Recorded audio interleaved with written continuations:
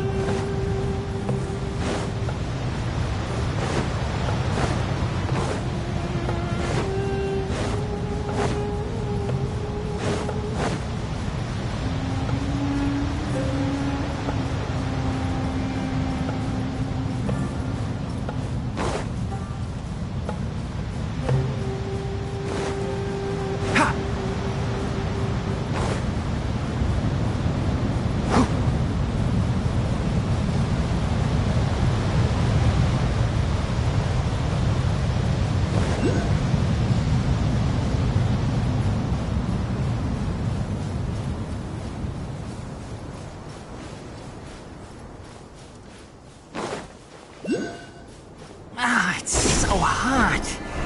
Even a mist flower would melt in this heat. Now that I think about it, it wouldn't. But you'll get what I mean.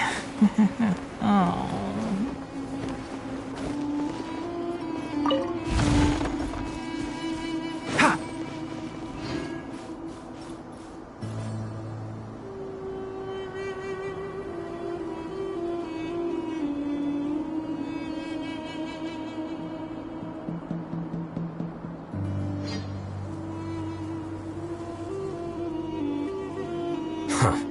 They got here before us.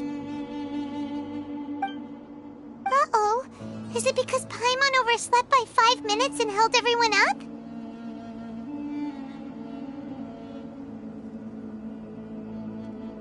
Is everything ready? Absolutely. Although...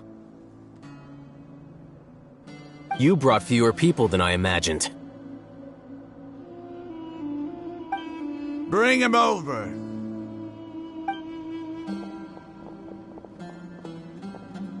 Grandpa! Why is there only one of them? Rahman, I've always thought of you as a man of his word. What's this about? It's a one-for-one exchange. Sounds fair, don't you think? And let me put it this way. Agreeing to any kind of deal with the Dendro Archon's people is already a huge compromise on my part. Don't you think you've asked enough?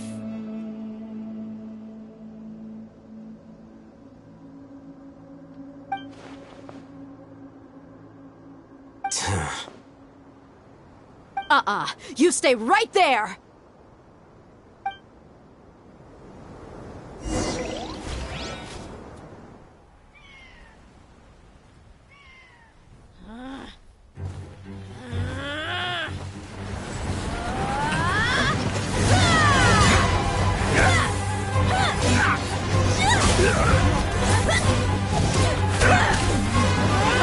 Boy, what do you think you're doing? Grandpa! Don't you see this blade here? You coward! Why are your hands shaking? Wait a second! It's a earthquake!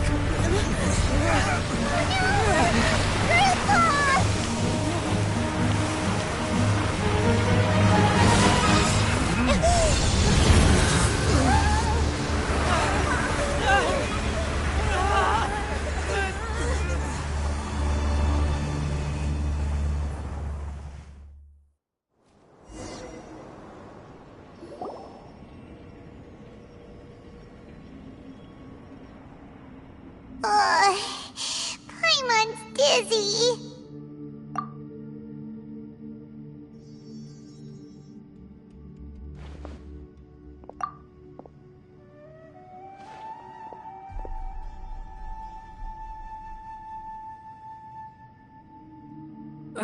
This day's going just great. What a nuisance. The sand dune collapsed. I saw an energy field. The village keeper protected us. It glowed green with dendro.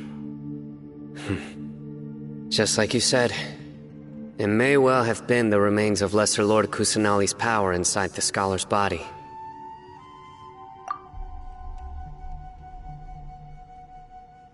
The Dendro Archon. The present one. Grandpa? Grandpa? Oh no, he's getting confused again. Hey, look around you. Did there used to be a temple here? It seems that when the sand dune collapsed, it exposed these underground structures. The symbols on the gate belong to King Deshret's civilization. This structure must be ancient. Over time, the sandstorms completely buried it and left it in the state we see now. It could have been an underground palace in the distant past. Oh, a miracle. Praise King Deshret! What's he doing here? And his men too? They must have fallen down here with us. Pretty lucky if you ask me. Most of them seem in really bad shape. Except for him. He got off lightly. Mind your head. No, this isn't the time for conflict. Our exalted lord has shown us the way to his sacred palace. He's not actually gonna go in there, is he? As it happens, I want to take a look inside too. What are you doing? Don't you think it's curious? 1 minute, Lesser Lord Kusanali's power protects us from harm, and the next, remnants of King Deshret's civilization appear. 2 major deities are vying to showcase their power to us. It would be a shame not to witness them both. Paimon thought you weren't interested in gods. Indeed. In my view, gods are just a higher form of living being, or creature, you could say. New discoveries are always worth investigating. Whether they have anything to do with gods is neither here nor there. Raman, what are you gonna do about your men? I'll just let them lay here. King Deshret will take care of his people. Right now, I'm going inside.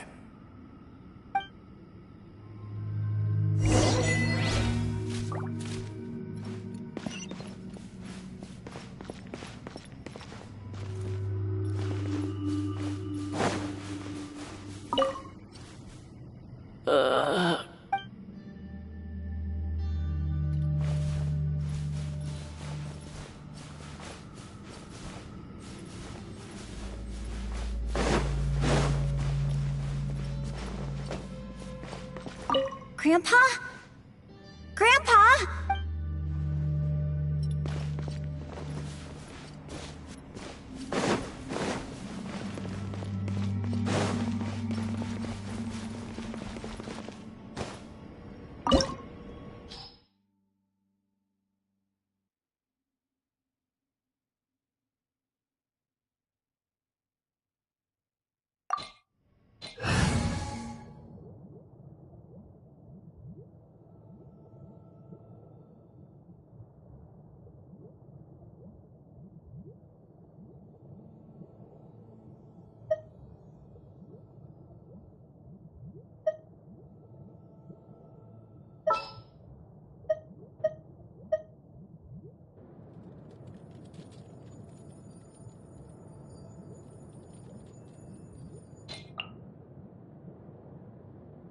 What are my orders?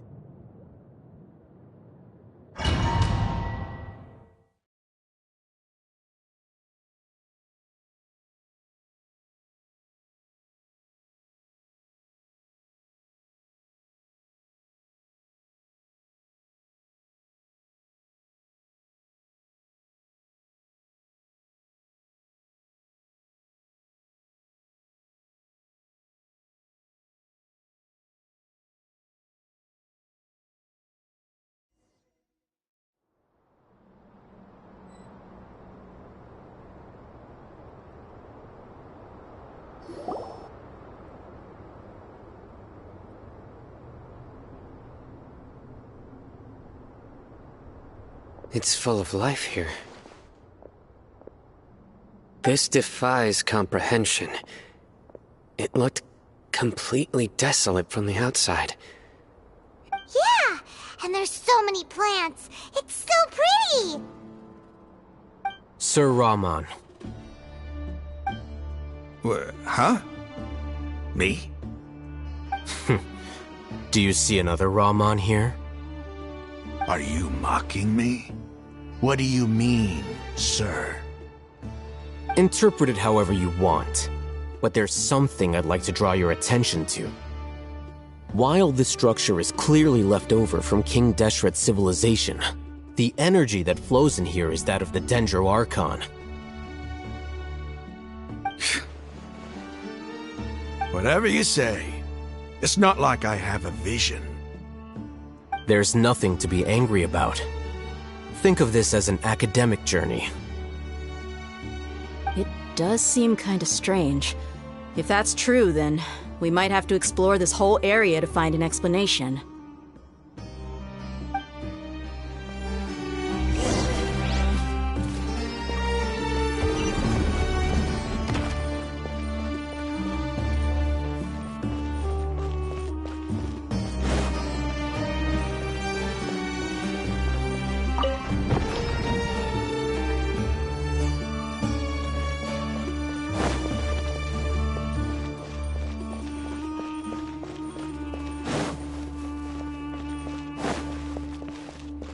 way behind schedule.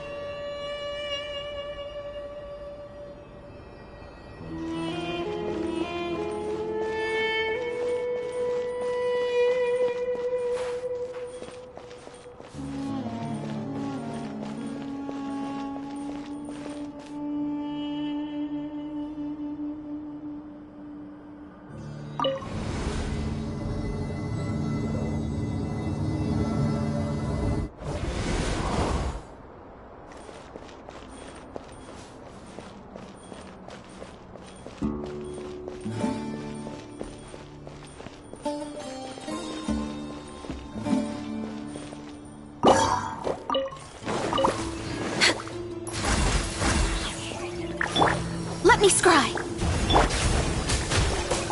For Rex Lapis! There is no escape! Get out of here!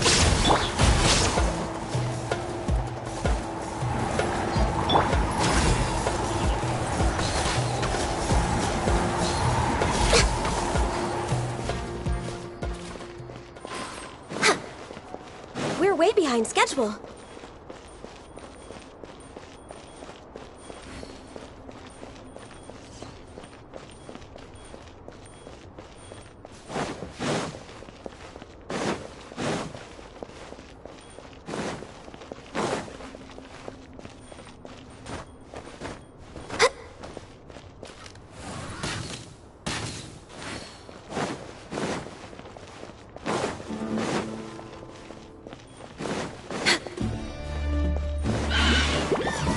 Everybody stand back! Fate is upon you! No touching, born of ice and froth! Inazuma shines eternal!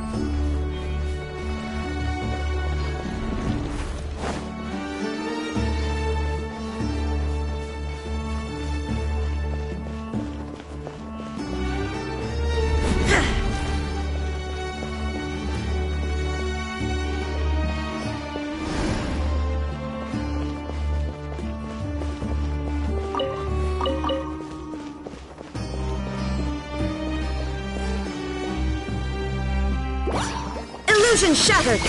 Delve into debt! Access denied! No touching!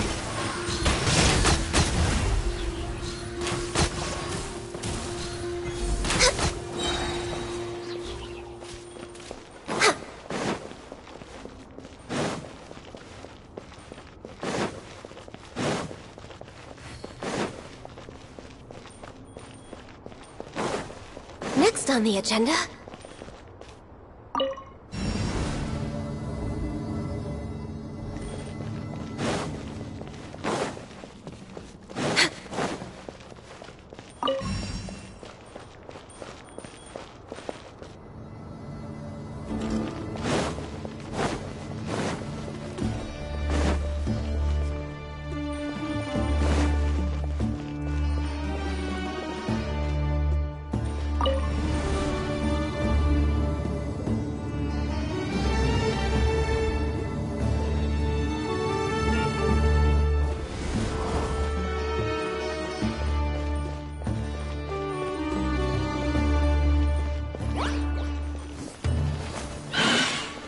We're way behind schedule. I can fix this. Let me scry. There is no escape. All hail.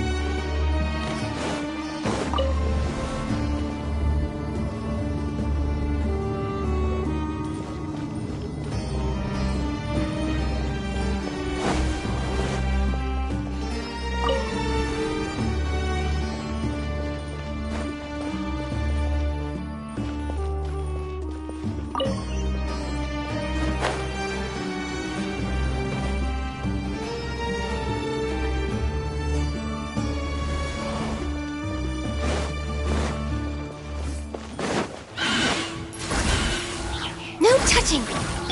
Teamwork is dreamwork. Written in the stars. Delved into destiny. Torn to oblivion.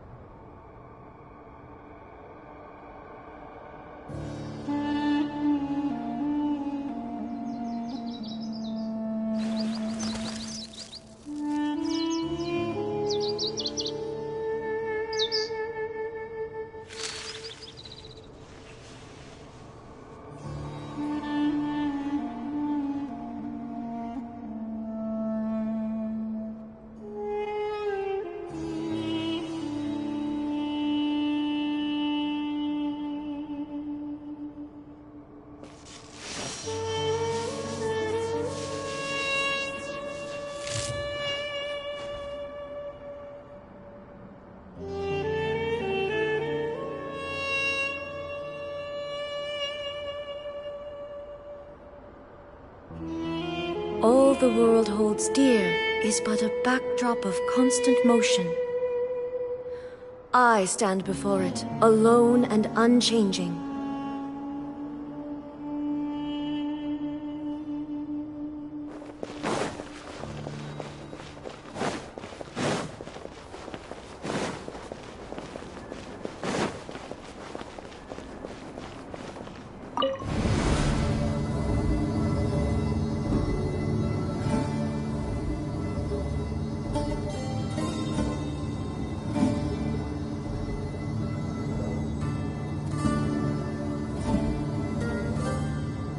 That's a sight to see. King Deshret's splendor surrounds us. There's so much vegetation here. It's different than what I expected. Sure are a lot of plants for a desert. That's what I call divine providence of King Deshret.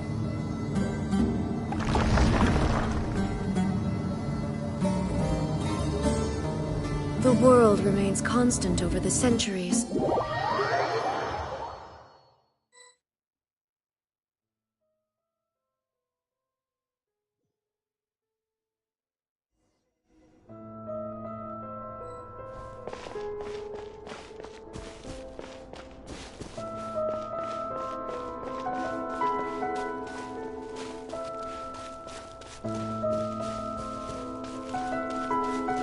It's getting brighter! Oh, it looks so beautiful!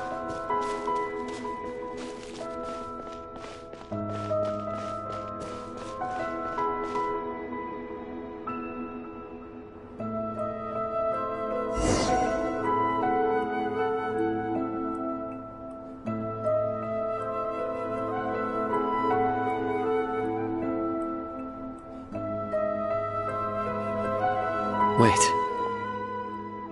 What's that? A load of flowers. And it looks like there's something among them. These are King Deshret runes. They left something behind. Yes. It's an elegy written in an ancient script. What does it say? Here lies our faithful priest Kasala. His wisdom is a miracle among the people, deserving of high praise and admiration. You can read ancient King Deshret script? Of course. Every student needs to master at least 20 languages before they graduate. He's not serious, right? There's still something off about this place. The elemental energy here is too concentrated. The scent of life. Is it trying to tell us something?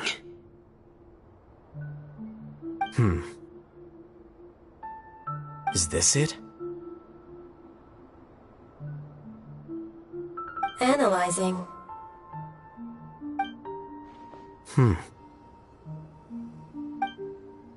There seems to be a hidden message among these skeletal remains. Excellent.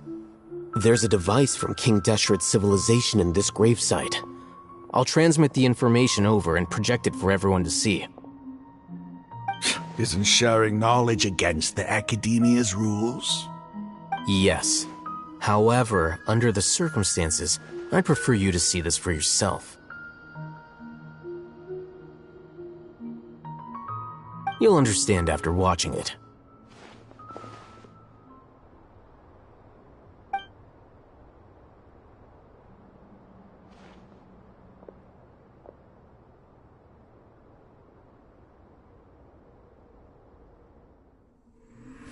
Civilization is born of knowledge, but so too can knowledge be its demise. A disaster caught us unaware. It was knowledge that did not belong to this world. King Deshret brought this forbidden knowledge into our world, and it quickly spread like a plague. People's minds were filled with crazed whispers, Dark gray scales spread across their bodies. Even the land was stripped of its vigor. Only a desperate, deathly silence remained.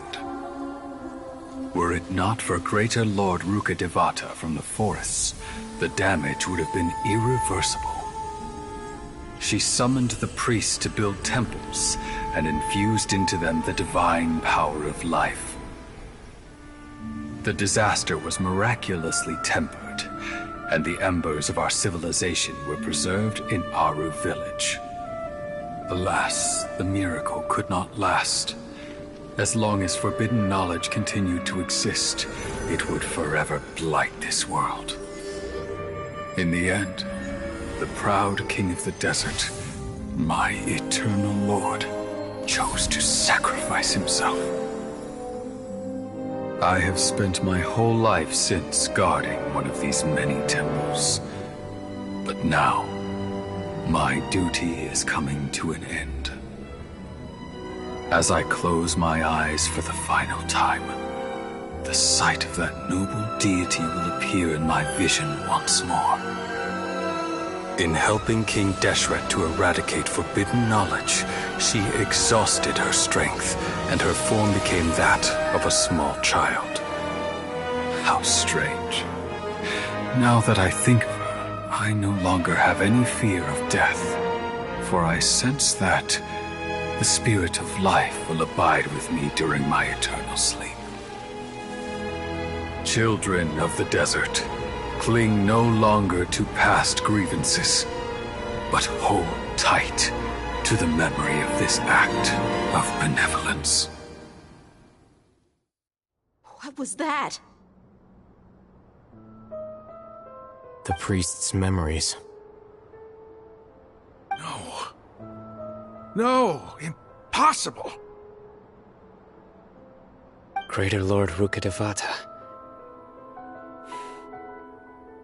So the former Dendro Archon and King Deshret were never enemies at all. But this doesn't make any sense. The Dendro Archon's followers, they're clearly... Was that the former Dendro Archon? She became so tiny in the end.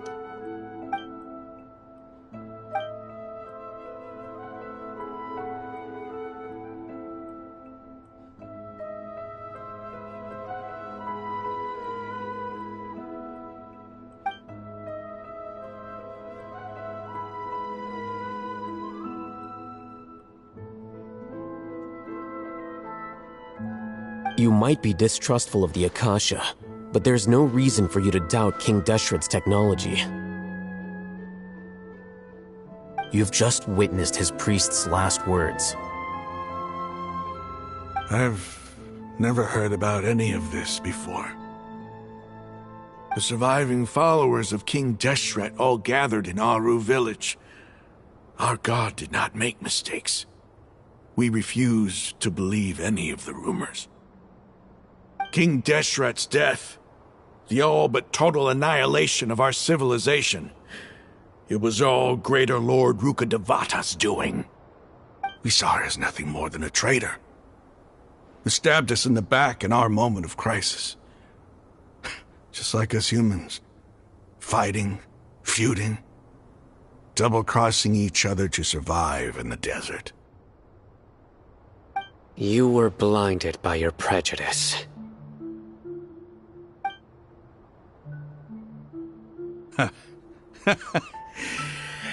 If I hadn't seen this for myself, if I hadn't witnessed his last words with my own eyes, ears, and heart, how could I ever begin to accept this? The truth is so far from what I've always known. Am I really supposed to believe that after all these years, all this time seeking revenge, suddenly now my enemy is my savior? Raman, that's enough. Give it a rest. You're starting to make a fool of yourself. Dia, tell me. My Aramites and I, What are we even fighting for?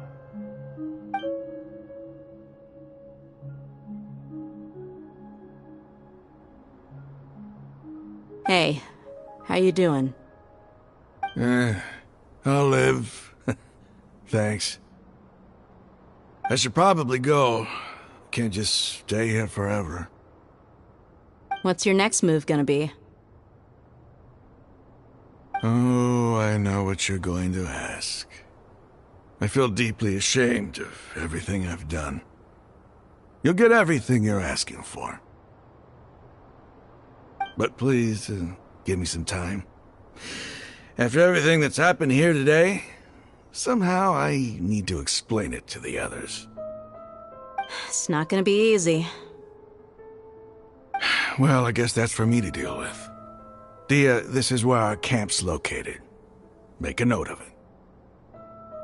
When would be a good time for us to go? Tomorrow, I'll convince everyone that we're all on the same side. And I'll return every last one of your your village keepers. We'll share our other resources with you too. You seem to finally understand that our true enemy is the sages. Yes. The gods never gave up on anyone. It's the people responsible for all this that need to face the consequences of their actions. That must have been rough, but he seems to have figured things out now. Ramon's no fool. Being the leader of your own faction in the desert is no easy feat.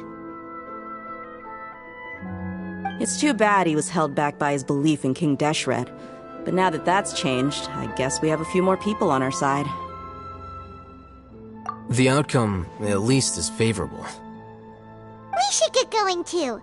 Let's head back, have a proper meal, and a nice, long sleep. We'll need all our energy tomorrow.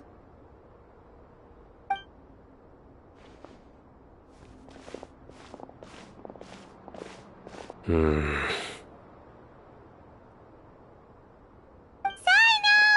leaving! Stop yelling.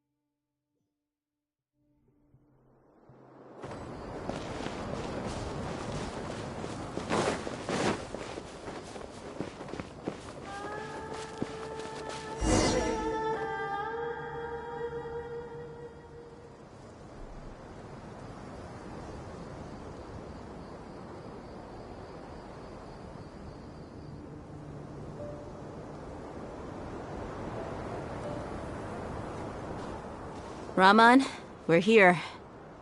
Everything's been arranged. Someone will bring the village keepers back to Aru village shortly. I guess all I can say now is, thanks for agreeing to help. Ah, don't mention it. I think we can both agree you went to hell and back for it. But we share a common cause now. From here on out, we're allies. Where are the perpetrators? I'll bring you to them. Follow.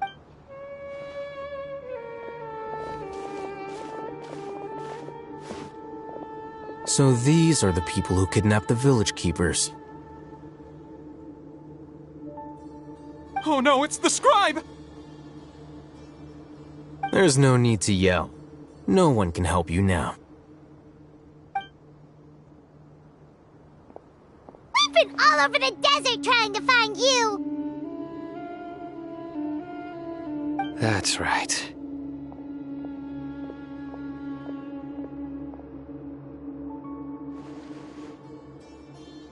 General Mahamatra? No, no! Make it quick, please! Swift and painless! Whoa. The moment they set eyes on Sino, they turn pale like they've seen a ghost! You should have known that I would be coming for you. Wait, we were just following orders! You know what I'm talking about, right? There's no way we could have done all this by ourselves! No, not Sino! He's gonna tear us limb from limb! I could do worse. Please have mercy! Start talking. Otherwise, I'll have to resort to other methods. So, your superiors have kept you quite busy recently. Why? What are they They wanted to extract canned knowledge. Don't play dumb. You know what I'm really asking. They extract divine canned knowledge. Then what? I really don't know how to explain it. Well, you better start talking or you'll be sorry! You don't want to make things any more difficult for yourself, do ya? Be my guest.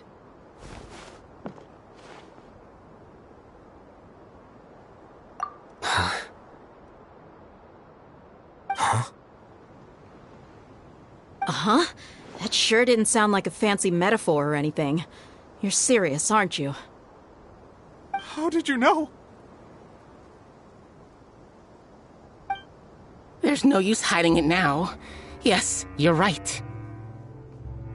The Academia is working on an important and potentially world-changing project. They are creating a new god.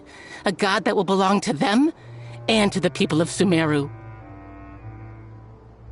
It may seem as if Sumeru's academics are thriving, but ever since the death of Greater Lord Rukkhadevata, scholarly breakthroughs have been few and far between. The withering of Irminsul has been getting worse recently.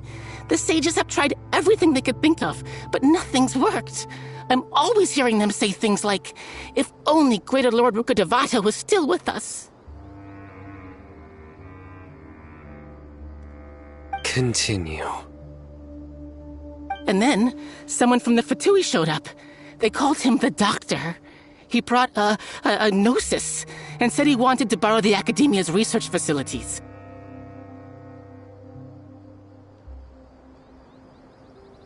The Doctor was previously expelled from the Academia. At first, the sages looked down at him in disdain. But when he said those words, everyone's expression changed. He asked them, "Do you wish to create a god?"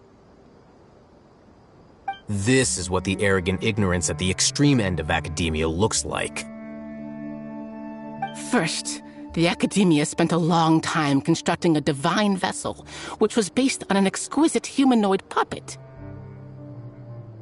After that, they harvested dreams via the Zeb-Zerus Festival Samsara, maximizing the Akasha's output. With the Doctor's help, and the Akasha now functioning at maximum efficiency, they were able to use it to extract the power from the Gnosis and convert it into a divine core. Next, they decided that their new god needed to possess divine wisdom. For that to happen, they needed a huge quantity of divine canned knowledge. It adds up. But how do you determine whether the knowledge extracted is of divine origin? Call it an educated guess? The Academia has been trying to figure out the exact source of the Scholar's madness for centuries, but to no avail. Nobody can explain the cause of this phenomenon. Surely you can see what that implies, Scribe Al-Haytham. If it's knowledge no mortal can comprehend, then it must be something only gods are able to decipher. In other words, it's the source of the God of Wisdom's omniscience and omnipotence.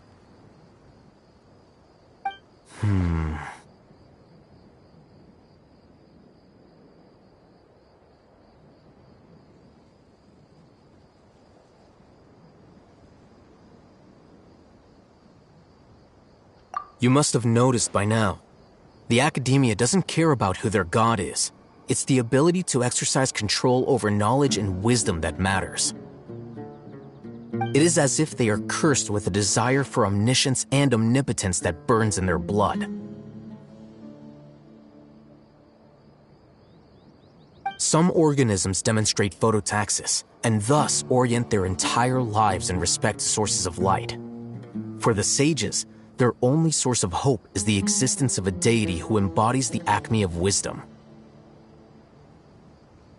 This is but a form of phototaxis. For many scholars, the absence of a god of wisdom means stumbling in the darkness for the duration of their lives. Then what does Lesser Lord Kusanali mean to you? Is she not a true god present in this world? If you already have a new god, why try to create another one? From the beginning, the Academia has never treated her as a god. When the Academia first discovered Lesser Lord Kusanali, the newborn god of wisdom, the sages hoped that she would be as wise as Greater Lord Rukkhadevata. But upon evaluation, they found that at the time she possessed no more intelligence than any ordinary human child. The sages never had a ruder awakening. This forced them to accept that Greater Lord Rukkhadevata had indeed passed away. Not to mention that Lesser Lord Kusanali's Gnosis had been used to power the Akasha this entire time. By herself, she has neither an Archon's raw power, nor the spectacular insight expected of a god of wisdom. Slowly but surely, people began to forget about her existence. So, this is the path the sages have chosen.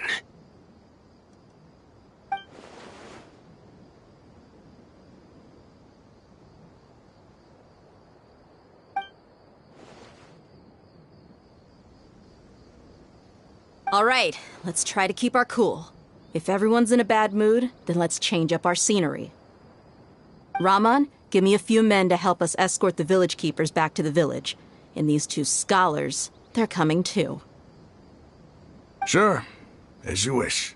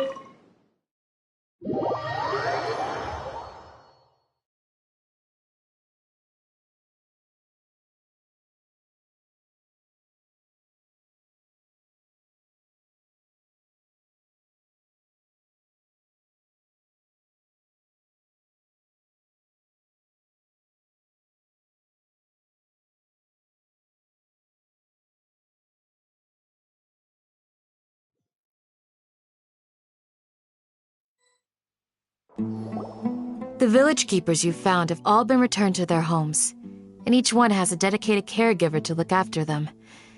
The 2 new scholars are being kept under close supervision, too. Really great work, everyone. The atmosphere is so heavy.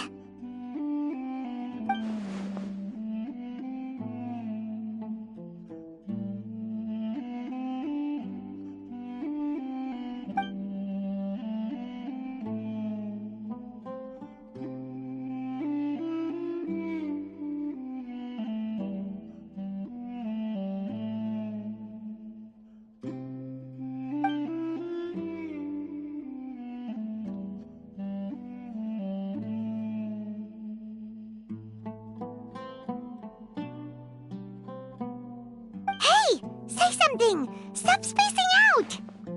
Come on, is there nothing left to talk about? In that case, let's all get some water and try to think about something else. Or I can go fetch some snacks. Oh, Paimon's so coming with you! Do you have any plans, Traveler? Gods above, you're not talking about work, are you?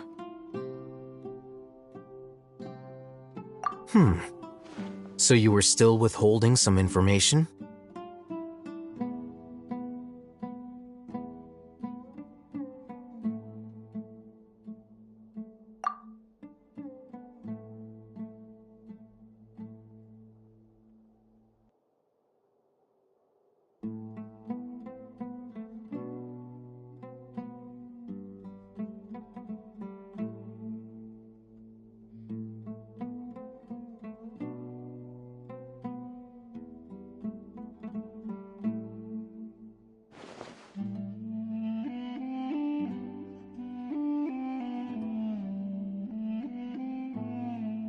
Even though we lived through all of this firsthand, it still feels super surreal to hear you talk about it again.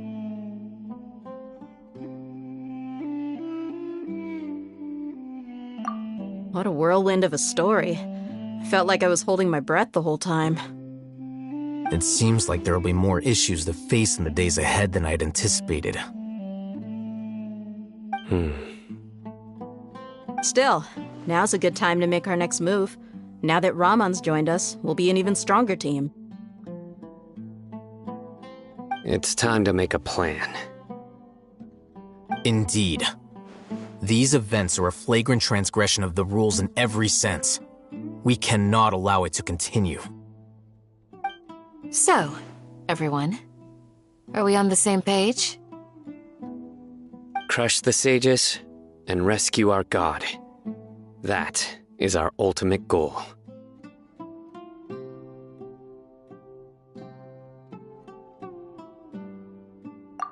Well, let's brainstorm a little more about what other resources we can draw on. The next time we gather here, we must have a solid plan. Yep, it'll work out for sure.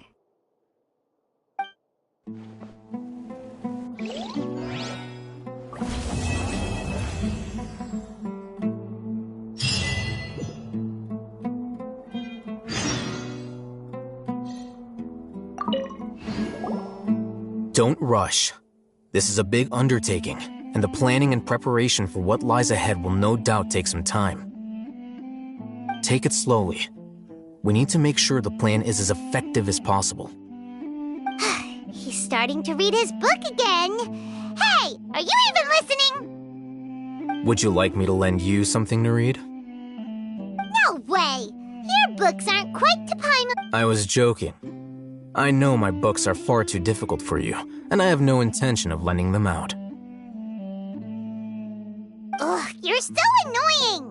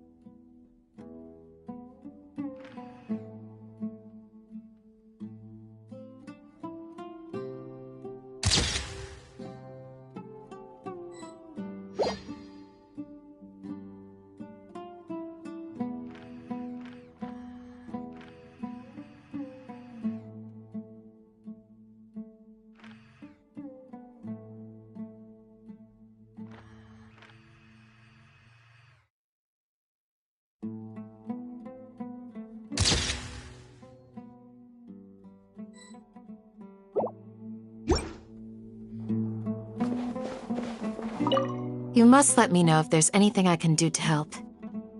Though I cannot leave Aru Village, I can't help but feel stirred when I see the looks in your eyes. I've never felt as roused as this when fighting alone in the past. I suppose this must be the power of camaraderie.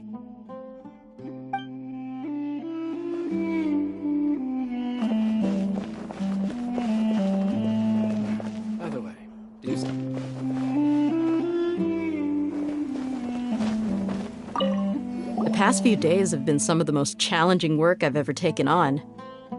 And none of it'll earn me a single mora. I can't believe it. Look on the bright side, Dia. Maybe we'll get a huge reward after this is all over. You've got a point. Hey, what would you do if you woke up tomorrow with more money than you could ever spend? Paimon would buy boatloads of tasty snacks. That's it? And maybe some tasty drinks as well? How adorable. Well, here's to all our indulgent fantasies. If there's a chance they can come true, I'll give it my best shot. And here's hoping that everything we do from now on will change this world for the better.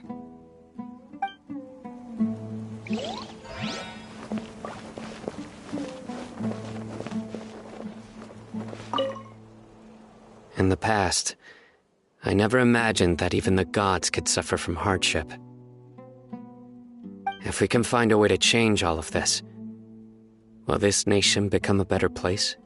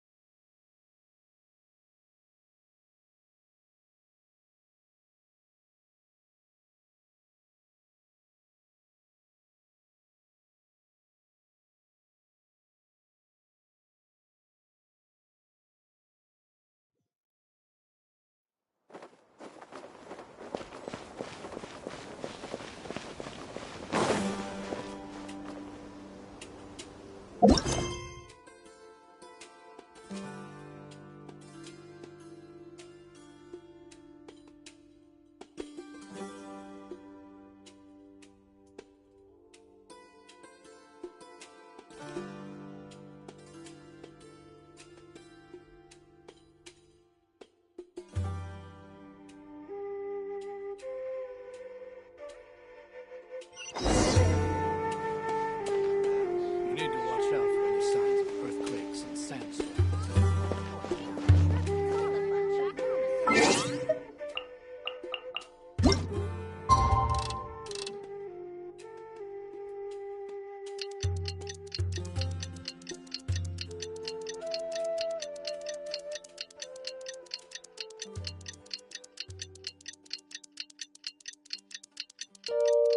Inactivity serves no purpose whatsoever.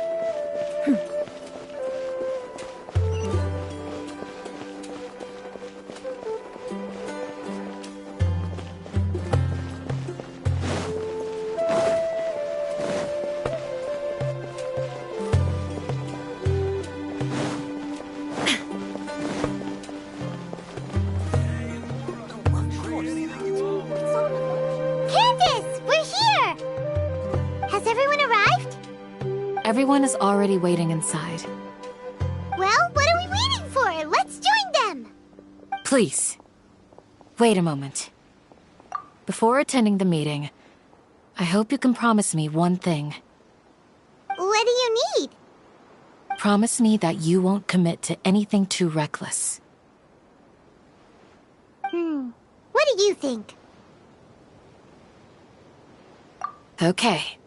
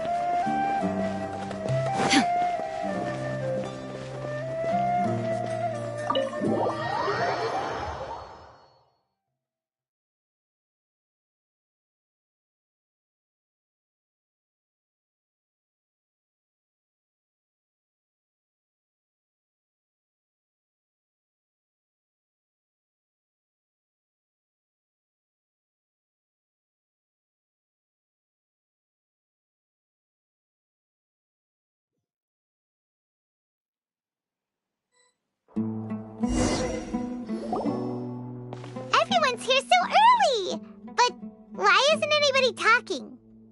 We already discussed things a bit. Hey, where have you been? I've missed you two.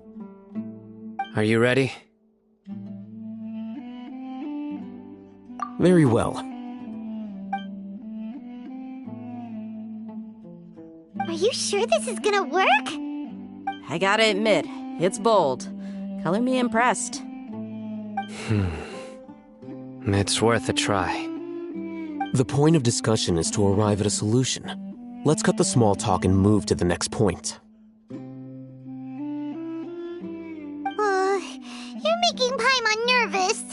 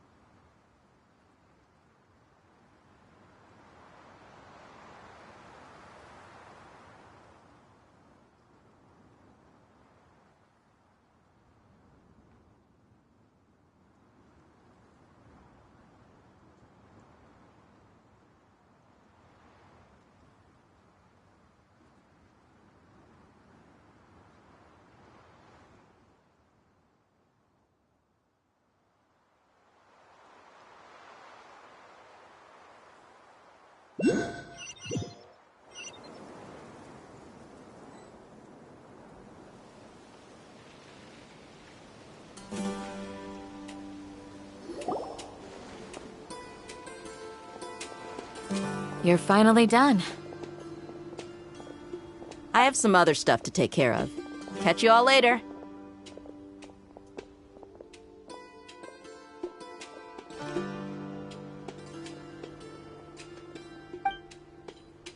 Come on, don't give me that face. I know what you're going to say. I'll be careful. That's what I wanted to hear. Take care. Well, Traveler, Paimon, judging from your expressions, the meeting must have been quite productive. You can tell? I'm not that good at scheming or strategy, but I can sense people's emotions. And based on your reaction, things must have gone quite well.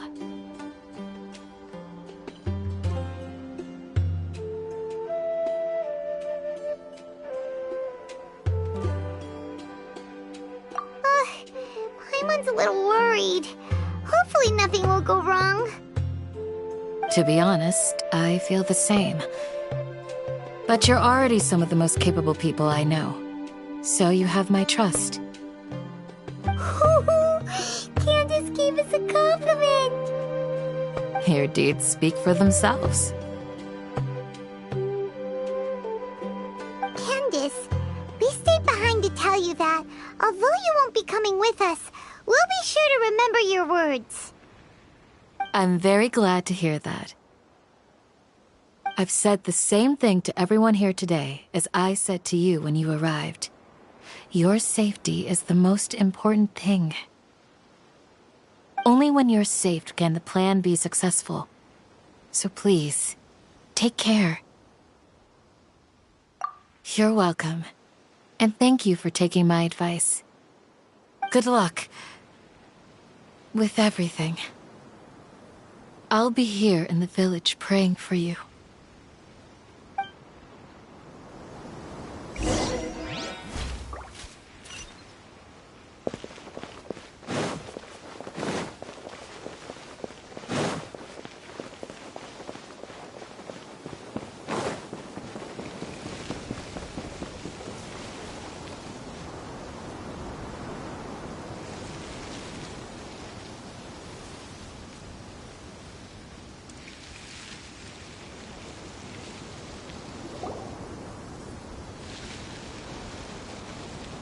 Sounds good. I'll go make some preparations. Okay. I'll hit them! Have you finished saying your goodbyes? Yeah! Also, Candace told everyone to be careful. Yes, she did. But I think my point also bears repeating. Our plan is not child's play. We won't be able to achieve anything if we're simply careful. We must go beyond that and fully commit ourselves to it. I hope this is clear to you. Huh? Shouldn't you be saying something more cheerful to boost our morale right now? Didn't we already do that during the meeting?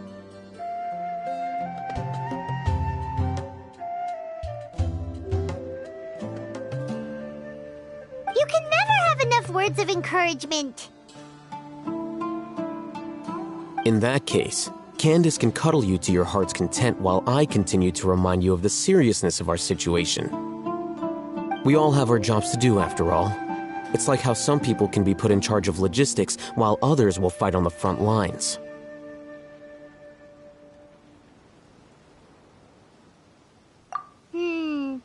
Speaking of the front lines, you don't look anything like a soldier. Of course. Compared to the mercenaries, I'm merely a feeble scholar. But the advantage of not being a mercenary is that I get to stay in a safer place and offer my strategic insight. Just think about that mercenary who lost his mind. Mercenary groups are facing constant danger every single day. Well, being a scholar is also a high-risk occupation, and you are a scholar. I'm not like the rest of them. Even among members of the same species, some will exhibit far more potential than others. This guy. Paimon still remembers when those mercenaries in Port Ormos called you a lunatic. All intellectuals are lunatics in the eyes of fools. I'll take that as a compliment. That reminds me. Do you remember the record we saw in the King Deshret ruins? It mentioned forbidden knowledge. You have a good memory. Forbidden knowledge has the power to drive people insane, but this fact has never been shared with the public. Even I, who has worked in the academia for some time, was never once informed of this.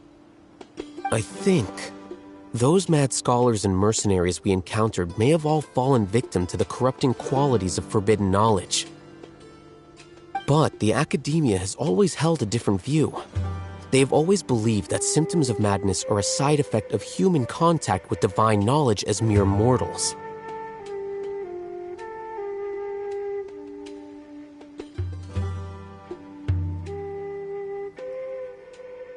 Come to think of it, perhaps the academia has also never understood the true nature of forbidden knowledge, and thus always approached the issue from the wrong direction. The Withering, Elazar, and the sandstorms. Don't you think what is happening right now across Sumeru is rather similar to the forbidden knowledge pollution that occurred in the desert thousands of years ago?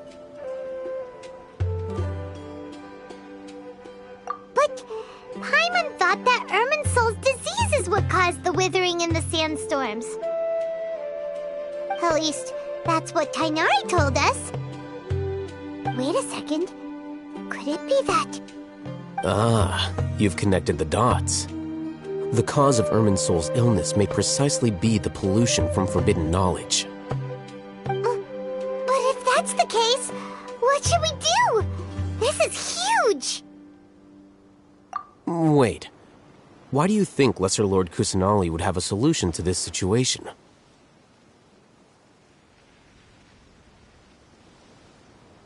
You mean, it's related to the scene you saw when you passed out in the Avidia forest? That whole, the world forget me thing? In that case, it's imperative that we rescue Lesser Lord Kusanali.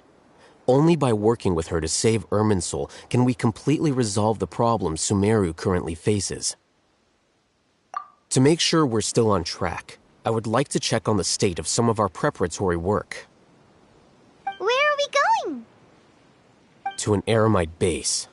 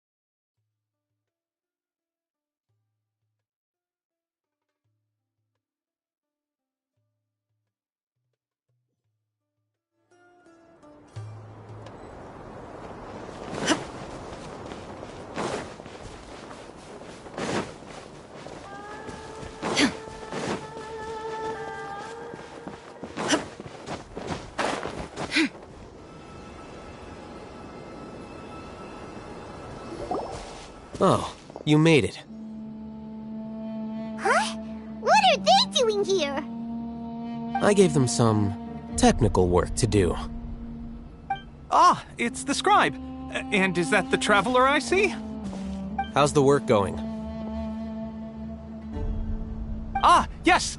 We have fixed the devices according to your instructions. One of them is already ready for use, while the others are still under repair. Aren't those devices for canned knowledge extraction? What are you doing with those? Look here. Huh? More canned knowledge? Are you going to put more weird stuff into his head again? What's that look on your face? Are you scared? Paimon's a little scared, but That's an interesting response. Anyway, we're not going to use this just yet. As I mentioned during the meeting, this knowledge capsule contains a decree I drew up in the past. The academia should also have their own copy.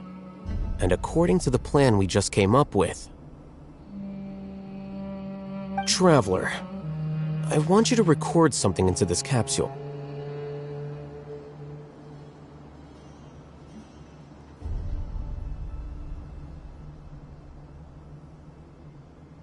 Do you believe we can save Lesser Lord Kusanali?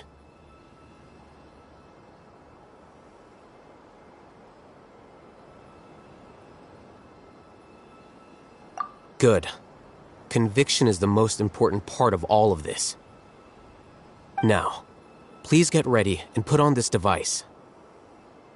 You want us to record our conviction into the knowledge capsule? Yes. Paimon is still really worried. I understand, but trust me, Paimon, this is something we have to do. It's best because, to achieve this impossible task, it sounds like you'll need to fool your own heart first.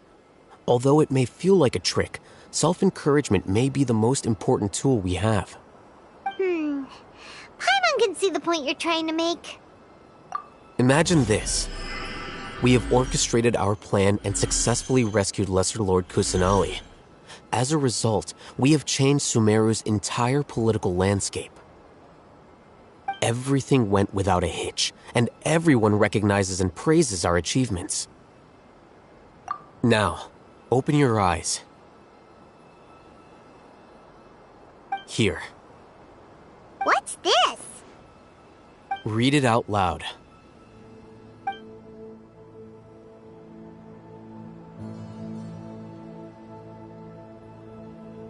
It's done. Is your head okay? Does anything hurt? It's just a recording. There should be no negative effects. But what was the point of doing this?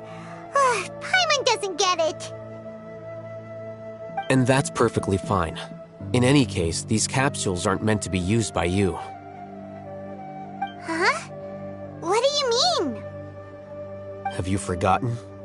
Our plan needs to account for those who have long relied on the Akasha. You may find it hard to believe, but for those people, everything the Akasha transmits to them is nothing short of absolute truth. Imagine if you've been using a device like the Akasha since the day you were born, and this device has always supported you during times of need. After all that time, what do you think you'd become? A fool? A machine? A slave to orders. And that's why rules are so important. In addition, those who understand the rules can delineate boundaries and identify gray areas. But why would you need to identify the gray areas? You could say that those kinds of ambiguous zones can be very interesting. One might even say they're advantageous in the right hands. The things you're interested in are really out there. Are all Sumeru scholars like this? Anyway, that's enough chit-chat. I'm going to take those two to work on some small projects. You can head to Caravan Rebot and start preparing for the next step. Small projects? We're going to tinker with the Akasha terminal and make a few modifications.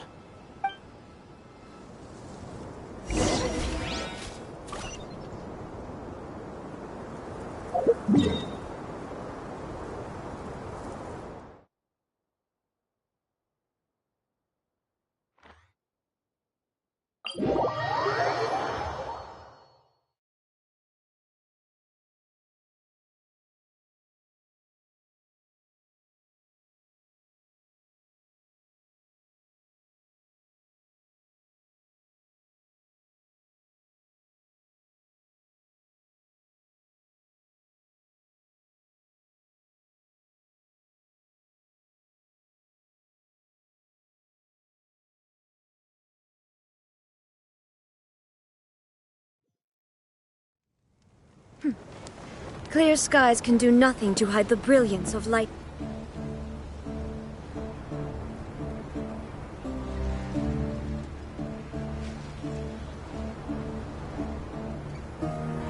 I thought we agreed on a plan.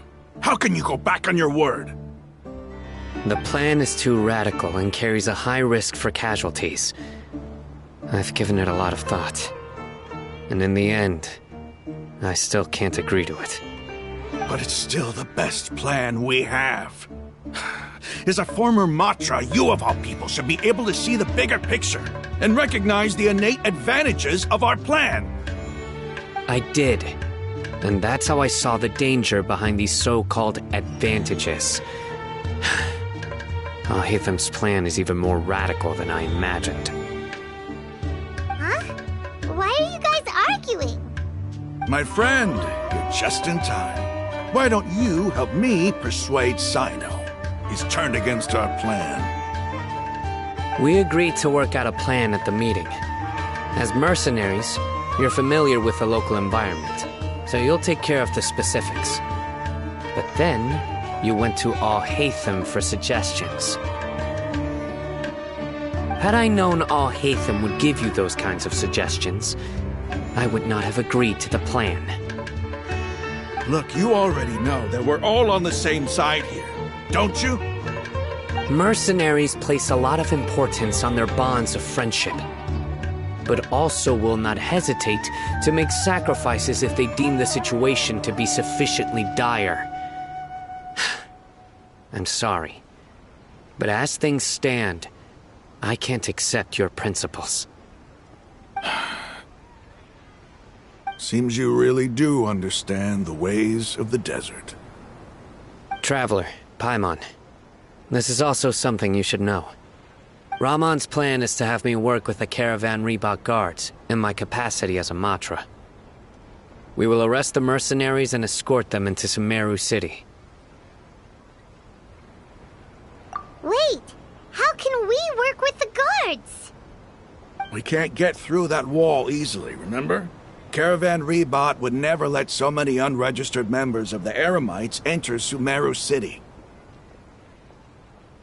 My plan will clear us of any possible suspicion, and also let us enter the city as a big group. There is no better way. That also sounds like something Al-Haytham told you. Am I right?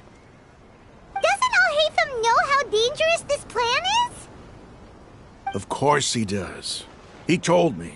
There is no perfect plan, but this can get the job done. He also said that with the help of Sino and the Traveler, our chance of success would increase significantly. I never blindly trust anyone, and I've always had a good eye for people. I think he made a number of valid points. It's my own choice to trust you. If I make the arrests alone, I can control myself and prevent you from getting hurt. But I can't guarantee that kind of discipline from the guards. To make the whole thing more convincing, you'll need to resist to some degree. Casualties are inevitable once push comes to shove. I'm okay with the deaths of enemies. But now that we're allies, I'm against the meaningless loss of our own.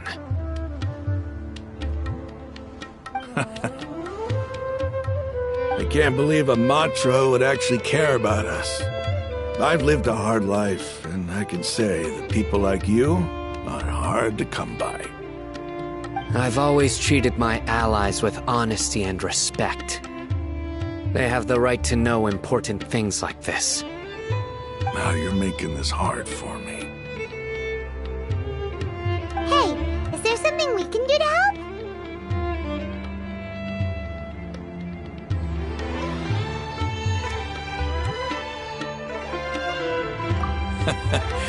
I knew you would say that. We can help fight some of the mercenaries, which should reduce the number of times you'll have to struggle directly with the guards. That should help at least a little bit. Sino, on behalf of my people, I thank you for your kindness. But this is a mission we cannot turn our backs on. We strongly value the lives of our friends, but the goal we are about to achieve is even more important. We have no fear of casualties, because we crave the spoils of victory. So please, lend us your support. We will show you the determination of us desert dwellers. Well, now that you've put it that way, I can no longer refuse. But remember, you need to follow the plan and not do anything reckless. Candace made it very clear that we can only achieve our goals if we can ensure our safety. Since you and I both recognize the significance of this operation, there should be no more animosity between the followers of the Dendro Archon and those of King Deshret. Everyone's life is equally important. Okay, you have a deal. Let's do this for our shared dream. The guards should be stationed in the courtyard nearby. You can find them there.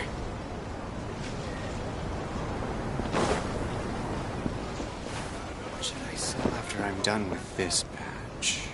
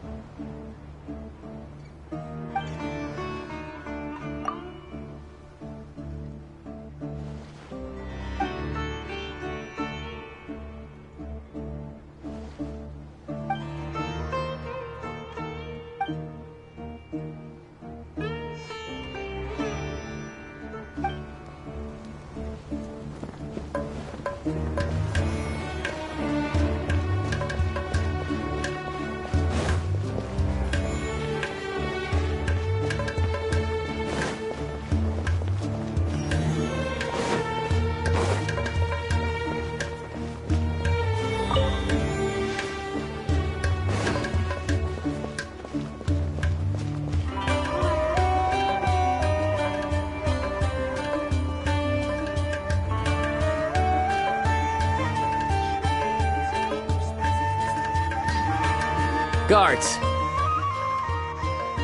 General Mahamatra! To what do we owe the honor? Keep your voice down. This is a secret operation. I'm going to arrest a large criminal gang near this location. According to the Academia's Guide and Regulations on Secret Operations, I have the right to ask for the cooperation of Caravan Rebot. Ah, of course. Mahamatra Sino's order is the Academia's order. Just let us know what you need. But who exactly are you planning to arrest, and how many people are you expecting? Depending on the scale of this operation, we may need to report it to our superiors. They're a squad of Eremites whose number is comparable to Ain el Akhmar in Port Ormos. They're involved in the theft and resale of supplies from the Academia.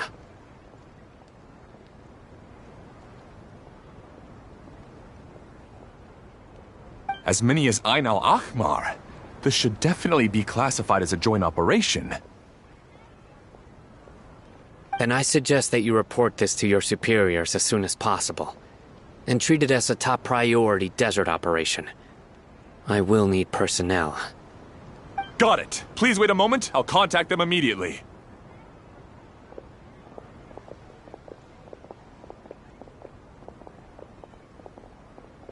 Because this is work. Because I trust you.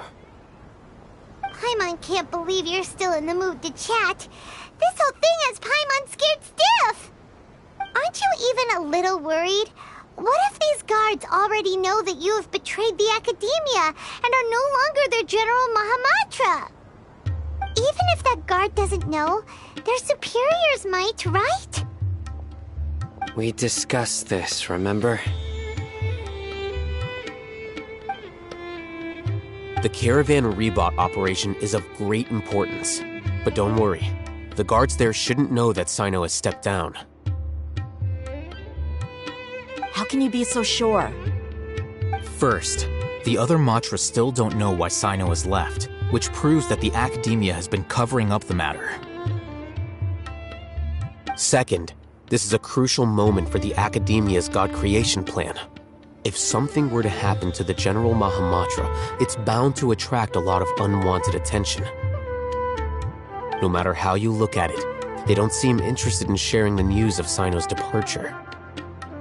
A reasonable inference. I agree. Which brings us to our next issue.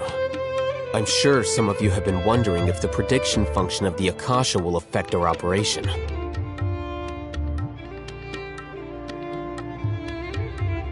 The Akasha is still in operation, so I must remain on high alert. Actually, considering the power of the Akasha, it's quite strange that it hasn't already tried to interfere with my actions. I've given that a lot of thought. For now, I don't think you'll need to worry. If you remember, when you first came to Aru Village, all your actions and routes were predicted by the Akasha. It even gave that information to those who kidnapped the village keepers. But things like that never happened again after we met up with the Traveler. That's true. But why? Look at it from a different angle. Why do you think the Akasha will predict your actions? Because my personal data has been entered into the Akasha. That's true, but the key to this question is, how well can the Akasha make predictions about a person? Haven't you ever thought about it? Just how can it do this in the first place? Because the Akasha controls the entirety of Sumeru. The Academia firmly believes that all human actions can be explained through logic. By sorting and analyzing entered data, the Akasha can derive behavioral logic and predict the actions of those who fit an existing logic model. However, at the risk of sounding like an advocate for fallacies, can everyone truly be considered logical at all times?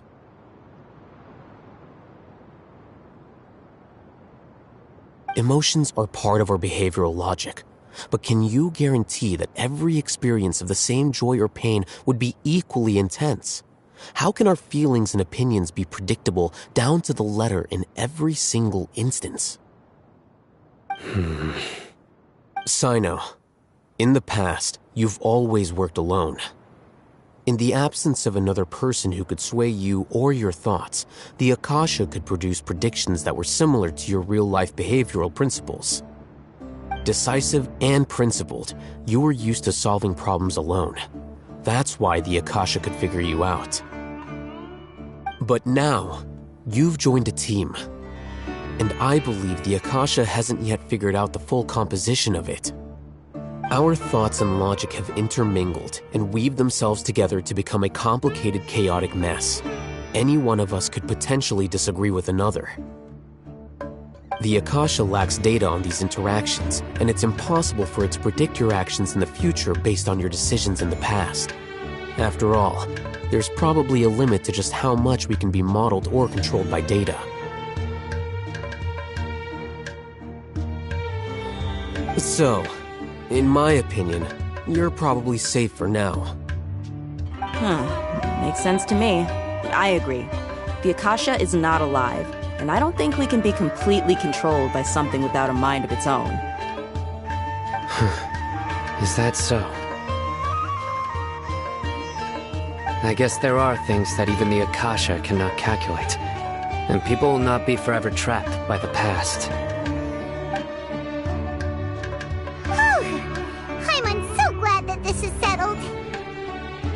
Next time, pay attention during our meetings. Will do. Just remember to stay vigilant. Footsteps! General Mahamatra, we were not expecting your presence here. I'm the security officer of the Grand Deshret Desert District. My name is Luxembarbo.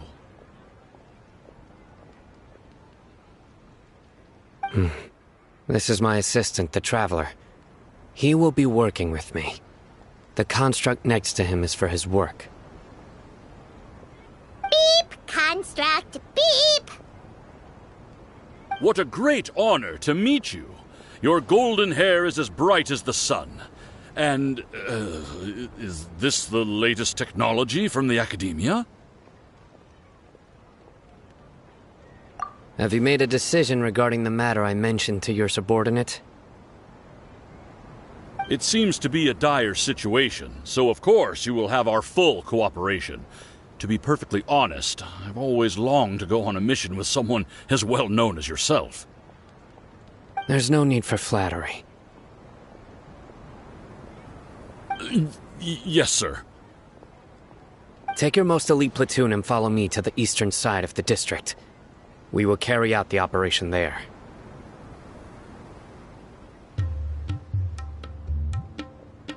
Understood. Map. Hurry, bring the map! In 2 days, we will engage Rahman's Eremites and capture all of them. Any questions about the time or location? None at all, sir. Good. See you then. Yes, sir.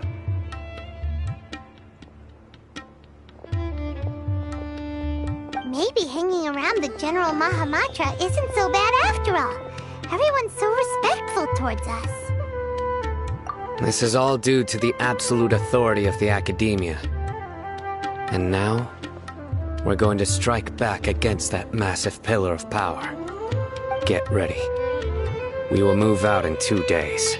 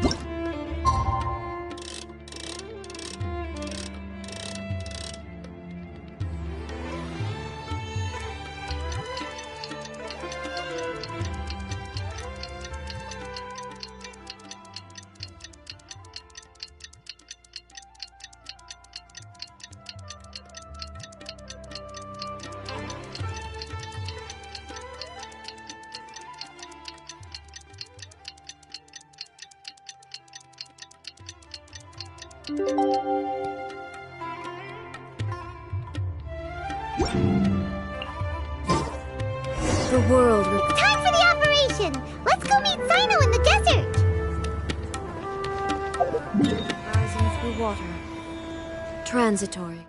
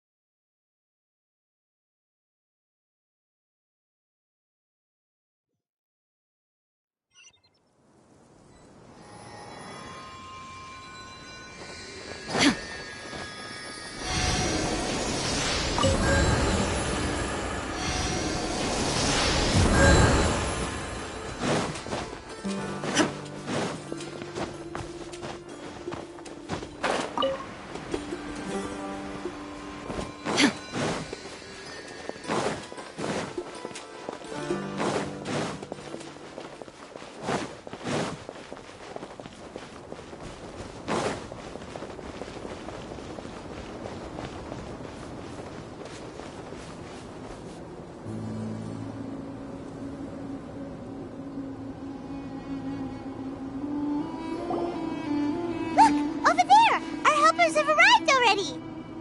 Let's hurry over! Wait a moment. Ah! Oh, it's you! You're my assistant, remember? Being my assistant, you must stay with me. Now let's head over there. It's General Mahamatra and his assistants. We meet again. You're here early. It's to show how important we think the operation is. Since this is a big case for the Academia, We are prepared to give it our best. I'm glad to hear your sense of resolve. Remember, we must capture them alive. They are our only leads for the case. If they die, we will be unable to continue the investigation. Understood. Everyone! The Eremites are approaching from the west! Make preparations and be ready for combat. Halt! Oh? What a warm welcome! What do you want? Judging from those shiny weapons in your hands, it seems like you're not interested in a deal. Rahman, the Academia has caught wind of your smuggling and illicit sales. If you value your life, I advise you to surrender. Who are you supposed to be? A Matra from the Academia? I can't believe you came all this way just to catch us. I'm not here to talk. Oh. Nobody's given me this much time of day since I became a mercenary. Brothers! For that slight, let's wash our blades with their blood. Let's show them we Eremites are not to be messed with.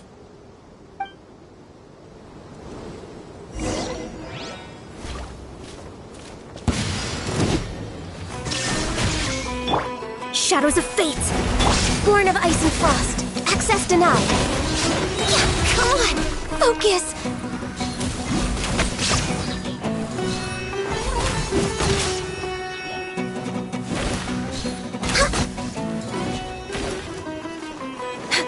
For Rex Lapis!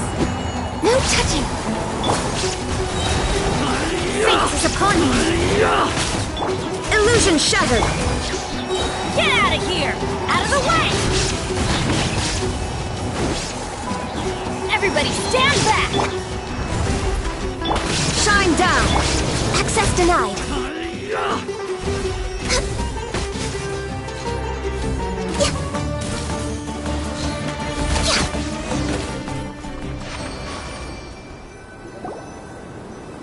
It's over! Ah! We have subdued them.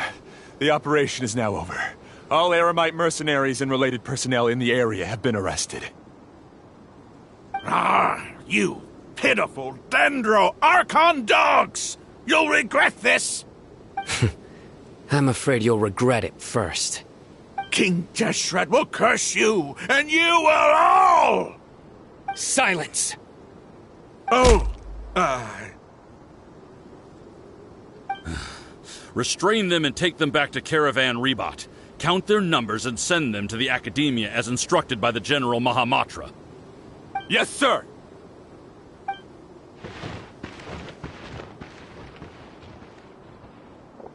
Mahamatra Sino, I will now take my leave. If you need further assistance, please come to Caravan Rebot and ask for me. Understood. You are dismissed. There they go. Let's talk elsewhere.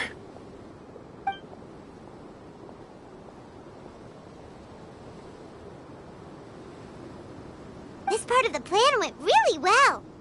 Yes, things went perfectly. That's fantastic! And that punch you gave Ramon there sure looked convincing enough.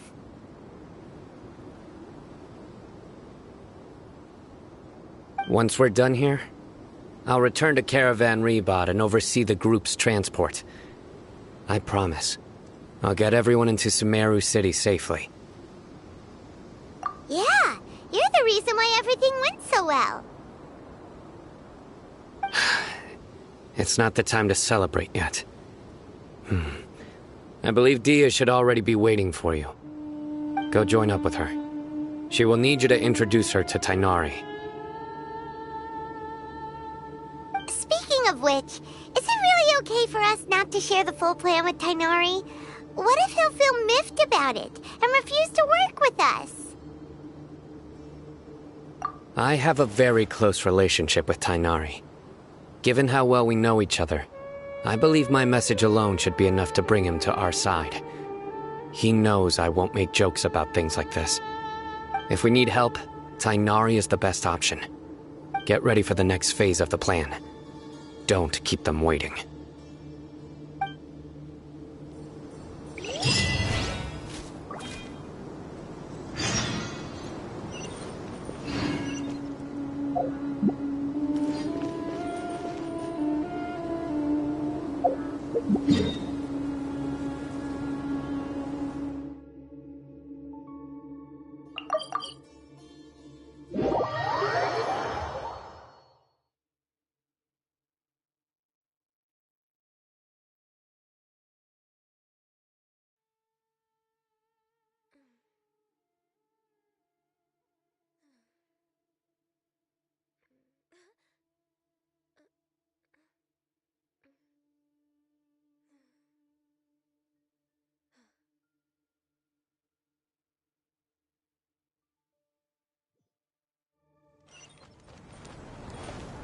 Next on the agenda...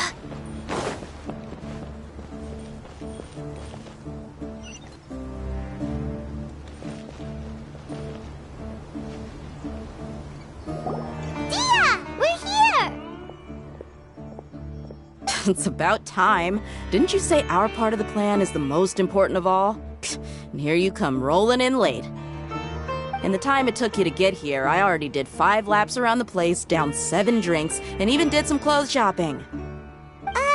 Sorry. We didn't mean to keep you waiting. I just wanted to fix your attitude and rub it in a little. After all, you took your sweet time getting here, and we've got important stuff to take care of.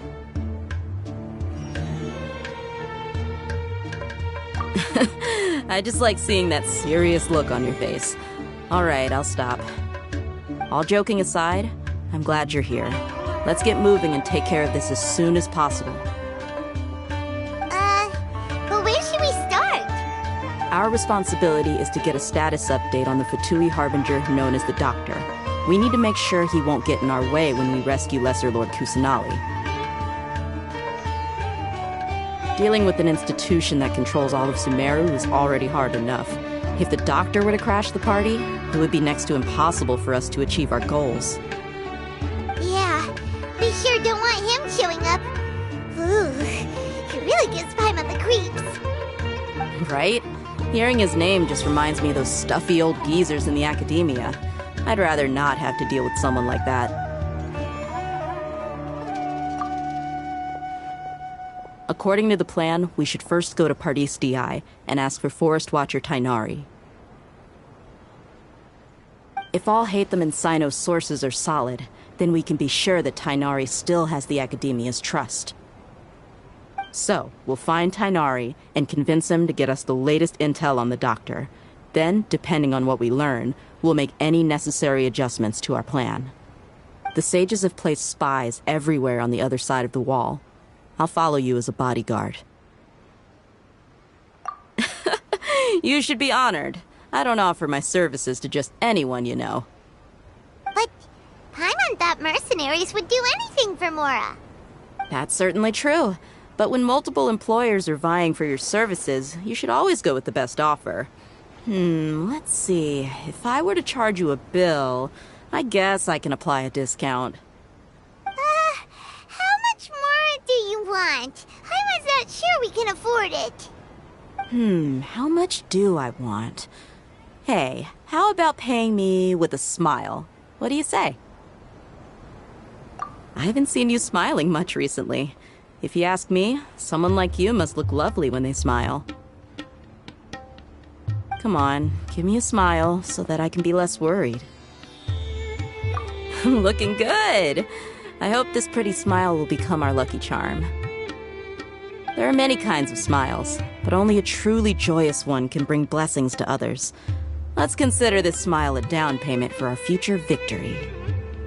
Let's go. It's time to pay a visit to Pardis Di.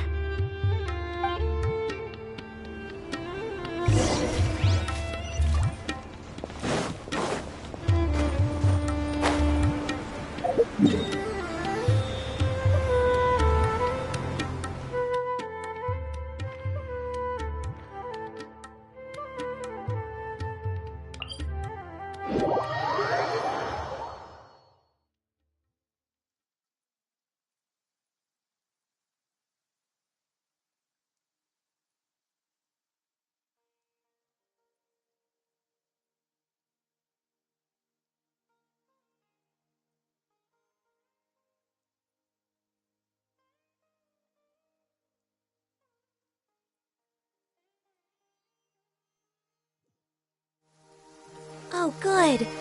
I was just thinking that the silk flowers at the Feiyun Commerce Guild needed watering. The transport coordinators will probably... He's over there! Let's go say hi!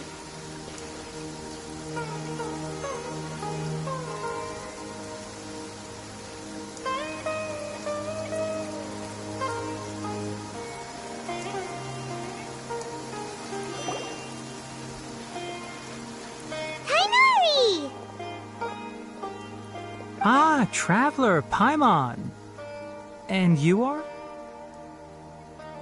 Hey there. This is our friend Dia. She's an Aramite mercenary. A mercenary? You must have some big news for me. It's something really important. Please help us out. All right, then follow me.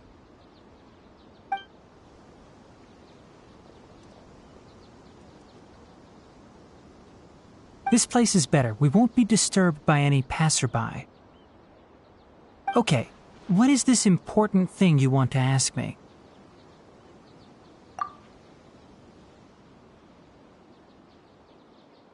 The doctor, huh? He's that strange-looking Fatui Harbinger with the mask. Paimon thinks he has blue hair.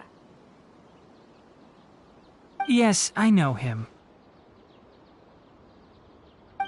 Actually, he left Party's DI just a little while ago. He left already? Yeah, he came looking for me. Can I ask what it was about? Sorry to ask you like this after having just met, but your answer is very important to us. For now, all we can share with you is that your friend Sino is working with us. Sino, you say? I see. So that's why he hasn't been at the Academia. Okay. I will answer your questions and will assist you any way I can. You don't have to tell me everything that's happened. Sino's name really does work wonders. You're not even a little worried that we might have made it all up? Despite having just met you, I can sense that you're the serious type. Between you, the Traveler, and Sino, none of you strike me as the type that would conspire to deceive me. You don't need to tell me anything you don't want to. I'll also get straight to the point. The Harbinger you mentioned came to me because he wanted to take the scholar Hypatia away with him. Hypatia? Why would he want her? And what do you mean by take away? Is he planning to leave Sumeru? Yes. He told me his return to Snezhnaya is imminent.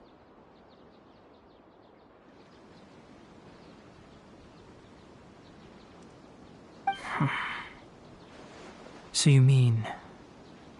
you're leaving this place soon? Indeed. Otherwise, we could have perhaps talked a little more. I was just about to set out when I remembered something important. To that end, I made a final trip to Pardis Di.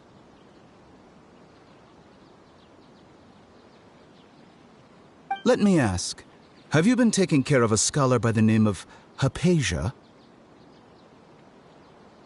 Your sources are accurate. No doubt because you recruited many informants. But you're right. Hypatia has indeed been receiving treatment from me. Forgive me for asking, but how's the treatment coming along? Given the way you're asking, I assume you have something to say. Since you asked, I'll be frank. I would like to take Hypatia to Snezhnaya. It's incredibly difficult to transfer a patient. As a scholar yourself, shouldn't you at least be aware of this? Oh? I can't believe your utter lack of faith in me, to the point of even questioning my general level of knowledge. How unbefitting. Well, you're the only one who's ever made such a request. I have my ways of keeping her safe during the journey. In addition, I can also promise that under my care, Hypatia will receive the most advanced and effective treatment. I will personally supervise her treatment and see to her recovery. Would that be agreeable to you? Hypatia was born in Sumeru and remains a scholar of the Academia. Her situation has not become dire enough to necessitate her transfer to another nation. Transporting her to Snezhnaya is risky, and the potential benefits are unknown. As the person currently responsible for her treatment, I cannot possibly sign off on this transfer. Your suggestion is rude and reckless. I'll pass. I don't know much about the doctor, but after talking with him, I realized that, just like many other scholars, he possesses an aura of arrogance that I've come to detest. It's not so much that he's looking down on others, but more that he's so confident in himself and his abilities, to a point of near insanity. I would never refer a patient to someone like him.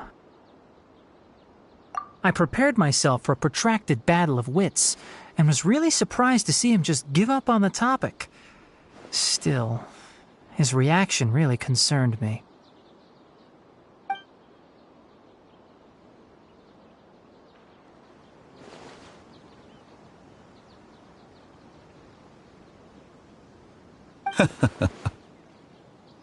I see, I see. Of course, your opinion makes perfect sense. You're still young, but already quite stubborn. I must say, you are not like what I had expected. Under normal circumstances, I wouldn't just let you off the hook like this. But unfortunately, I'm in a hurry today, what with Her Most Noble Majesty the Tsaritsa calling for our return. Luckily, there is still some time left for me to take care of everything before I leave. It's just as the Academia said, you're a responsible and gifted scholar. Sadly, even with all of that, you're still lacking a bit of shrewdness. And that's also why people like you can never realize that sooner or later, everyone must pay the price for what they've learned.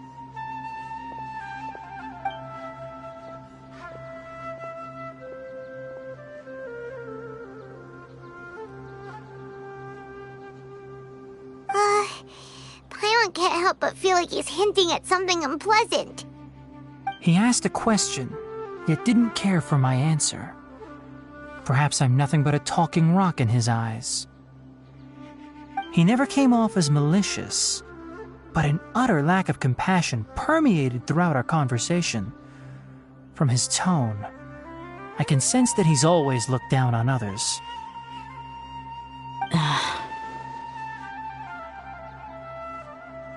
I can barely believe it myself, but if that's true, the situation will be in our favor. I don't think I missed any details. Frankly speaking, I don't want you to do anything too risky. Now that you know a little more, it should be easier for you to stay safe. Sorry we can't tell you everything. We appreciate that you helped us anyway. I won't forget your kindness. It's okay.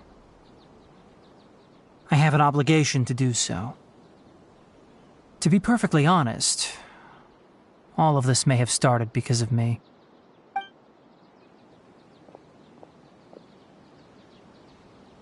Recently, my master wrote several letters to me, asking me to return to the Academia and assist him with his research. Hasn't he already asked you several times before? Yes, but there's something off about this most recent batch of letters. The handwriting and tone are both familiar, but some details have been omitted. My master will occasionally leave a few dots on the back of the letter, 1 dot means that he wrote the letter on a sunny day, and 3 dots stand for a rainy day. This has been a habit of his for many years, but I didn't find any dots in his recent letters.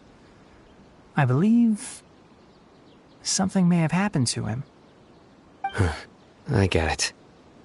Since you are always at Gandharvaville, you would like me, someone already working at the Academia, to investigate this matter, right? I'd like to ask you to do that for me. If you can keep yourself safe, please withdraw immediately at the first hint of danger. I can do that, but I have a feeling it won't be that simple. The Academia has been working on a big project. I'm not quite sure what it is, but your master might be involved with it. If the higher-ups really are hiding something, then it will be difficult to remove myself from the situation once the investigation starts. If the situation becomes critical, I'll leave the Academia. If you don't see me there for an extended period, that's your cue. All right, we've got a plan. I'll stay at Gandharvaville to support you.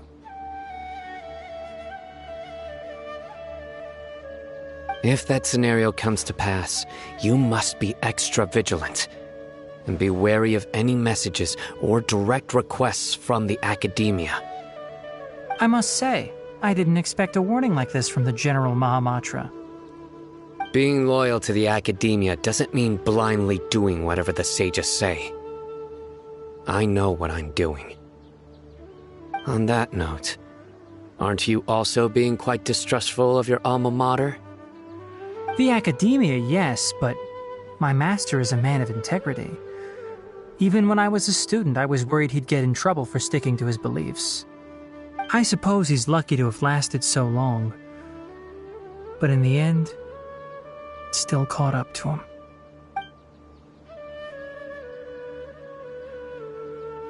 I see. So you noticed something was up with the Academia from the very beginning. This may well be how Sino became involved in all this. In that case, I must keep my promise and help you however I can. Also, if you run into Sino again, please help me pass on a message to him. Trust your own senses and experiences. I think this may be something he needs to hear right now. Okay, we'll find a chance to tell him. Thanks. Right. Now let's go hunt down this Harbinger. Oh, by the way, which way did the doctor go when he left Pardis Di?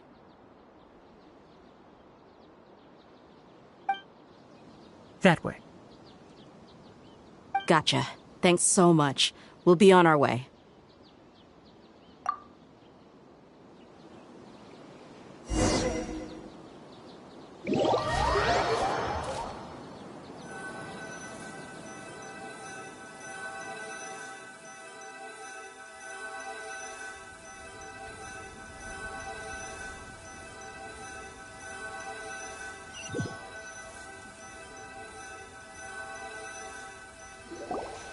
According to Tainari, the doctor is leaving Sumeru soon. I want to check if the doctor was actually telling the truth. He also said that he'll take care of everything before he leaves. What did he mean by that? We need to be extra careful when dealing with a person like him.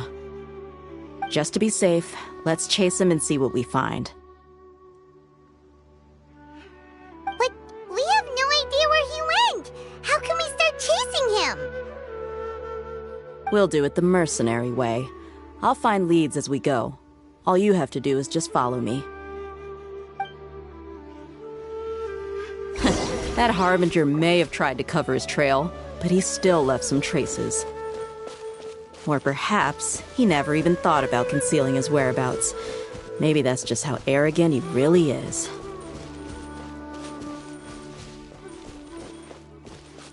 Yep, we're headed in the right direction. The traces are still fresh, but there's no sign of his entourage. Clearly they're in a hurry. It's just as I thought.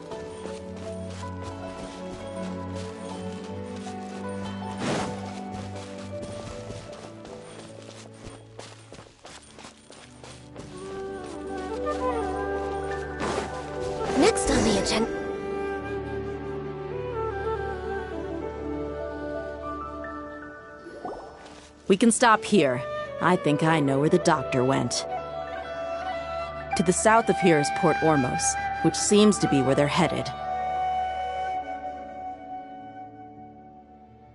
Port Ormos? They're going to leave by boat? That's right. Let's go to the port and have a look for ourselves.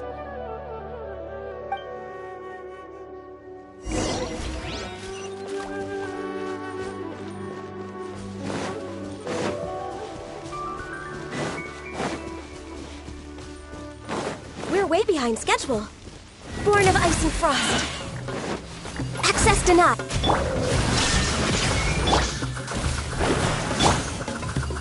Get out of here! Off we go! Now you shall perish!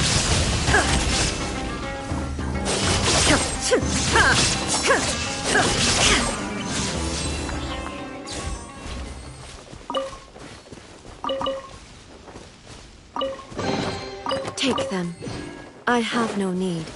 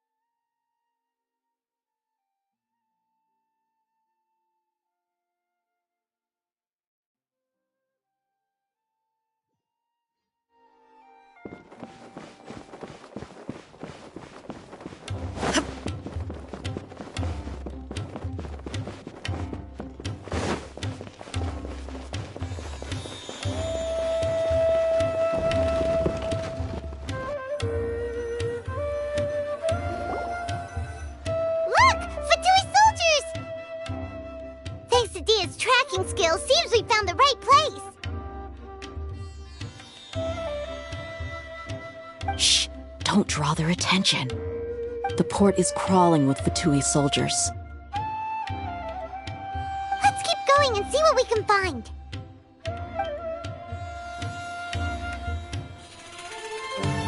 Now this is a proper farewell ceremony for a Snezhnayan Harbinger.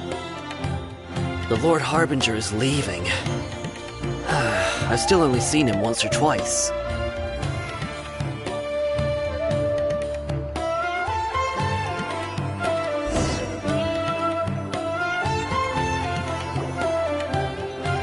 Look! Fatui soldiers! Thanks to Dia's tracking skill, seems we... Shh! Don't... The port is crawling. Let's keep going and see... Now this is a proper farewell ceremony for a Snezhnayan Harbinger. The Lord Harbinger is leaving. I've still only seen him once or twice. I used to hold a position in our homeland, and back then, the doctor spoke in a very different way from the way he speaks now. Maybe the way people talk in Sumeru has rubbed off on him? It's always like that when you spend too long away from home. When he gets back to Snezhnaya, perhaps it will also take him some time to get used to the life there again. Huh? But, sir, that can't be right. No, I remember it like it was yesterday. Both his expressions and tones are now very different. Also, for some reason, he seems like he's all smiles now. You must be mistaken. Nobody's supposed to look happy when they're on a business trip.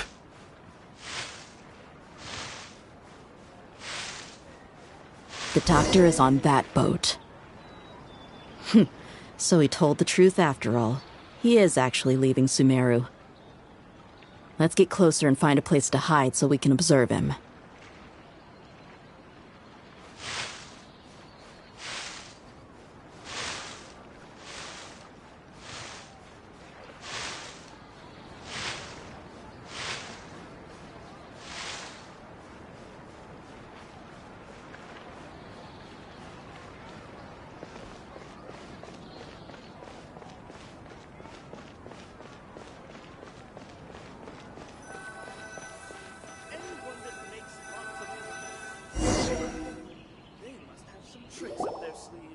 This place'll do. We can hide here while we keep an eye on the boat.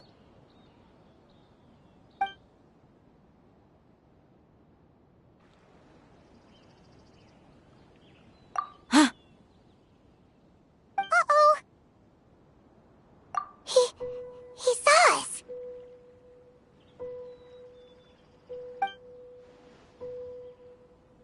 Huh? Is he waving at us? It's time to say goodbye. Wait, is he the only person on the boat? You mean there's nobody with him? And where are all the soldiers we saw in the port just now? They were all here just a few minutes ago, but now they vanished. So this was a trap. Wait, don't tell me that.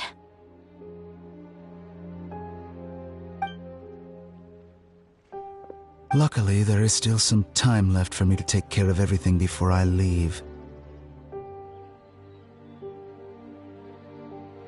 Oh no.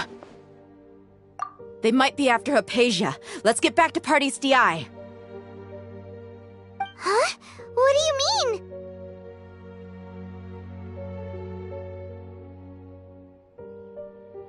I'm afraid that she's seen something that she wasn't supposed to see. If I were the Fatui, I would also try to take her away. And if I couldn't... Oh no! Are you saying they're going to kill her? Let's go!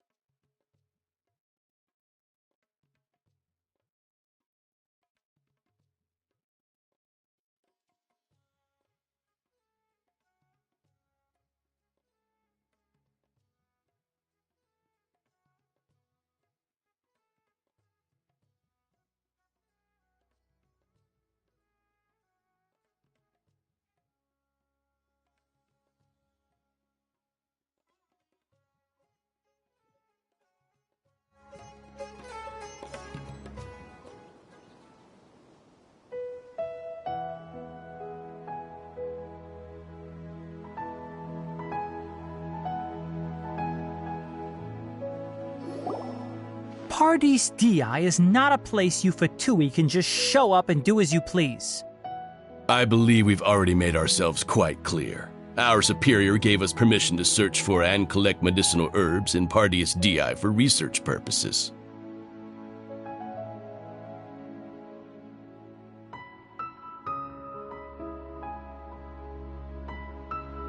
But you've been in Sumeru for some time already. I find it coincidental that you chose to only come here today. Even the Grand Sage himself may not have the right to question our research, much less an ordinary scholar like yourself. I've done my duty to inform you. Don't make things difficult for yourself. It would seem that my words have fallen on deaf ears. You can keep trying to deny it, but coming to Party's DI now? I'm pretty sure you're not just looking for herbs. With all due respect, your baseless speculations will only lead to unnecessary trouble. Well, you only have your Harbinger to blame. He knows nothing about keeping a low profile. I may be staying at Party's DI as a scholar, but that doesn't mean I'm no longer a forest watcher. It is still my duty to protect the peace and safety of the scholars who have contributed so much to Sumeru.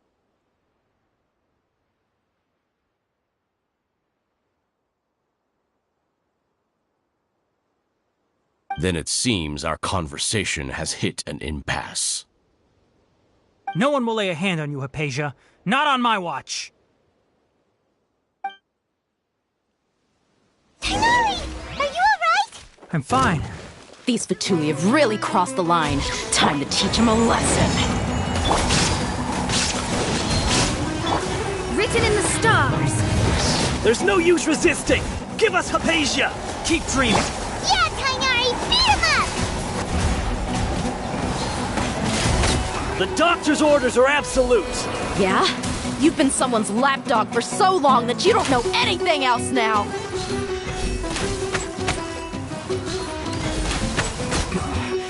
This isn't good.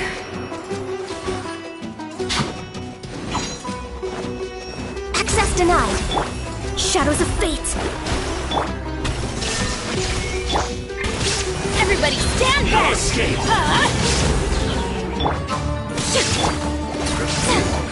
Can't run from death. We're not getting anywhere. Traveler, Paimon, please go to Hypatia. We need to make sure they don't try to sneak around and attack from behind. Got it! Hypatia's still here. Doesn't look like anyone's broken in.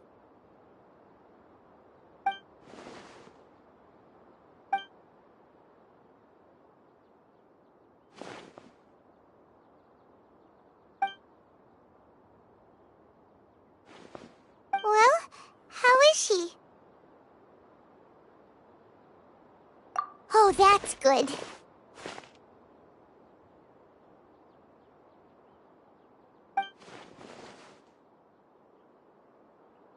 So, you think this is over?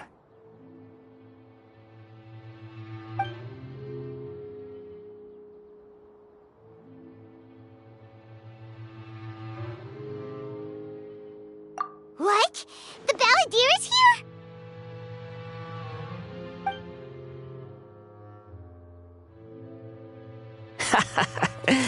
I've missed that look of abject horror. You've given me that look every time we meet. But, where is he?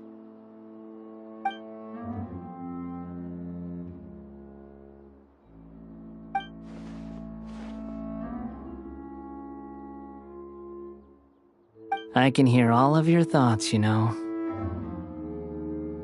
Don't you remember?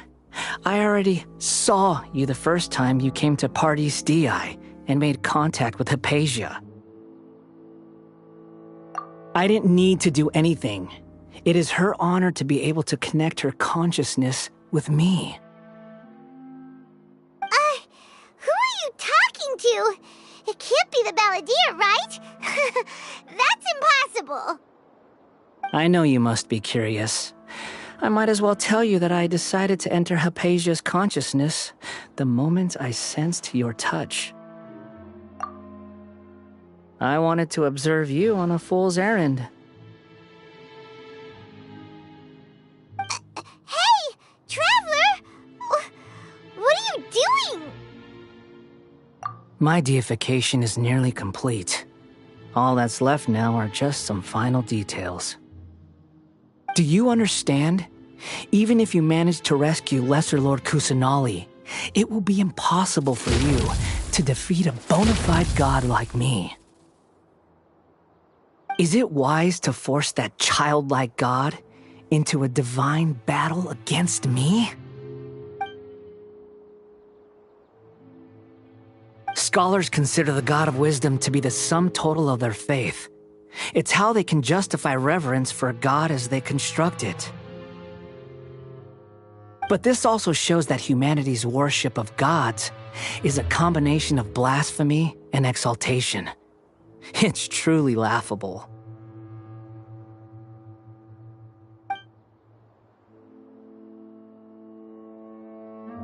Yes.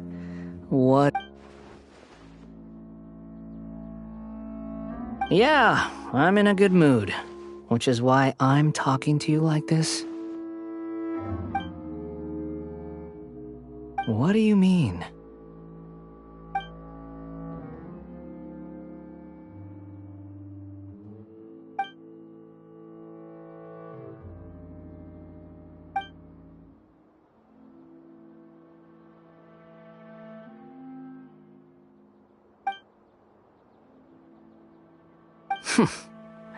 Those words almost make you sound like a friend who actually cares.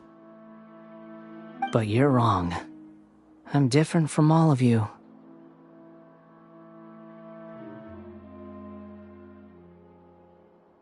I was born to become a god. My entire life up until this point has just been a meaningless routine.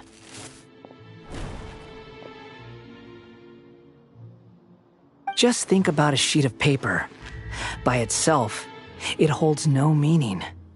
The content recorded on it is what gives it value.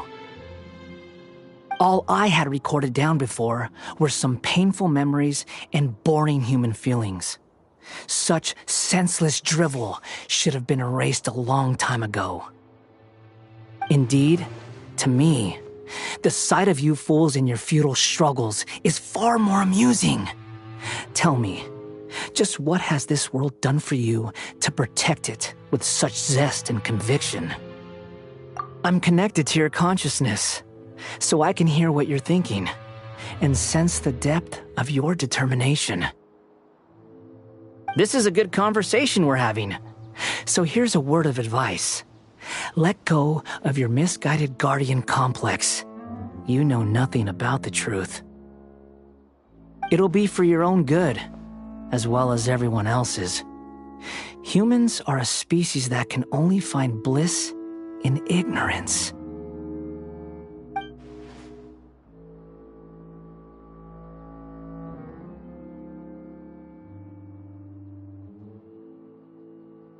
Ah, you've seen my affection for her. If you were in my position, I think you'd feel the same way. She peered into my consciousness and saw my past. Someone like that is qualified to become my first follower. All gods need followers, so Hypatia has been chosen.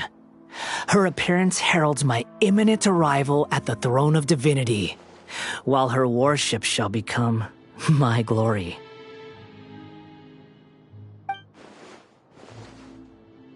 You're doubting me again?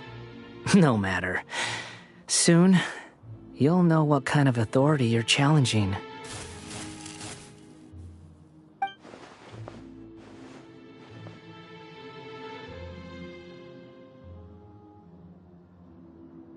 Who wants to hurt my devout follower?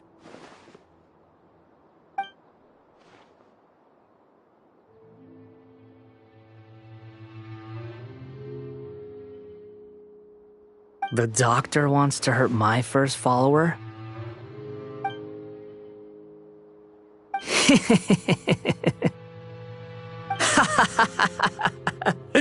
How very amusing.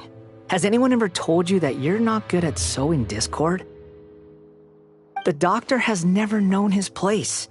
Even now, the puny human thinks himself capable of interfering in the business of the new god. You're still too naive if you think a few words will be enough to convince me to destroy the doctor. But I'm willing to give you a gift, just like my expression of affection towards Hypatia. It is an honor for you to be able to stand here and speak with me. As my listener, you will be rewarded.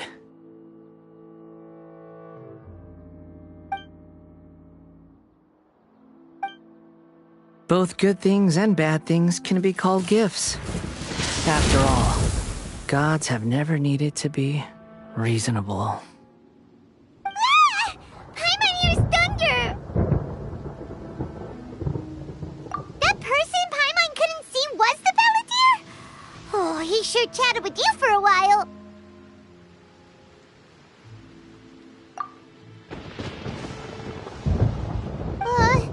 Where is the storm headed? That means anyone outside is in danger! Let's go! Tainari and Dia still must be fighting!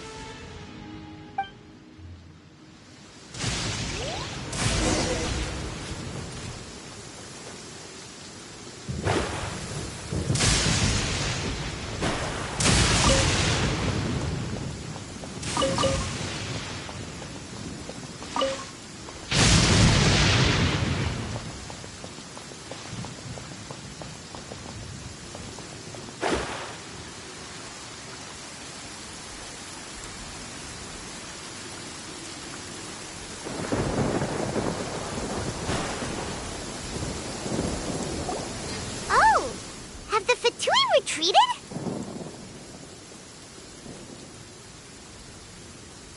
Hey, what happened to you? He's hurt. I'm fine. Don't move. I've seen eremites get struck by lightning before. You need to rest. Struck by lightning? We were fighting, and just as things started looking grim, the weather suddenly became extremely strange. Lightning started attacking everyone, almost as if it were alive.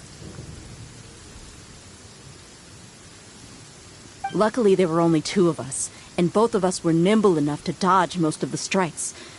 There were a lot of Fatui, though, and they were being torn to shreds by the bolts of lightning. With that, all the Fatui soldiers were forced to retreat. It's all right.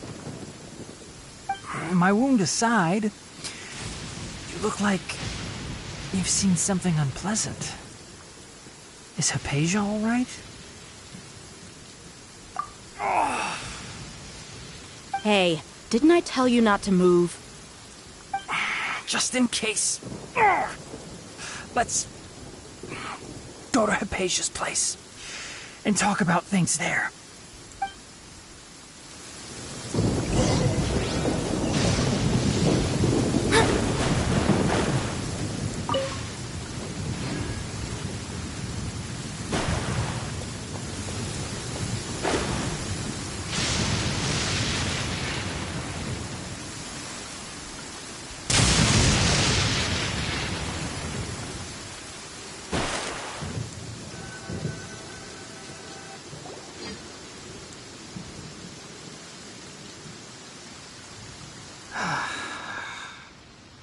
Thank goodness she's fine.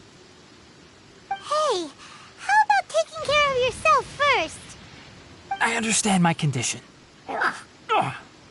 The wound is not fatal. I'll be all right. Ugh. The more you understand medicine, the worse of a patient you become. I know. They always think they can push through the pain. Oh, he sat down. Let me rest for a bit. Sorry, traveler. Now you may start.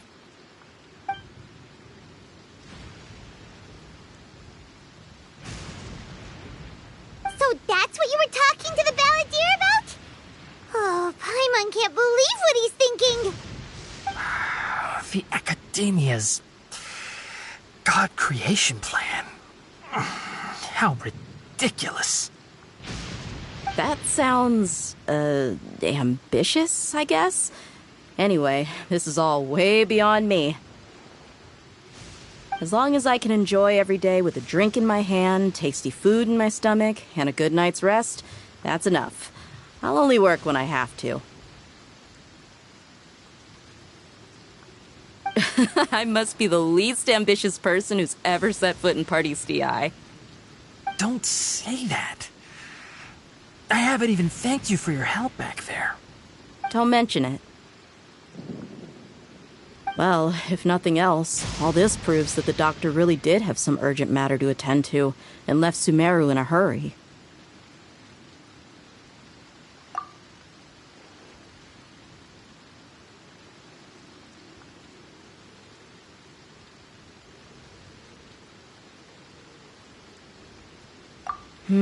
Maybe the Fatui want to cover up some secret of the balladeer. Is that why they tried to seize Hypatia? You said the balladeer claimed that Hypatia has seen his past. So, what could be there? Have you noticed? The balladeer is not happy with the doctor's actions. He thinks the doctor has no right to consider himself as his equal. So, if the doctor was to show up again, would the balladeer zap him with lightning? Based on what the traveler has said, I think he would. Having the doctor gone benefits him as well as us. In other words, we've successfully completed this stage of the plan. The doctor is out of the picture now. Yay! That's a big accomplishment! accomplishment. I'm also happy for you. Thank you for the help, Tainari. Make sure you rest up for now.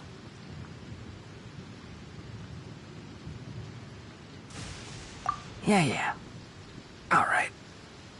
Okay, that wraps things up for us here at Parties DI. Traveler, it's about time we rendezvous with the others at the Grand Bazaar.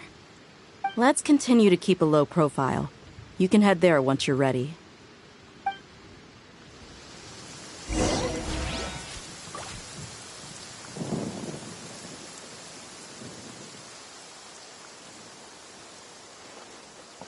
You can just focus on your plan. Leave Hypatia to me. My wound isn't going to get in the way. Oh. Okay. Guess I'll sit still for a little while longer.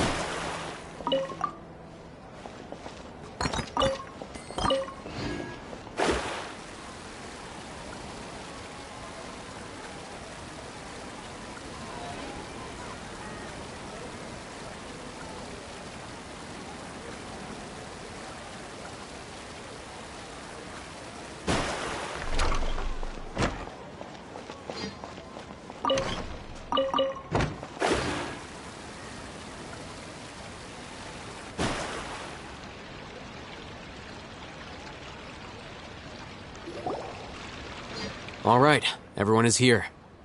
How did everything go? Any luck with your missions? Let's report back one by one. I'll start first. We've made the necessary modifications to the Akasha terminal. In addition, the props required are also ready. I'll go next. The Traveler and I went to Parties DI. The situation was a bit complicated, but we found Tainari. Unfortunately, he was wounded during a fight.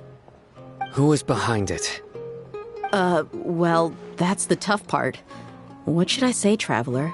The Fatui or the Balladeer? After some back and forth, we confirmed that the doctor has left Sumeru by boat. He has something urgent to attend to back in Snezhnaya. So, we've successfully removed the doctor from the picture. Also, Tainari's already resting, so he'll be okay. Good. Oh, Tainari also asked us to tell you this message. Trust your own senses and experiences. All right. I'll remember that. Everything also went smoothly on my side. The Eremites should have arrived at their destination by now. To avoid alerting the quarry, they will stay there for now. I can't believe you actually got so many Eremites into Sumeru City.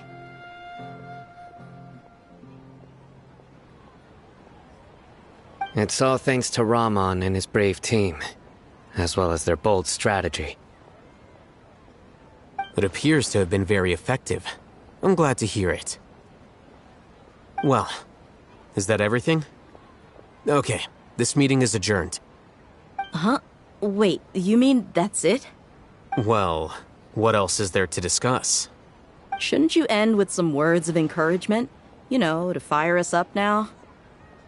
Personally, I'd rather we all go home and get some rest.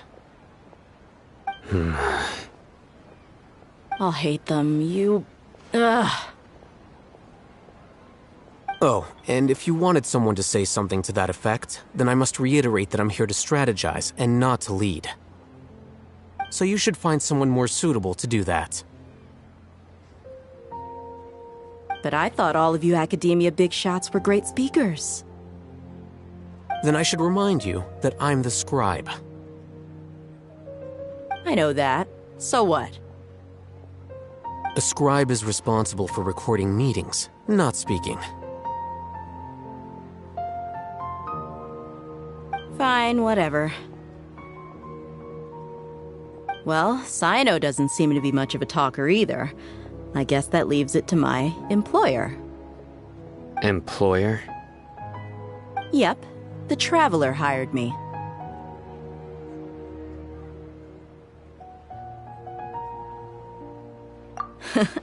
That's right. So come on, boss. What do you have to say for the team? Yeah, say something to boost morale. Huh? What are you all doing here? Oh, it's Nilu! Hey, everyone. I'm not disturbing you, am I? Not at all. I was actually just about to go find you. Judging from the group and all your serious faces, you were discussing something important, weren't you? But you also look like you're up to no good. Seems pretty interesting. Welcome, Nilu. Would you like to join us? Huh? Join you? You mean, you also want to discuss something important with me? Yes. Something very important. Nilu, are there any breaks in your performance schedule in the upcoming days? Huh? Wait, you're seriously inviting me?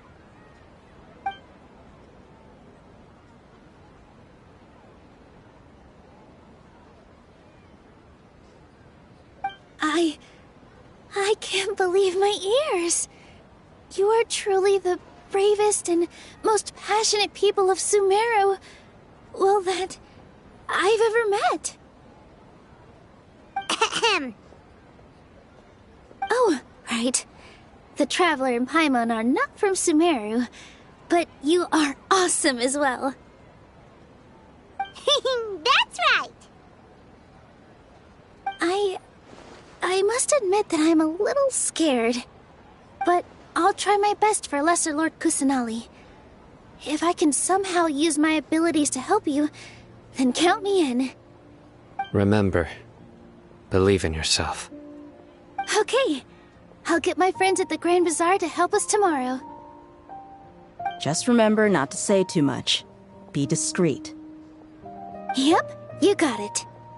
All the preparations are done. Now, can we finally conclude this meeting? So, have you thought up what you'd like to say, boss?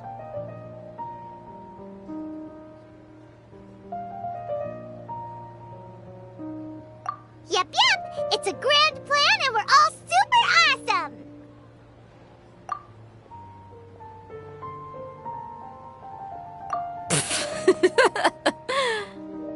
Well said. A good night's rest before an operation can be the difference between success and failure. Thankfully, I've had my place to myself recently. It's been nice and quiet. Huh? Oh, nothing.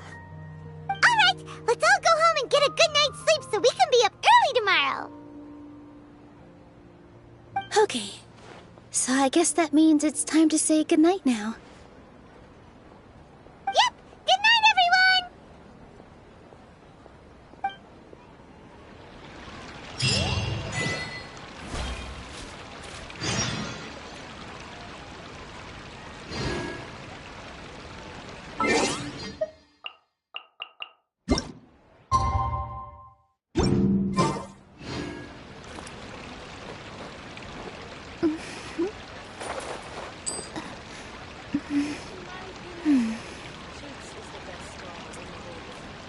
I'm really looking forward to the new play.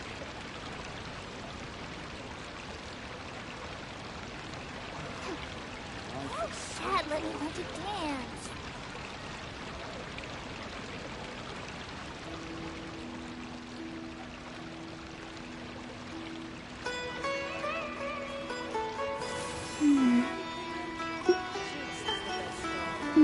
I'm really looking forward to the new play.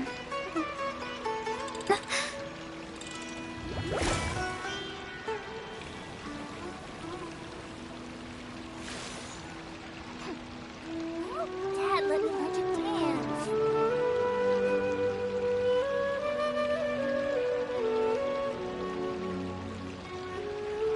I'm really looking forward to the new play.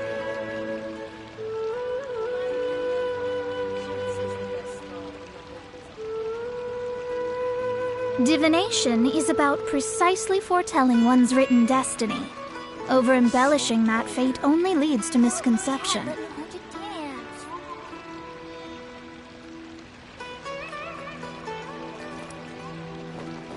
I'm really looking forward to the new play.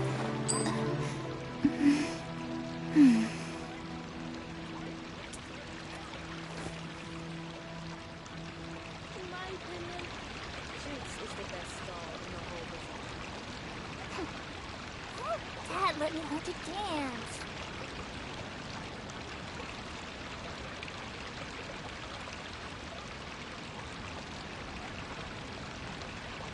Fate is called as such, for it cannot be changed, nor can it be reversed.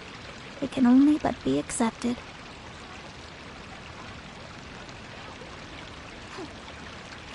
Dad, let me learn to dance.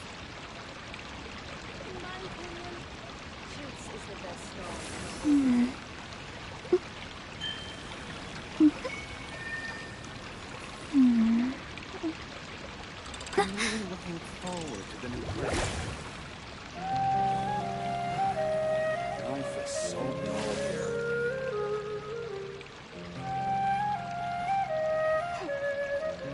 Dad, let me learn to dance.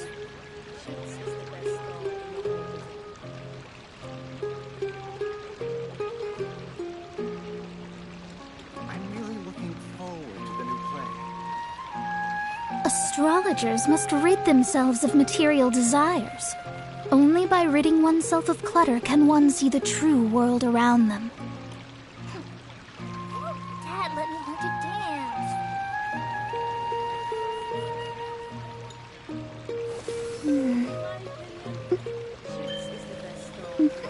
I'm really looking forward to the new play.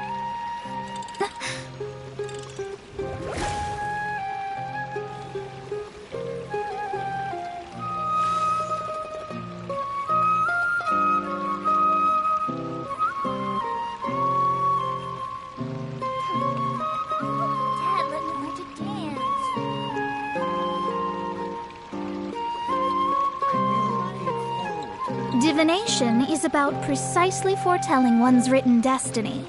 Over-embellishing that fate only leads to misconception.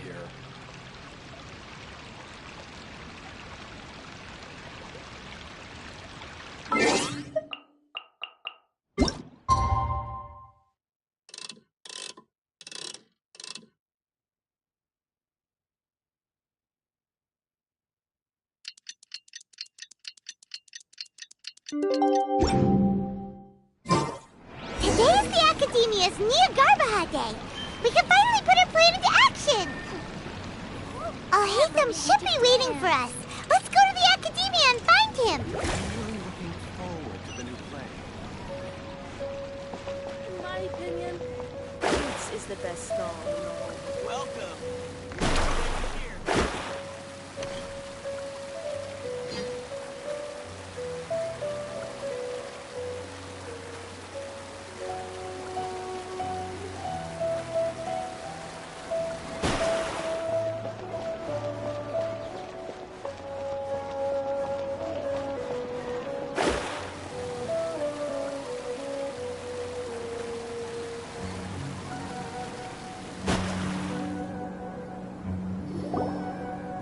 Hello, you two.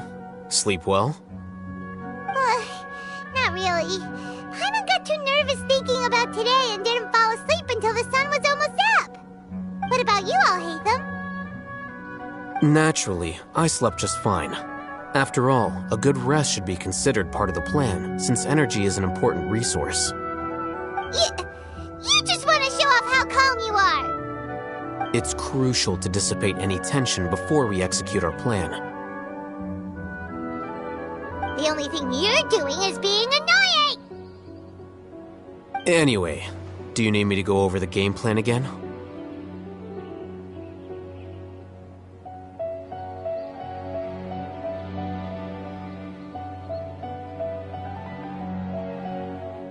Our target is Grand Sage Azar's office. Everyone in the Academia knows that's where the Grand Sage's console is. Only they can operate it. Many restricted commands and operations are executed via that console. I'm sure that console has a way to free Lesser Lord Kusanali. You know, Paimon's been thinking, what kind of technology could let the sages imprison even a god? That isn't something they could have accomplished with their scholarly talents alone. In the Sanctuary of Suristhana, there's a device of Greater Lord Rukkhadevata's that she once used to isolate herself while meditating.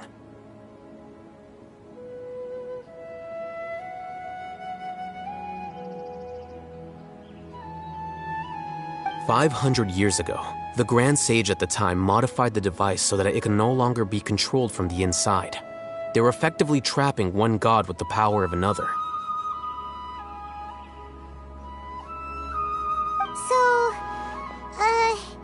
How are we gonna get to the Grand Sage's office? Don't forget, today is Neogarbaha Day, arguably the most important day to the Academia.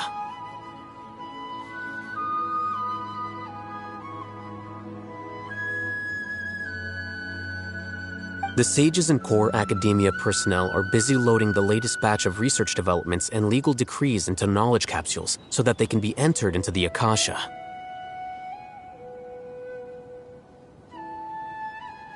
All the Darshan's researchers have their noses to the grindstone, and the Academia's grounds are flowing with all sorts of people. It's the perfect time for an infiltration. When the Grand Sage leaves his office to supervise the entering process, that's our cue to access the console and free the Dendro Archon.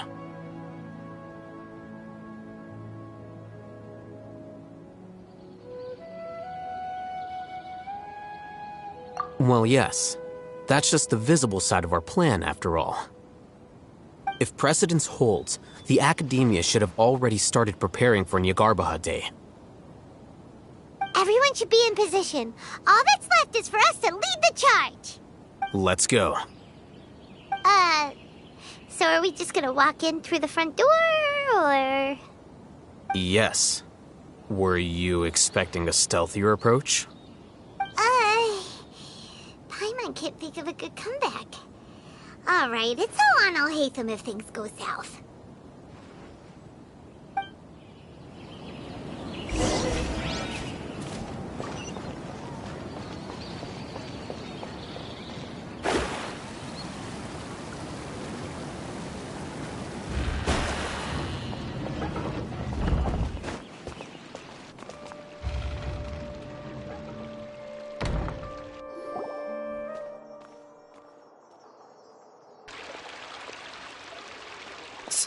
Scribe?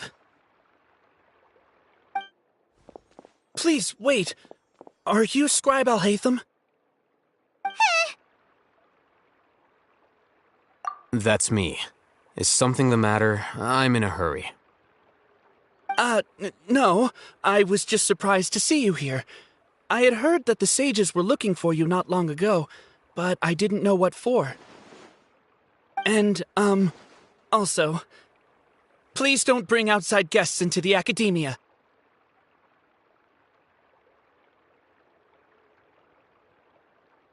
Outside guests?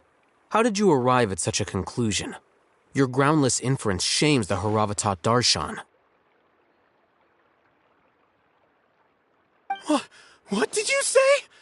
I'm the top student in Haravatat, and I earned 3rd place at the last Inter-Darshan debate. Don't look down on me! That wasn't my intention. As your Haravatat senior, I just assumed that you possessed a greater aptitude for critical thinking. Look, based on what you already know, the purpose of my return and the reason they're here should be obvious. Is that so? Wait a moment. Let me think. Don't tell me the answer. The sages search for you. A blonde-haired traveler. Outside guests. So, from the start, the sages weren't looking for you, but this traveler? And you were gone from the academia for so long because... Hey, shh. Yes, you've proven yourself as the top student in Haravatat. I surmise you've arrived at the correct conclusion. As I expected. Please, forgive me. I wasn't thinking clearly just now. Thank you for getting me back on track. It's nothing. We'll be on our way then. All right. Thank you for your contributions to the academia, Scribe.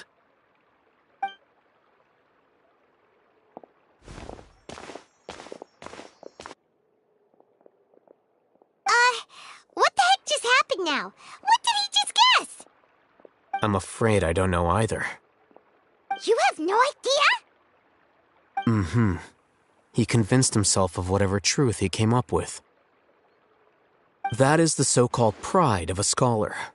If someone questions their academic facility, they will instantly feign understanding to keep up appearances.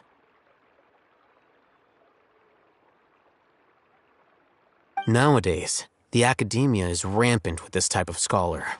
Their obvious farces of intellect only serve to highlight themselves as fools. Wow, so there are special ways to deal with smart people. We don't even need to make up our own excuses. We shouldn't waste any more time. It would be problematic if we missed our window of opportunity. Let's go.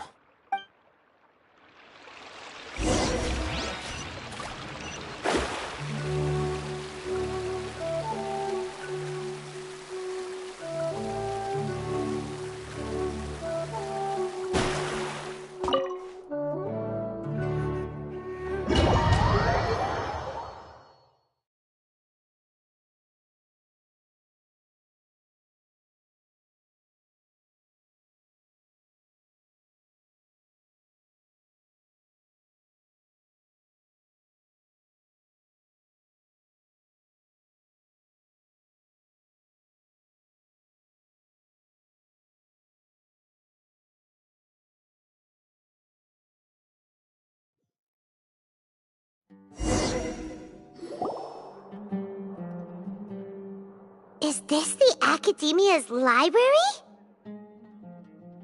Indeed. Known as the House of Dana, it is quite possibly the most extensive special collections library in Teyvat. There are a lot of students going through here. Is it really okay just to waltz right in? The Academia marches to a fast beat, especially since it's Nagarbaha Day. They're all occupied with their own matters.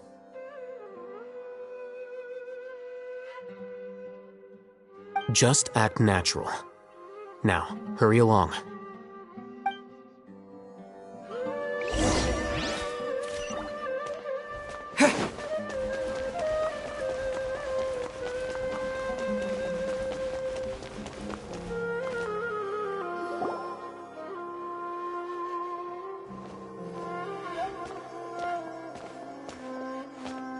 What's this platform for? It's a lift that Academia personnel use to access higher floors. Are we gonna take it then? The Grand Sage's office is up there somewhere. No, not right now. We can't guarantee that we won't run into the Great Sage. Let's step back and observe for now.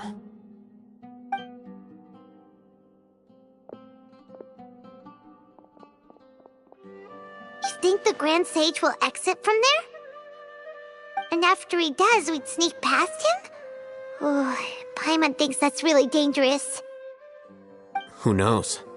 However, if we can confirm Azar's current location, our operation will be much safer if we...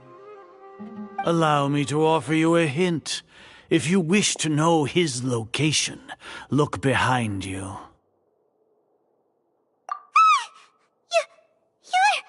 What's Grand Sage Azar doing here?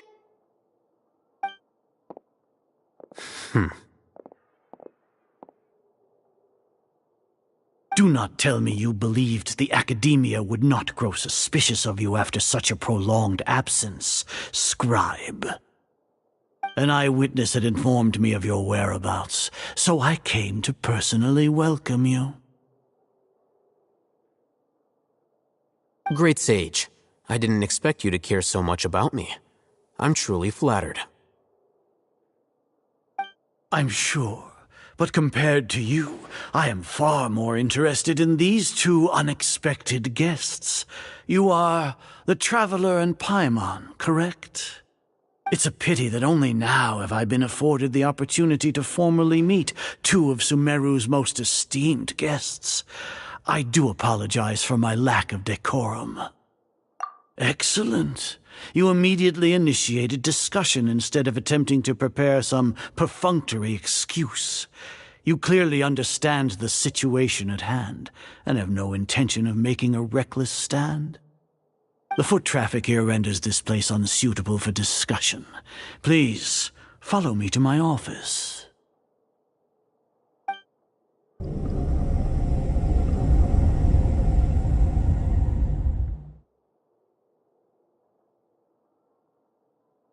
This place is crawling with guards. There's no way out for us. All right then, Traveler. What did you wish to discuss with me? Today is Niagarbaha Day, so I still have many responsibilities to attend to. There is little time for idle chit-chat before I detain you all.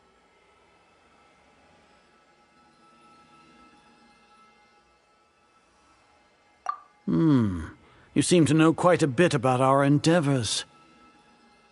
If that is so, then you should be praising our great work, rather than using your trivial misgivings in a futile attempt to sway me. Trivial? Then tell me, what do the Fatui want from me?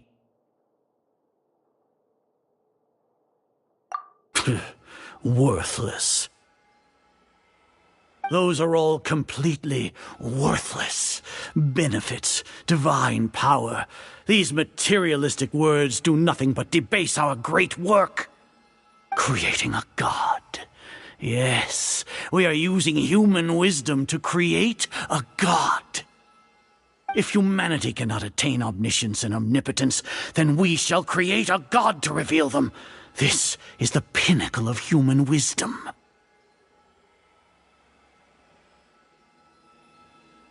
We shall regain a god's guidance at long last. No longer will we flounder in the interminable void of consciousness and knowledge. Even Irminsul will be freed from its plight. For our nation of scholars, this is the ultimate aspiration. No cost is too great to realize it.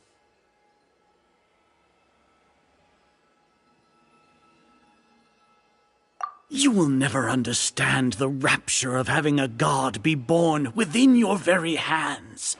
With your degree of knowledge, you cannot even comprehend such an emotion. Gods exist on a plane that far eclipses humanity's. Lesser Lord Kusanali, what can she even do? Care for the people? fend off sandstorms, fabricate silly fairy tales. These are but child's play for the academia. Does that make us equal to the gods? We are a people favored by Greater Lord Rukkhadevata. Though I may have personally not seen it, our forefathers bore witness to true wisdom. The ascension of the Lesser Lord has brought nothing but bewilderment to the scholars. They all ask, is that truly what true wisdom is supposed to look like?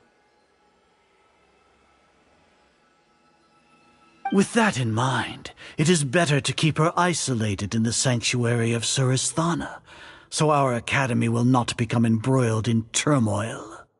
What a pathetic justification! Do you really think that only the super smart or powerful should be able to call themselves gods?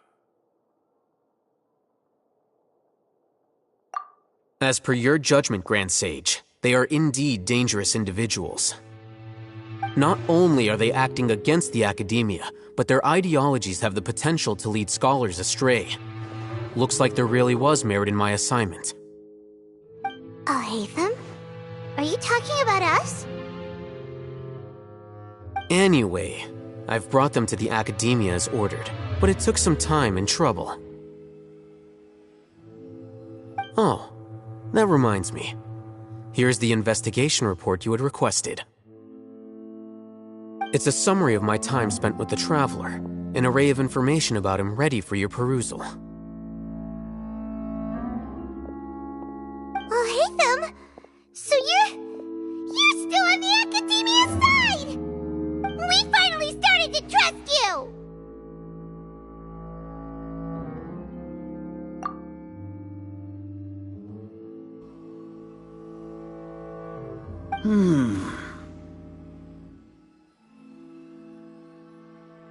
Excellent.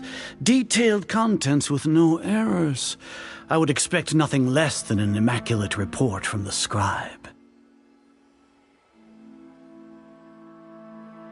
As it is Niagarbaha Day, I'll enter the information on you into the Akasha. Surely you know what that means. We'll be monitored, just like Sino. With the Akasha's calculation prowess, all of your actions will be predicted with an accuracy of at least 98%. Furthermore, your data will be updated in real time whenever new information presents itself. To put it into words you can understand, wherever you go, you will be walking under an invisible leash.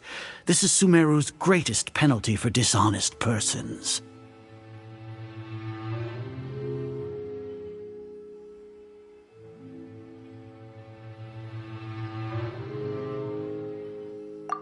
Are you not familiar with the concept that great responsibility begets an equally great suspicion? In any case, you are Sumeru's most concerning external variable. Locking you down will greatly decrease the chance of any undesirable outcomes coming to pass. You're despicable! Despicable? Perhaps from your perspective, but I suppose you had mentally prepared yourselves for this, no?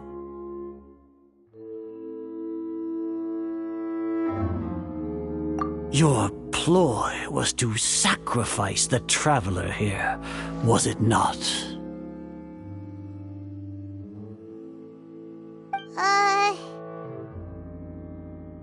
Lord Azar, I know what you're trying to say, but I've been following your plan this entire time. Why are you doubting me at this juncture? Must I delineate your entire plan? Very well, I will spell things out. First off, I received an eyewitness report that you were spotted with the Traveler at Caravan Ribat. However, you immediately departed for the desert and escaped surveillance range. Judging by the time, you all likely encountered the truant General Mahamatra in the desert. Am I correct?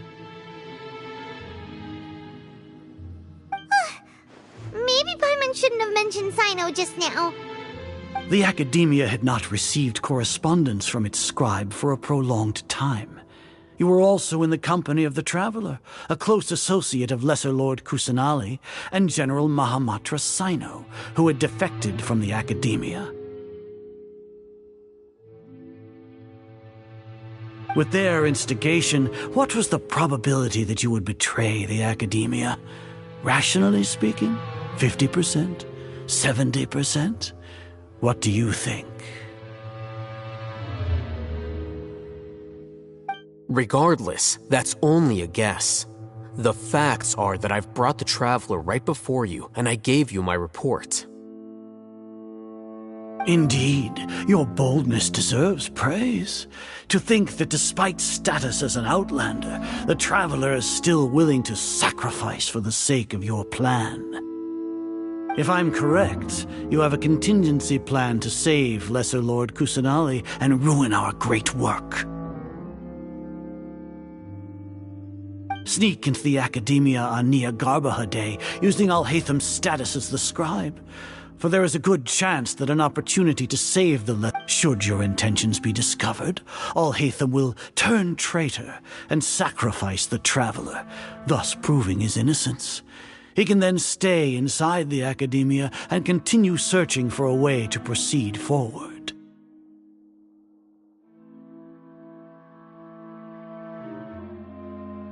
As for Sino, according to the Akasha's calculations, he will soon return to the Academia and confront me in person. I suppose this is also a part of your plan? You'll see me as a traitor regardless of what I say, no?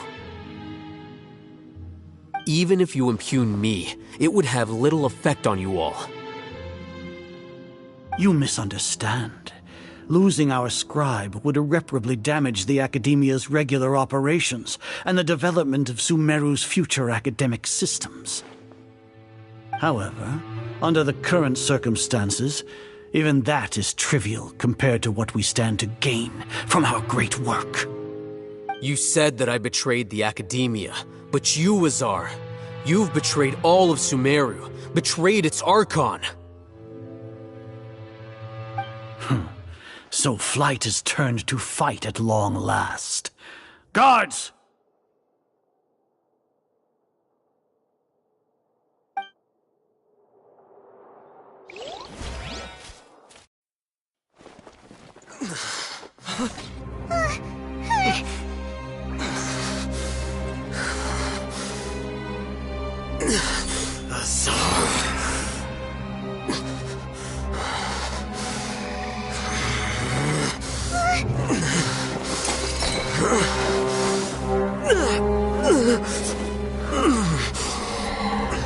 Well, what do we have here? So you stole that divine knowledge capsule? Traitor! You traitor! Even the most rational scholar will yearn for the power of a god in a moment of desperation. Aren't you doing the exact same thing as me, Alhaitham? Unfortunately for you, no god will lend you their power. Azar!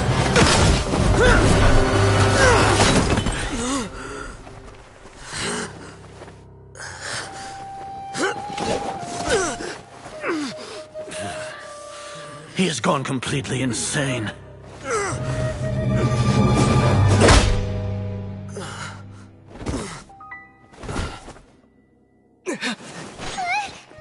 Take him to the Matra and exile him to Aru village. Then find someone to take these two to the confinement room. I'll deal with them later. Grand Sage, we've finished all required preparations for Nyagarbha Day. We may begin to enter the capsules now. Excellent. You may begin.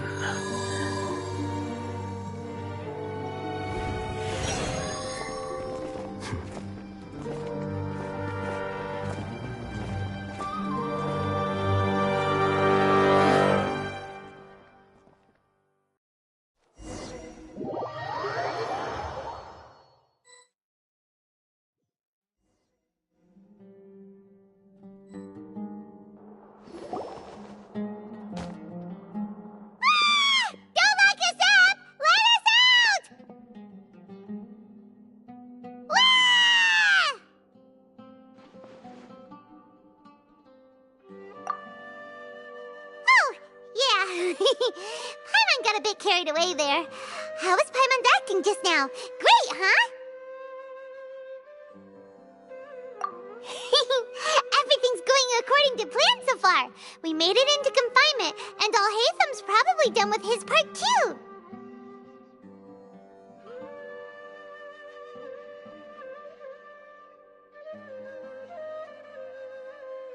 We even managed to trick Grand Sage Azar! Alhaitham sure knows how to cook up a plan! What are we doing next? Paimon has trouble remembering things when she's worked up. Right! Paimon thinks it went something like this. Apart from that, we still have yet another goal in the first stage of our operation, which is to send the Traveler to the confinement room. What? Why do we want to get him locked up on purpose? He's always been the person the Sages are most afraid of, as well as the greatest obstacle to their successful implementation of their plan. They are very aware of the risk he poses to them. Once the Traveler is imprisoned, the Sages will likely think that everything is under control. And with their guard down, the next phase of our plan will have a much higher chance of success. I can already see the pompous looks on their faces. Oh, that's a super tricky plan. But Paimon still thinks it's not really worth it. That isn't the only reason, of course. He has a more important task once he's in confinement. According to the Academia scholars in Ramon's custody, Lesser Lord Kusanali has sealed off her consciousness in the Akasha ever since she was captured by the Doctor. That way, they can't pry any more information from her. Even if we break into the sanctuary of Surasthana, it will take time to awaken Lesser Lord Kusanali's consciousness. We need to do that in advance. So our job is to wake up Nahida! Okay, totally worth getting thrown in jail for. The confinement room is inside the Academia, close to the sanctuary of Surasthana. It's a completely enclosed space, and you won't be receiving any visitors.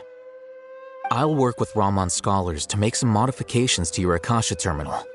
Once you're in, get as close as you can to Lesser Lord Kusanali and try to connect to her consciousness. However, as for whether she'll actually wake up, that will depend on our luck.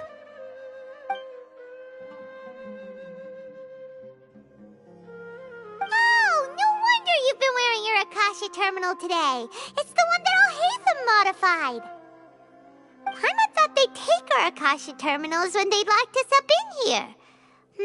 Were they being careless?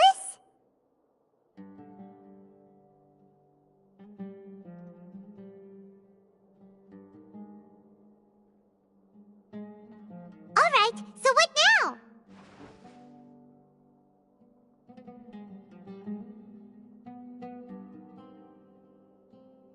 Sounds easy enough. We can finally talk with Nahida after all this time. Let's do it. There's a light flashing on your Akasha terminal. It's almost like... the faster it blinks, the better the signal.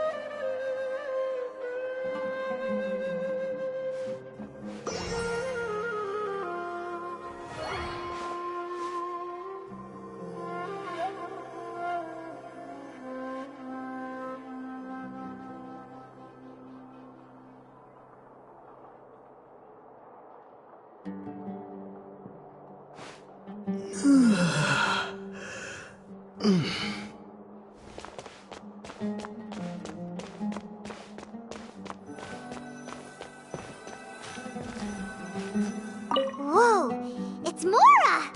Ooh, Mora! No, Paimon, we're not here to hunt for treasure!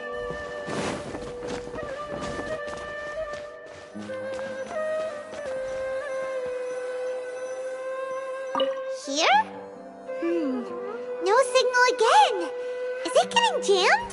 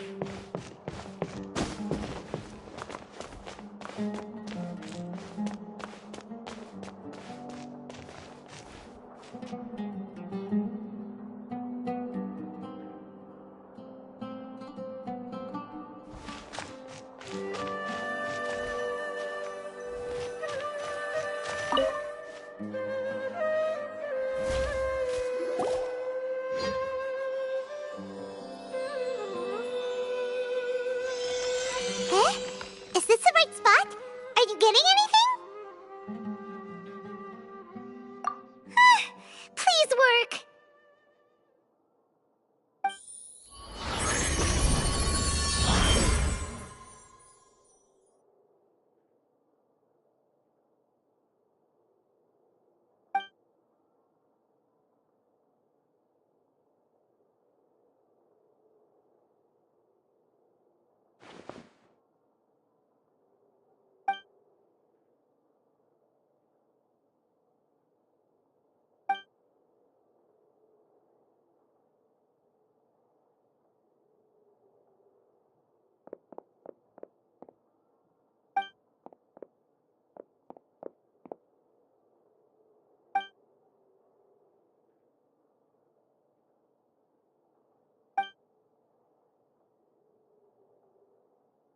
Nahida! Hey, Nahida!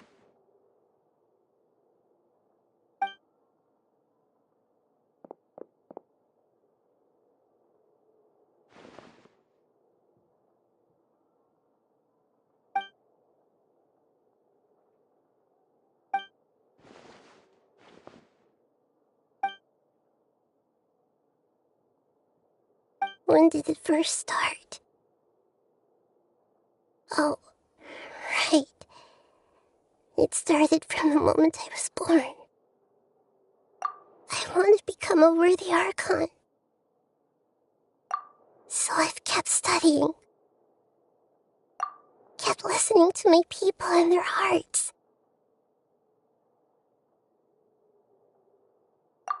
Kept looking for a way to save Irminsul. So I can catch up. Catch up to Greater Lord Rukkhadevata. But I'm stuck in the sanctuary of Surasthana. The sages are creating a god to replace me. And I'm forced to lock my consciousness in this boundless darkness. Nahida!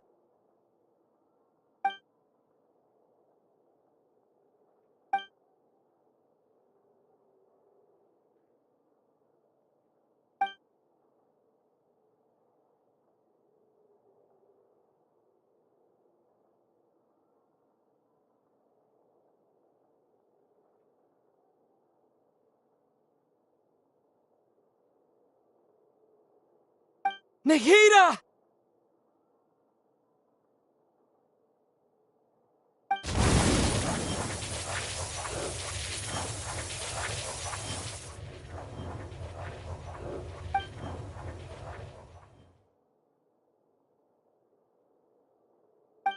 It's so quiet here. Now that I think of it, I don't think I've ever actually listened to my own inner voice. Do Archons have them? Should Archons have them? Have I been doing the right thing? Am I really not needed? How do I really feel about all of this? It's so quiet here. Since you're the god of wisdom, you've known the answers to all these questions since the very beginning, haven't you? Who are you? Whose voice is that? It sounds familiar. You're right, though.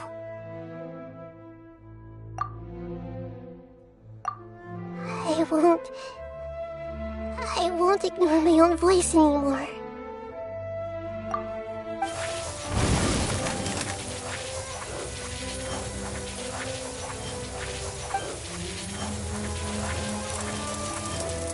Nahida!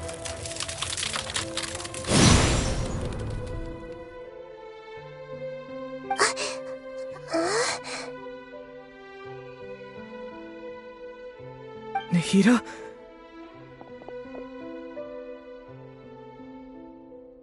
Did you wake me up? Thank you. Why are you here? We're here to rescue you. Are you alright? I'm fine. It's just... when I think of everything that's happened to me, I feel really angry now. You should have been angry ages ago.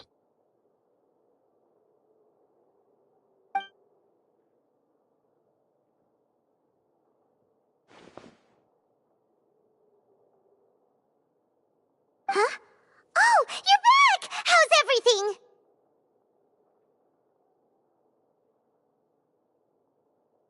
That's wonderful news!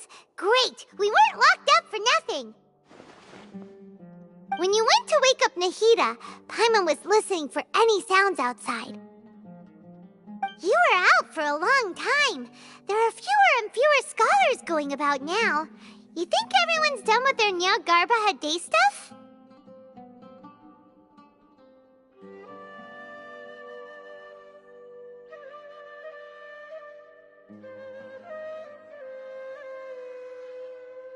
Yep, so that means our next act is Nilu's performance!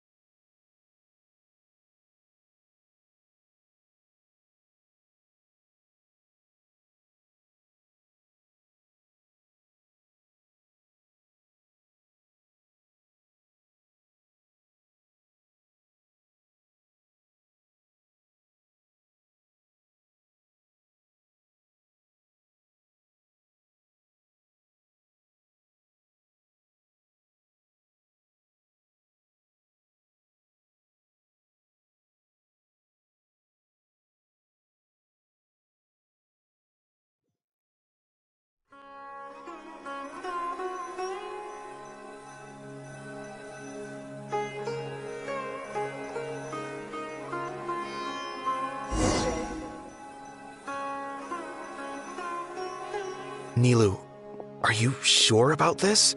You're taking such a great risk for them.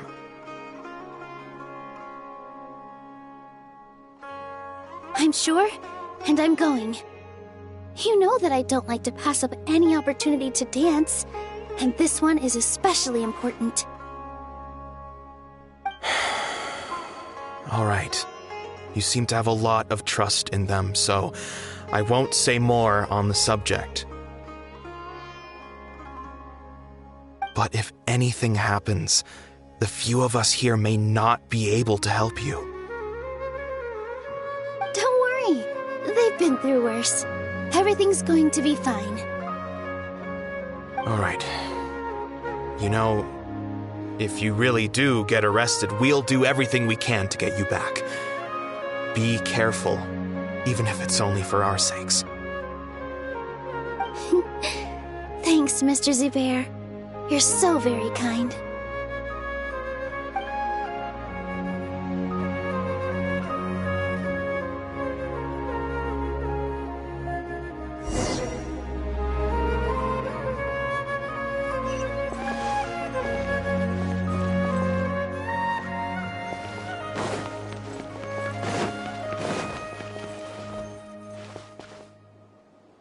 Positions! Yeah!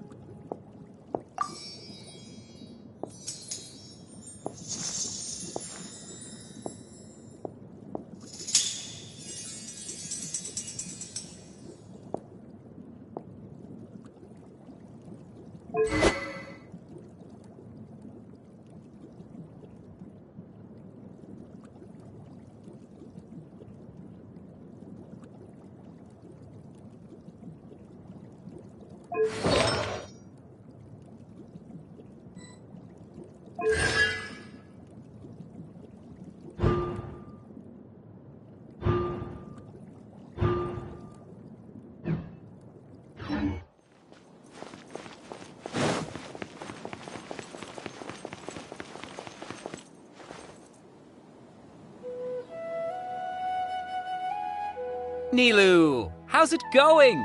Nervous? Definitely more than usual. But it's because I'm worried I won't dance well enough. It's okay. Just focus on your performance. We'll take care of everything else.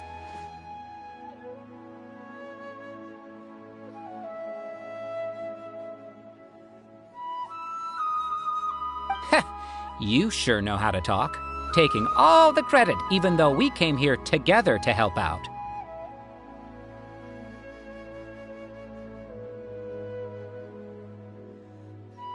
Well, thank you both. I'll have to treat you to a meal after all this ends. I really, really appreciate all of your help.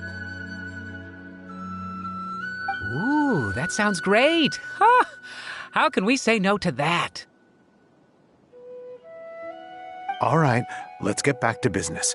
Nilu, we'll be here to keep people from going to the academia so they don't interrupt your performance. I was planning on telling them something like, the Academia's been conducting a weird experiment, and some of their test subjects escaped. It's really dangerous there, so stay away. Oh, you couldn't think of anything better? Oh well, I guess it does sound like something the Academia would do. I think it sounds great. I'm counting on you guys. Don't worry, it'll be a piece of cake.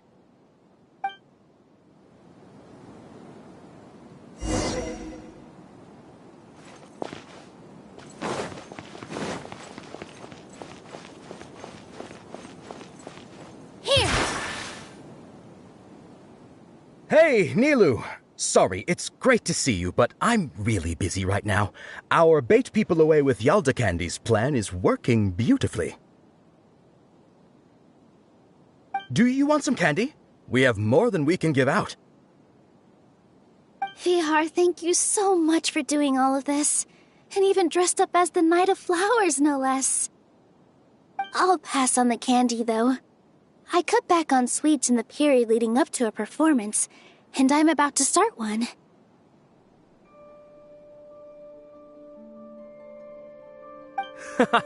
You have a point. The stage is cleared and everything's ready, so you can start your performance at any time. Yeah, thanks to you. I'm really grateful. All right, time to hit the stage. You're welcome. The honor's all mine, since I'll have such a great view of the show.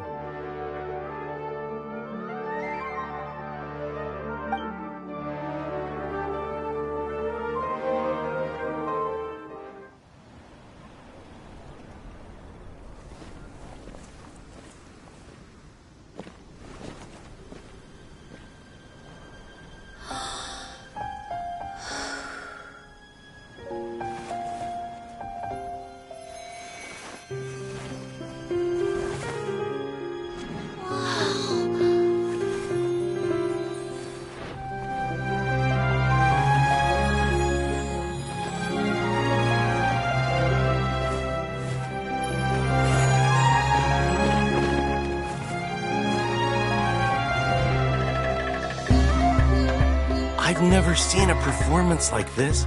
This is incredible. Yeah, but I heard that public performances like these have been banned. I can't believe she's doing this here.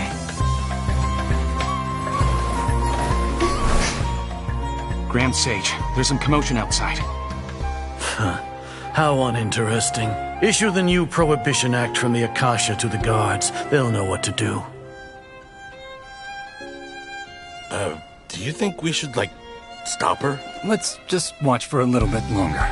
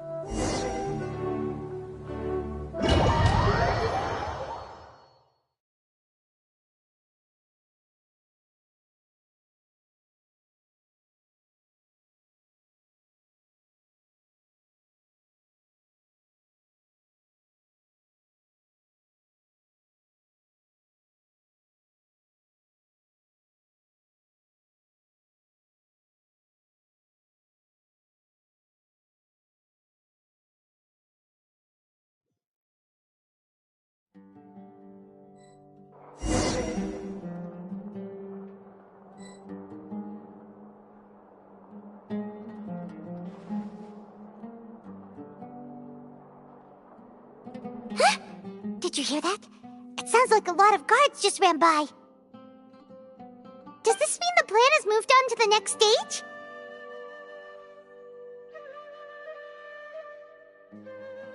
Yep. It's great that everything seems to be going well. Come to think of it, when did Alhaitham replace the knowledge capsule that was about to be entered into the Akasha?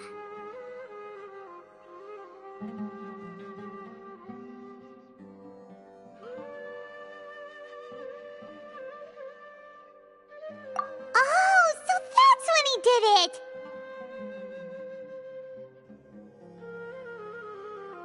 Paimon was too nervous to notice. Speaking of, didn't Alhaitham also yoink the divine knowledge capsule from that mercenary leader in Port Ormos when everyone else was distracted? It's a time-tested trick of his.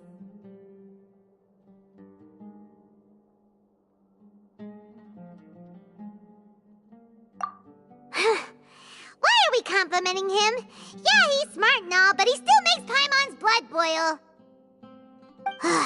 Let's review our plan for this stage again. It's not like we have anything else to do right now anyway, and it'll help us feel more confident. Paimon remembers that Nilu's task was supposed to go a bit like this. Now that Lesser Lord Kusanali's consciousness has been forcefully sealed, the core figures of the Academia and their guards have started to wear their Akasha terminals again. With the Doctor's technological support, they think they have nothing to fear. How despicable of them to rely on such a person. But this is also our chance. I was originally asked to draft the knowledge capsule for the Artistic Performances Prohibition Act when I was still at the Academia. It should be on the Grand Sage's desk right now, and will be entered into the Akasha during the next Nyargarbaha Day. Are they really going to stop all artistic performances? That's horrible! I'll make an identical knowledge capsule, but this time, I'll smuggle some misleading information into it. We only need to find an opportunity to switch the capsules.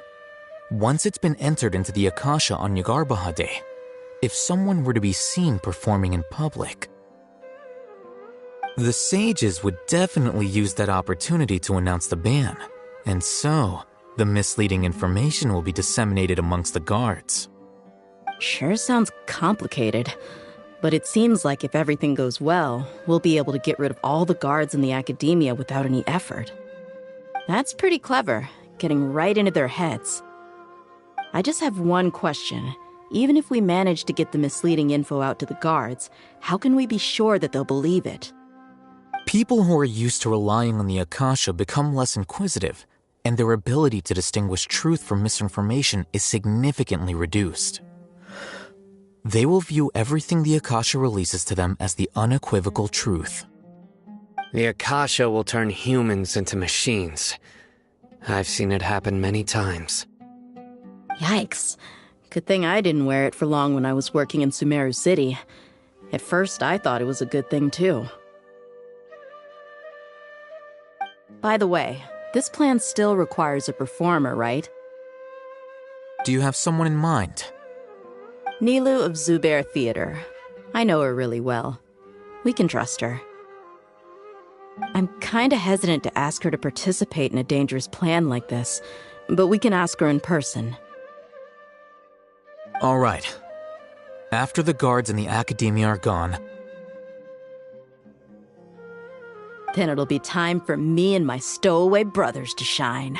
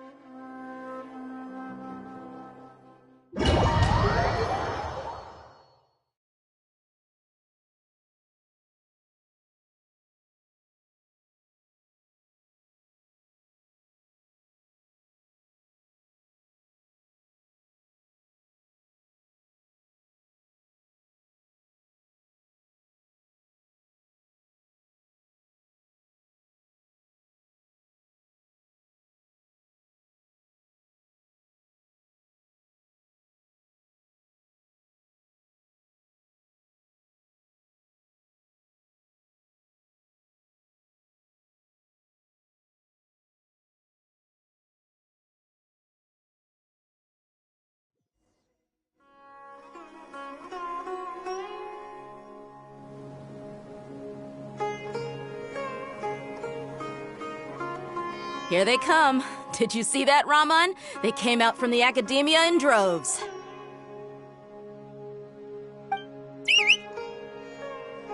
After laying low in the city for so long, this is the moment we've been waiting for.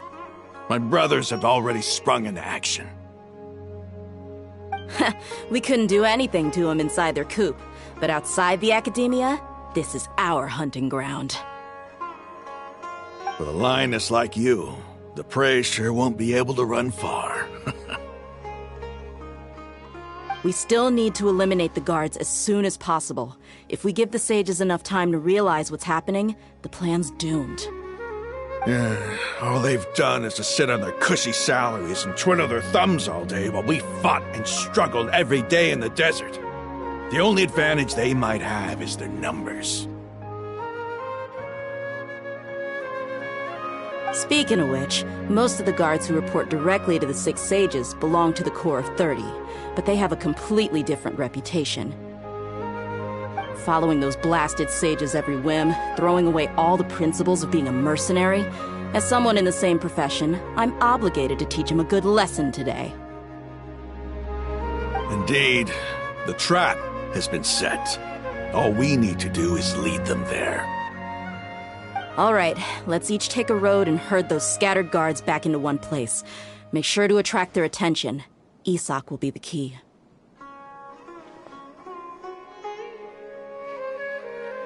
You gave such an important task to that child. Will he be okay? It'll be fine. Isak was so determined to help, so let's put our faith in him. Besides, even if he's caught, the guards would be too scared to do anything to him. They've never seen Lesser Lord Kusanali in person, after all. You've got a point. Anyway, I think I see them coming. Let's head out. Good luck.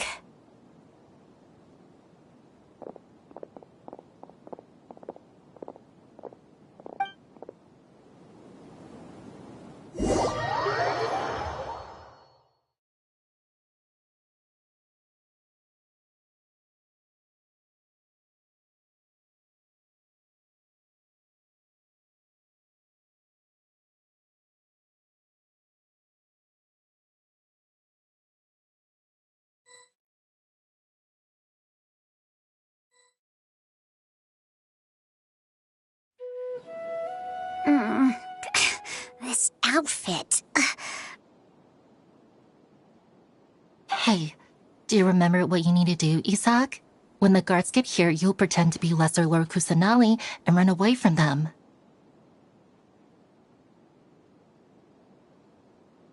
Oh, yeah, I remember. Of course I do.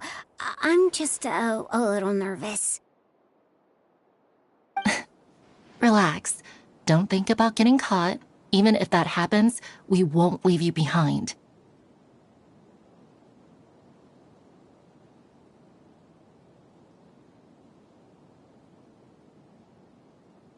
You only need to think about getting the guards' attention and leading them to the Grand Bazaar.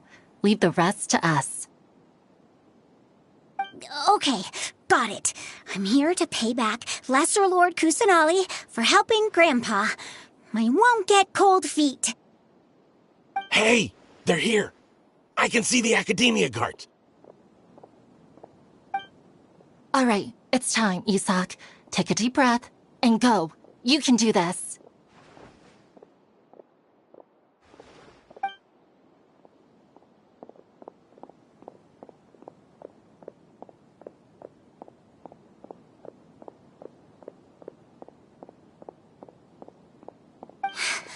Why is there a guard over there? Did he already run ahead of me? This is different from our plan. But there's no time. I need to make a choice.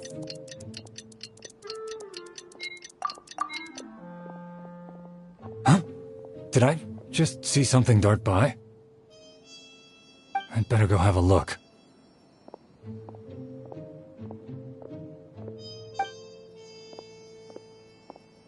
Were my eyes playing tricks on me?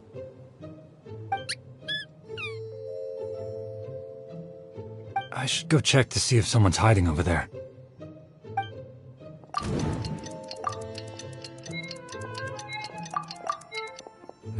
seems to be nothing here. Just to be safe, I should look around. Good thing they didn't find me. I was close. I'd better hurry and keep going.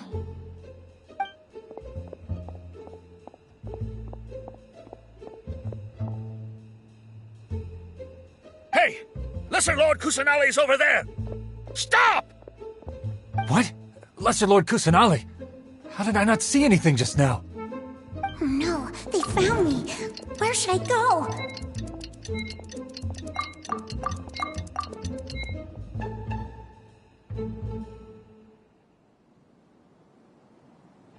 Hey! Lesser Lord Kusanali's over there! Stop! What? Lesser Lord Kusan... Oh no, they found me. Where should I go? The target suspected to be Lesser Lord Kusanali has escaped into the Grand Bazaar. Assemble and arrest her!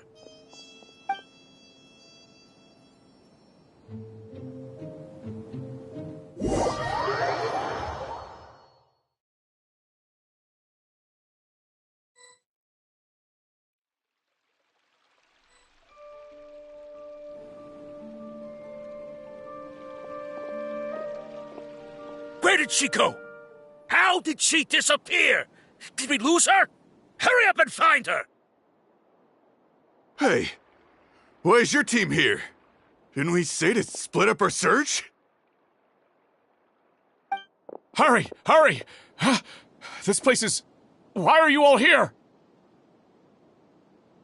Yeah, isn't it one heck of a coincidence? Everybody's here. What on earth is going on? I suppose that's all of you? Who are you? Did you set us up? What are you planning? Phew, that was rough. I almost got caught. Little brat! So you're not actually Lesser Lord Kusanali. Who exactly are you all? Eremites from the desert? Just some colleagues. Think of this as a business competition, or a personal grudge. After stepping into our traps, stop thinking of yourselves as hunters. Behave like the prey you are.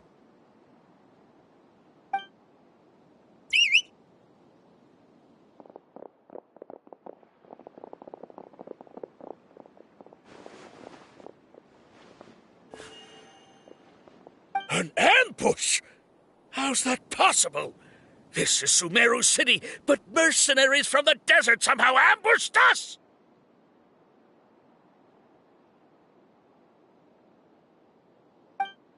You've spent all your time hiding away in the academia. This place has long since become our hunting ground. Brace yourselves!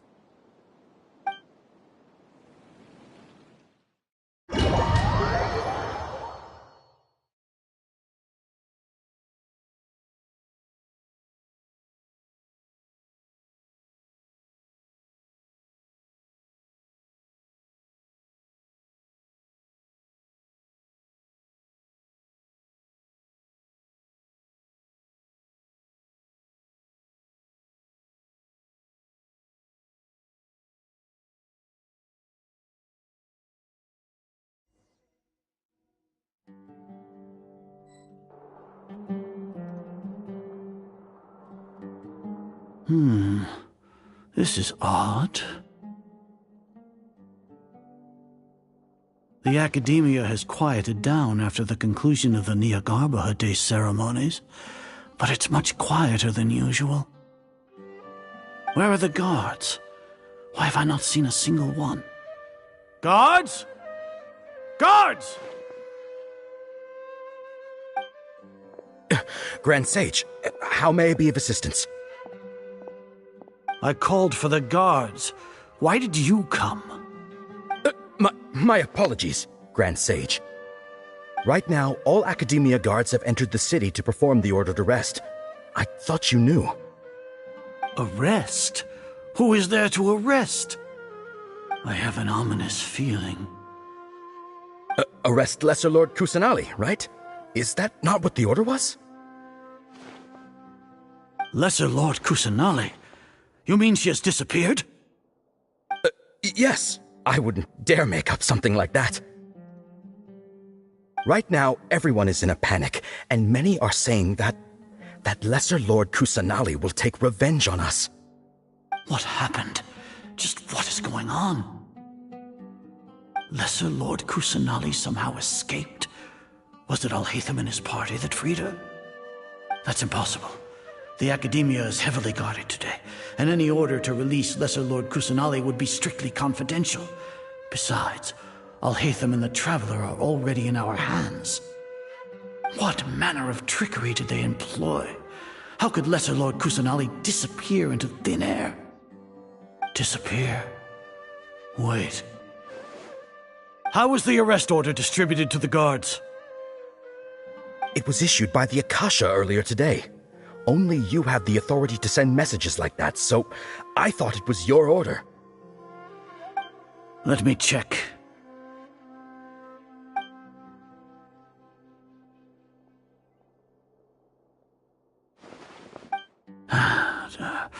Here. Lesser Lord Kusanali has escaped from the sanctuary of Surasthana. Go to the city and arrest the escapee immediately. The Akasha indeed contains this information, and it clearly appeared in my mind. How did they bypass my permissions to issue this kind of message? Was it the report about the Traveler that Alhaitham submitted? No. I specifically checked that knowledge capsule before entering it into the Akasha. Could that have been a red herring? Well, even if I figure it out now, it won't make any difference. The important thing now is to confirm Lesser Lord Kusanali's status. Have you been to the sanctuary of Surasthana to confirm that Lesser Lord Kusanali has indeed escaped? Confirm? No, I haven't. It may be a bit offensive to say this, but, Grand Sage, what you're saying doesn't make any sense. How can the information in the Akasha be inaccurate? What the Akasha decrees is fact. That is common knowledge to all of us.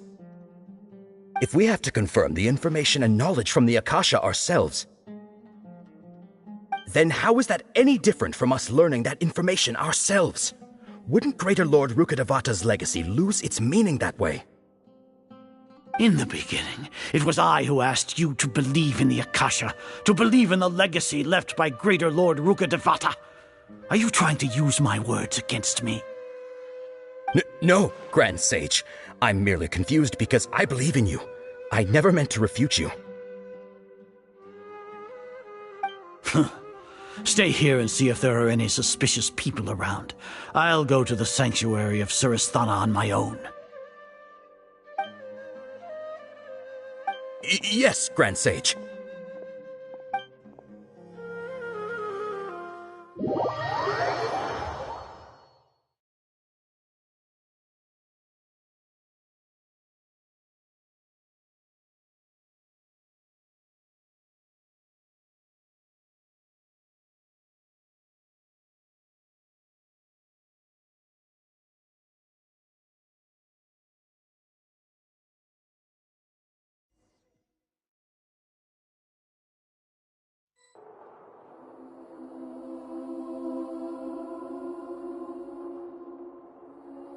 Lesser Lord Kusanali has escaped from the sanctuary of Surasthana. Go to the city and arrest the escapee immediately. How can that be? Stop thinking about it. Stop. It must be a trick of theirs. As long as I personally confirm it. Ah! Impossible. That's impossible. There must be something wrong with my eyes.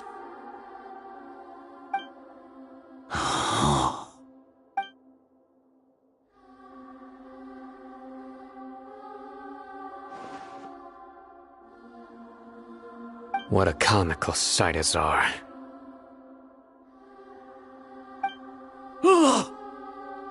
Once the Akasha has put certain thoughts into your head, even the Grand Sage can no longer see what's right in front of him. You all can only see the world in your mind, the one you think you know. And precisely because of this, you disregarded Lesser Lord Kusanali's existence. She has been a wise and worthy Archon. Sino, have you been waiting for a chance like this? The Akasha predicted that you would return to the Academia to confront me, but I didn't expect it to turn out like this. I was careless. No, you were blinded. Your faults stem from your reliance on the Akasha. You're still the same as always. I truly did not expect a proud person like you to cooperate with Alhaitham and the Traveler. People change, Azar. Admit it. The Akasha can't predict my actions anymore. Then tell me, what have you found during your investigation?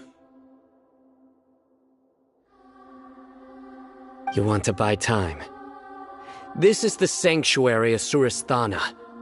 Under your own regulations, even Academia staff are forbidden to come here.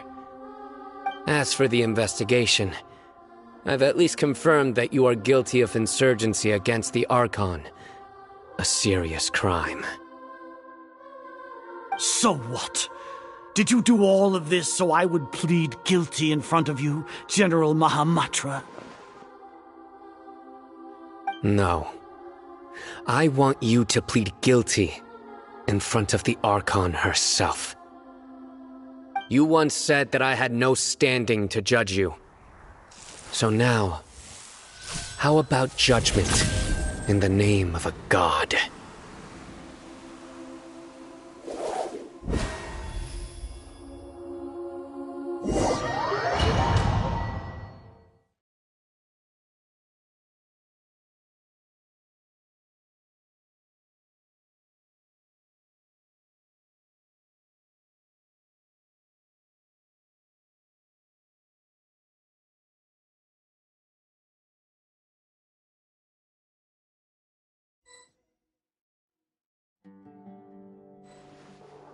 How long do we have to wait? Paimon wants to know how things are going out there. Paimon hasn't heard any sounds outside for a while. Hopefully something bad didn't happen. Yeah, but aren't you scared that we might be locked up in here for the rest of our lives? Thinking about it, at least Paimon has you. We could still chat like this. When Paimon thinks of Nahida being imprisoned alone in the sanctuary of Surasthana, Paimon can't help but feel sorry for her.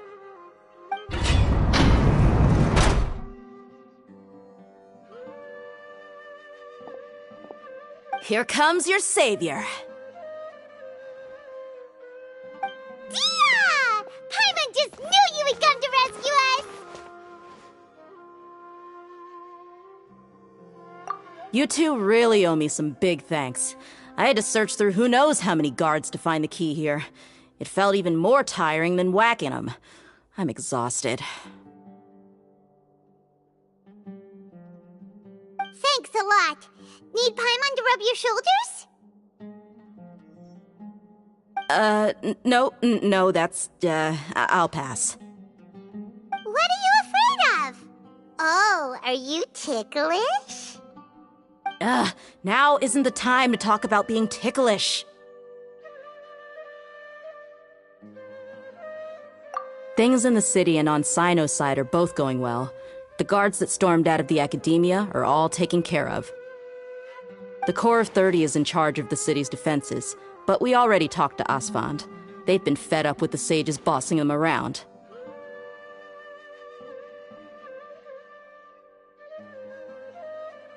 As long as it doesn't break their employment contracts, they'll turn a blind eye.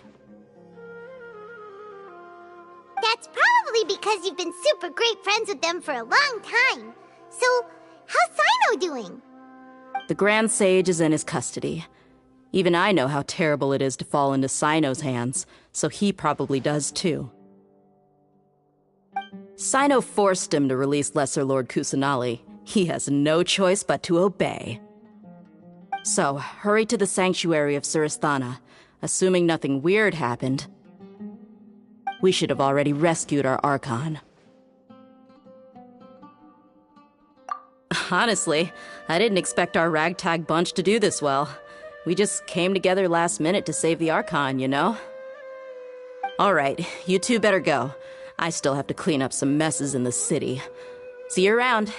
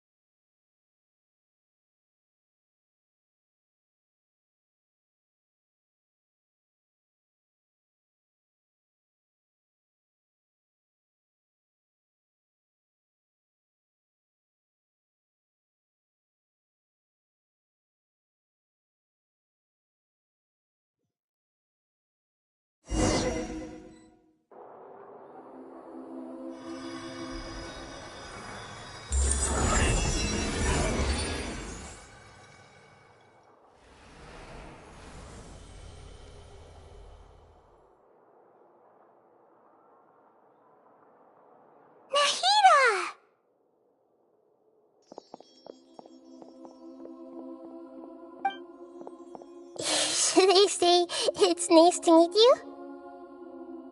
This is the first time we've met in real life. Before, we've only met in dreams, consciousness, or when I was in someone else's body. Thank you so much for coming to rescue me, but I also need to apologize. During this time, I did some self-reflection. My sense of inferiority and yielding to the academia led to all of this, and created so much trouble for you all.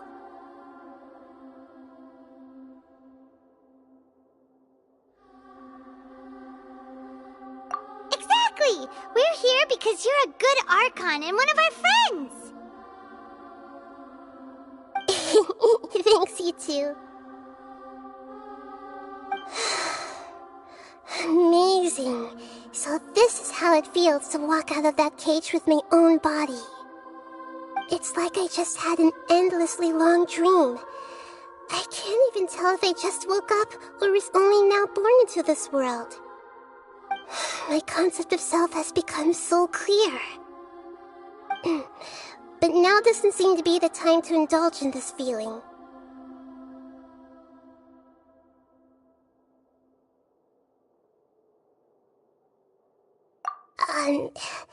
This is really embarrassing. You all just rescued an Archon, and now she needs your help to save her country, and even the entire world. It's okay. With you here, Paimon's sure that everything will work out. There's one more thing. What is it? For all the things the Academia did to me, and for all the folly it committed in the name of wisdom, as their Archon, I will make them pay. Ah! Wow! That's the spirit! You're finally standing up for yourself! yourself and not letting people walk all over you. I understand now. To be a better Archon, I first need to better myself. If you haven't even figured out how to be a caterpillar, how can you be a butterfly?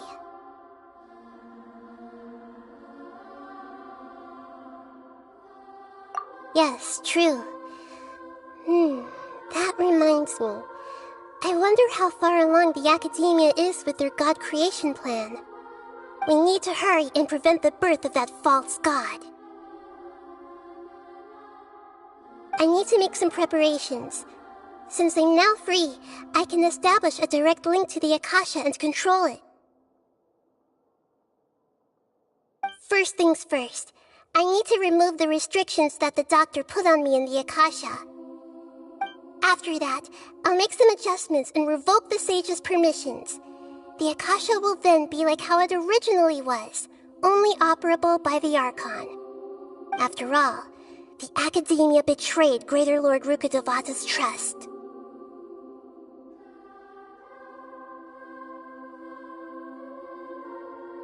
This might take some time. In the meantime, you should also work on your own preparations. If we don't stop the god creation plan in time, we'll be in for a tough fight.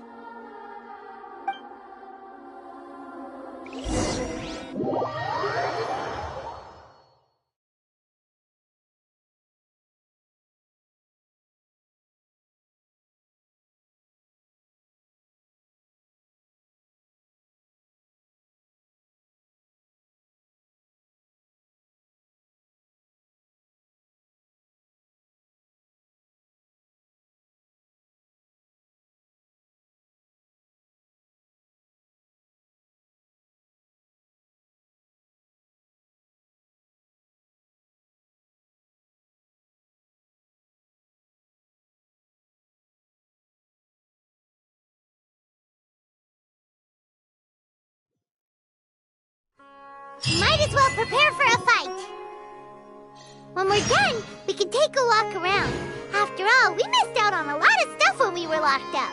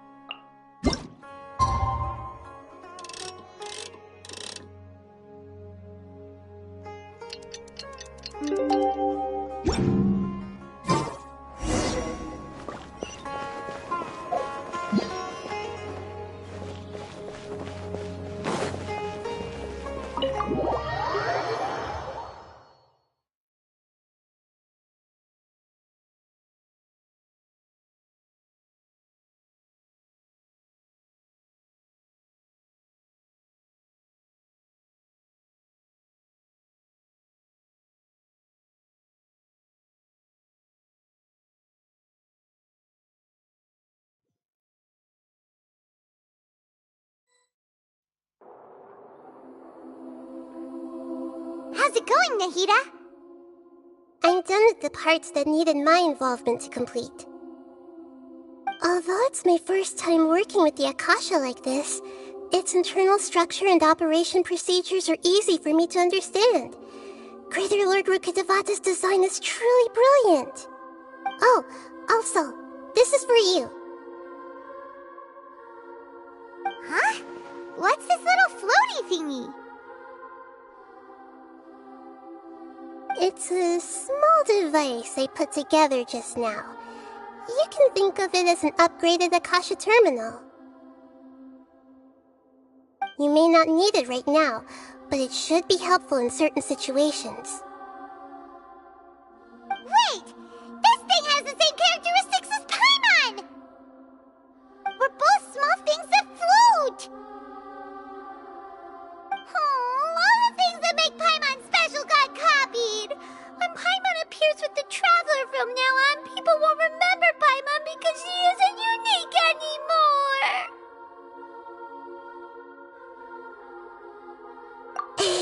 It's alright, Paimon. It can't replace you. It's only a flying device, but you're the Traveler's irreplaceable friend.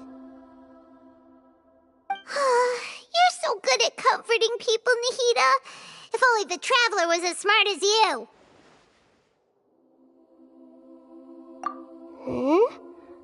I was simply telling you what I feel to be the truth. I wasn't trying to comfort you. Nahida, you're natural at this. What you just said made Paimon even happier. By the way, there's something I need to confess. Even though I'm the Archon and in control of myself again, I'm not very good at fighting.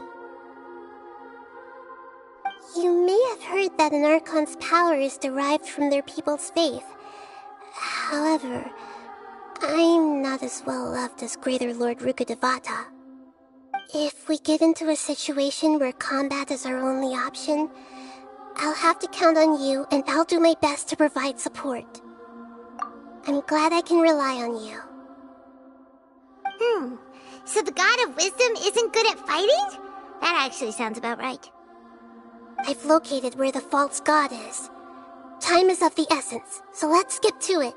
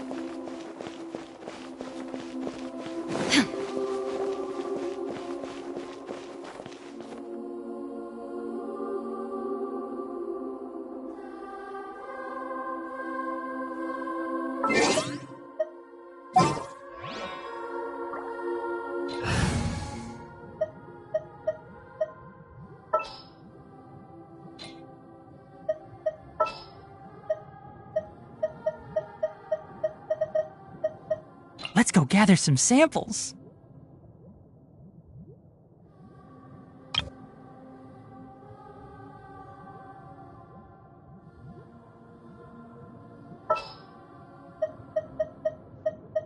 We can do this!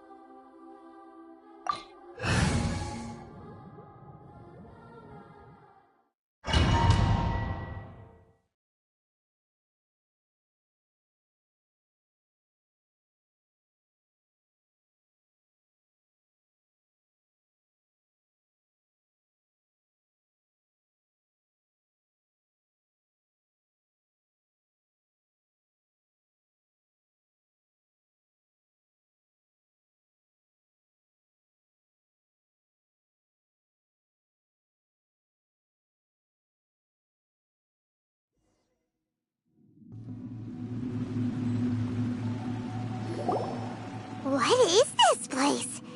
Is this really the way we need to go? Wow.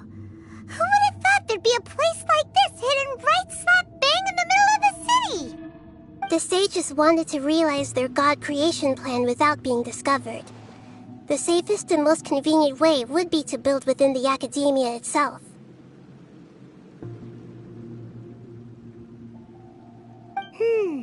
That's true. They were already hiding one god, so why not two? Judging from the structure here, the project is a huge undertaking. The sages really saw the god creation plan as their ultimate goal. But this place doesn't look like it could have been constructed by the academia alone. The Fatui under the Doctor sure didn't hold back. They provided a lot of technological support. Yeah, or else they wouldn't have been that generous. Is that it, though? I've always felt that this Doctor is different from the academia sages. He doesn't seem to share their sense of urgency. Instead of being interested in the end product, it's like he's enjoying the experimental process.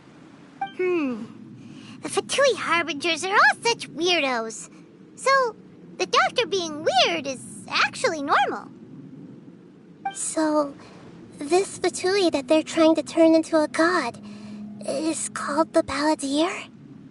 We had previously come into contact with his consciousness. He harbors particularly strong obsessions.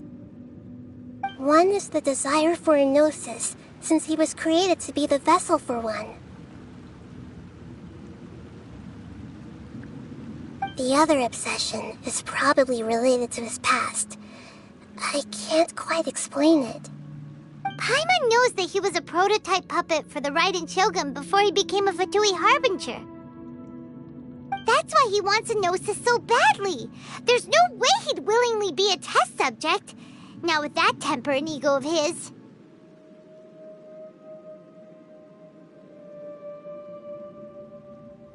It sounds like you know the Balladeer quite well.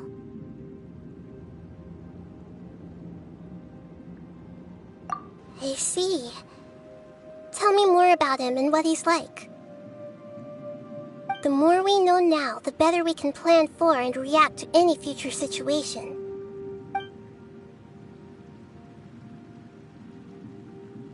Ah, I see. How fascinating. Alright, time to go. Let's get through here and meet him in person.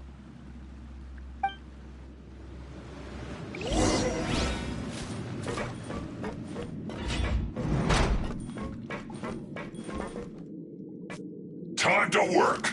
Let's begin. Work. Put your back into it. Stabilize. Take flight. Let's dance. I will have order. Time to fulfill my For Rex duty. Lapis. Access denied. Born of ice and frost. This isn't good.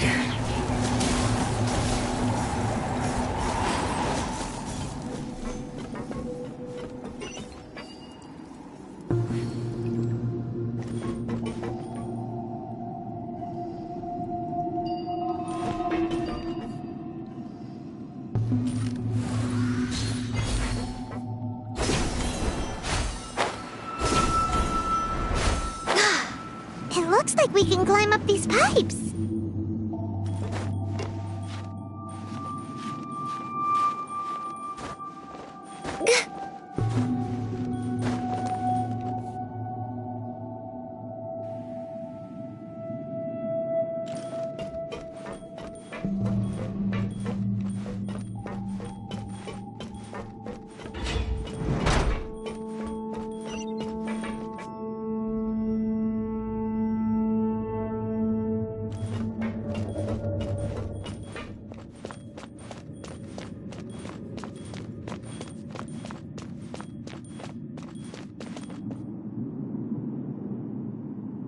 On the ground seems all messed up. Let's go around and see if there's a way to fix it.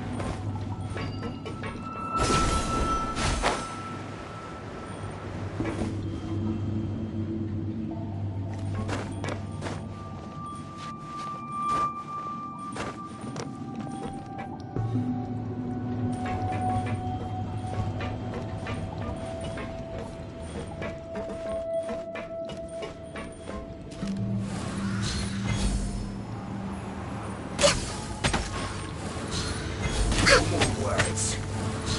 I will end you. This isn't good.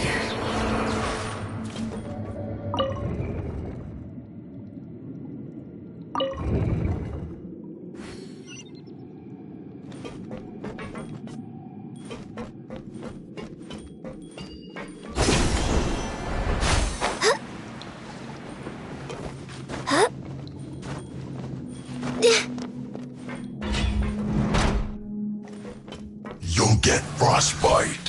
Frozen. Crisp. Frozen descent.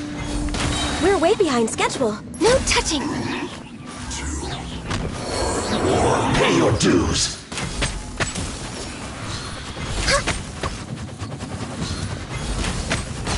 You can't run from debt.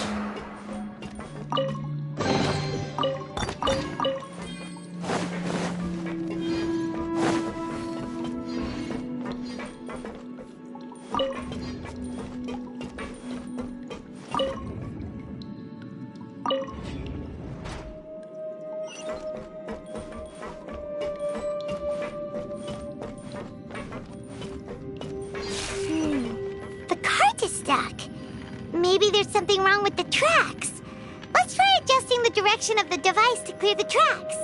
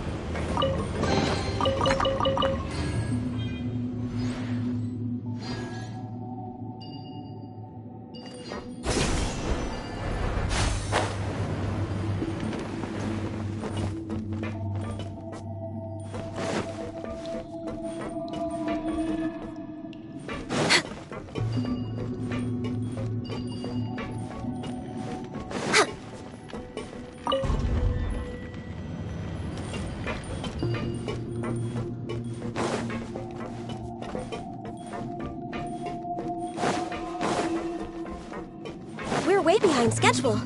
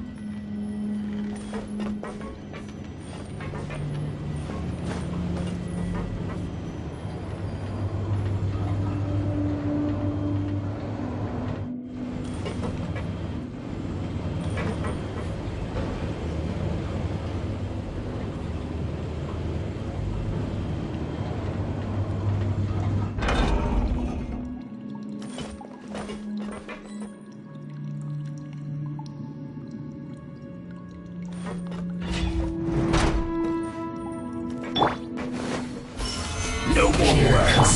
Whirlings! I'll protect us. Access denied. Almost. Let's end this quickly. Finally. So quiet. I guess this is it. Well met. Solidify! My apologies. Killjoy, we've only just begun. Born of ice and frost. Detoxifying heat. Order guide you. Take I flight. see through you. Can't run. Looks like I went too far. One after another.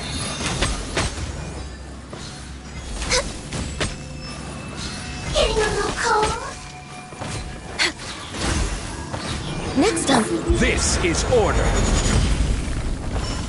Gather!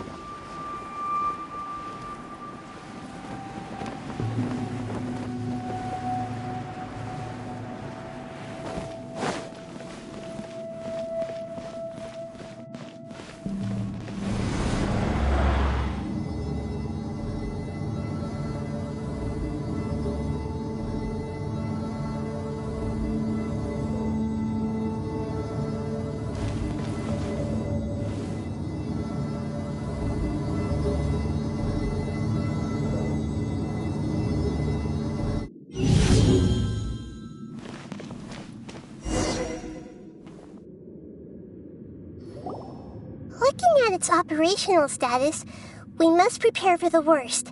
The god they wanted to create is likely close to completion or already completed. Oh no! What should we do?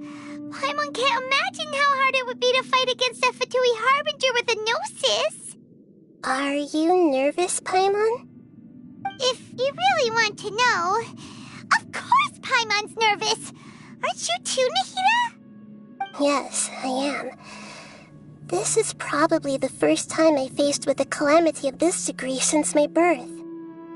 I feel not just nervous, but curious as well. Curious? Curious about what? Curious about our fate. To me, everything we perceive in this world, everything we learn, and everything that happens to us is considered knowledge. And if it's a form of knowledge, then it can be understood. However, only fate is about that which has yet to occur, so it has always drawn my curiosity. So to me, fate is the ultimate knowledge. That's also why I love observing humans and all the things that happen to them. It all brings me great satisfaction. And now, at long last, I'm not just an observer anymore. I will personally experience my own fate with you by my side. Isn't this such a wonderfully exciting thing? Ah, so that's what you mean. Paimon thinks she understands what you're feeling.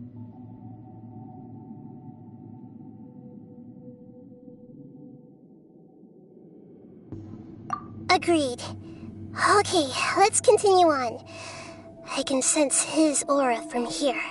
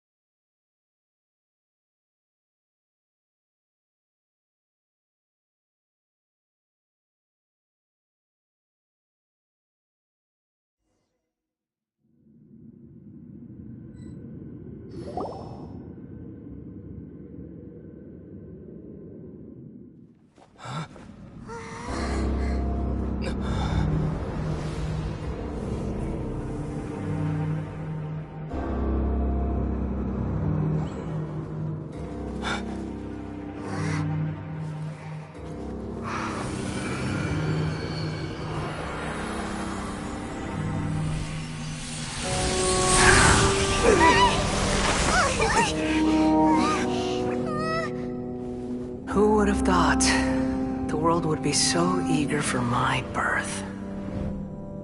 I remember you, Booer, the god of wisdom, and standing beside you, the traveler. Is he all-knowing and powerful now like Greater Lord Rukkhadevata? No, I can't feel the same kind of divinity I felt from the Greater Lord.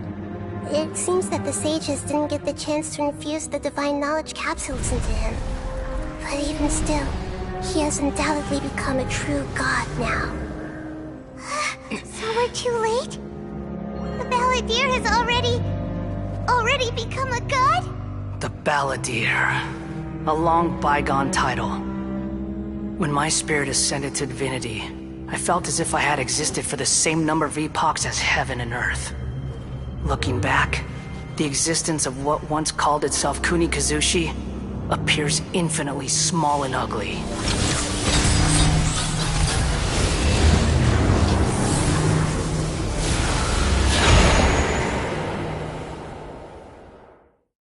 This imposing aura, it really feels like the gods! A body that capitalizes on the Balladeer's original construction as a mechanical puppet, with the Gnosis serving as a constant power supply. How much effort and resources did the sages put into this? From a purely technological perspective, it's a commendable achievement indeed. It's no exaggeration to say, this is the culmination of human wisdom. You sure are something! Dishing out compliments at a time like this? But I don't think he's reached the spiritual height of a god. Strife is engraved upon every god and every gnosis brought forth into this world. Can you feel it? The exhilaration of such power, and the thrill of anticipation for our contention. Nahida wouldn't feel the same things as you! Do you not realize that you are interrupting a conversation between gods? Lowly creature, know your place!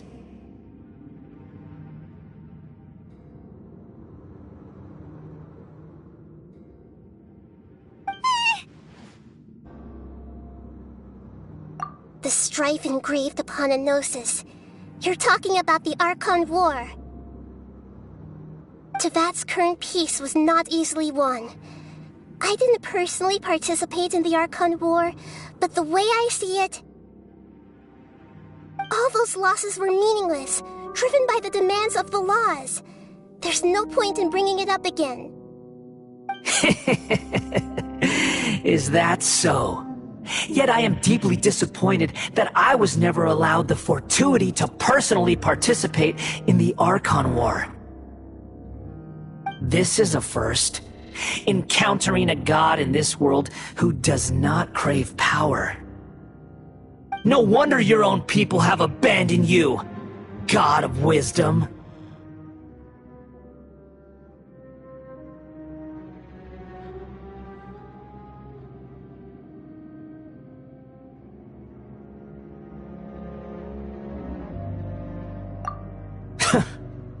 Your judgment is as your existence. Unsubstantial.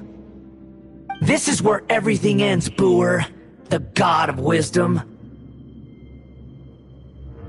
You should know that wisdom cannot solve every problem. Like now, where your only option is to face me in combat. Come! Let us reenact a scene of the Archon War. Come and inaugurate my birth as a god.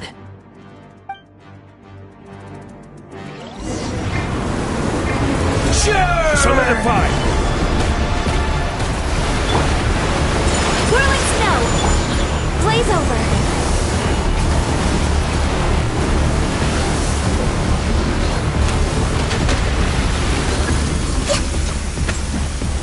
Perish! Gather! Let's dance! Embrace the ice! Take flight! Access denied! Insignificant Born of ice and pest! frost!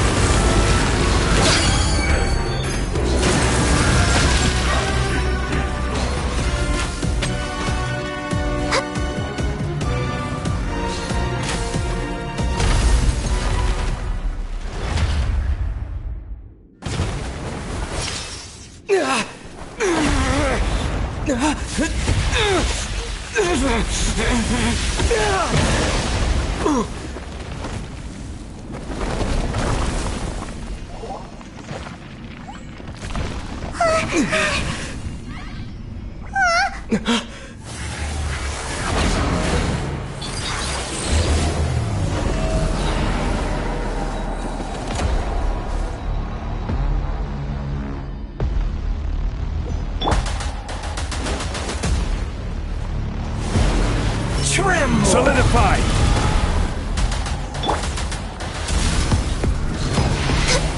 Burn to oblivion!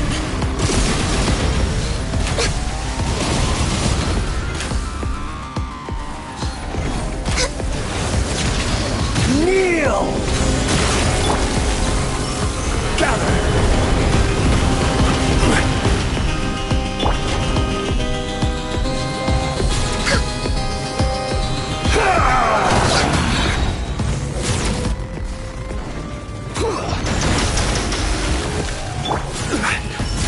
Stabilize! All hail! Tremble! Access denied!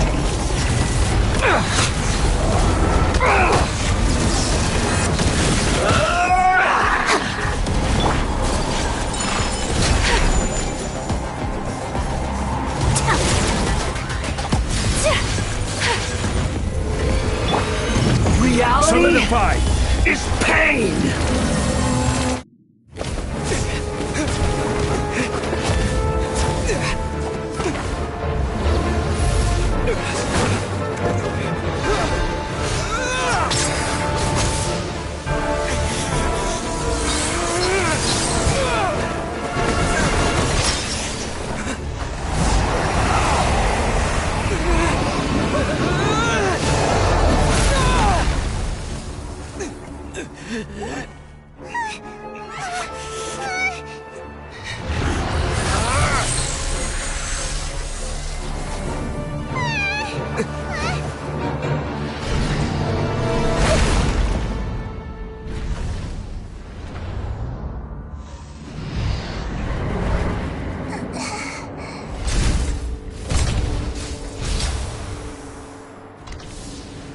This is supposed to be a battle between gods, yet you choose to hide behind a mortal.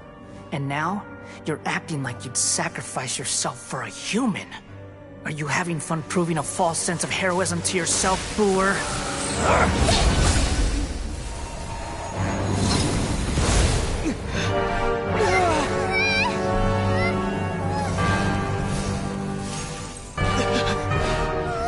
The data collection is almost complete. Do you even know how many times you've tried to take my gnosis from me?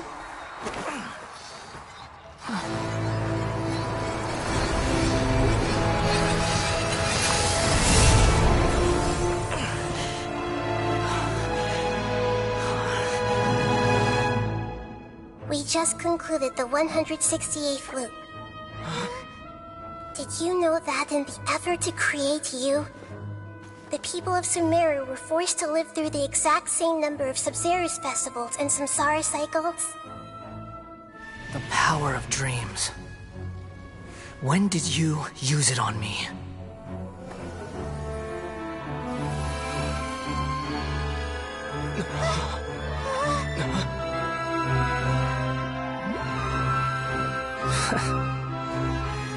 You can't even defeat me in a dream.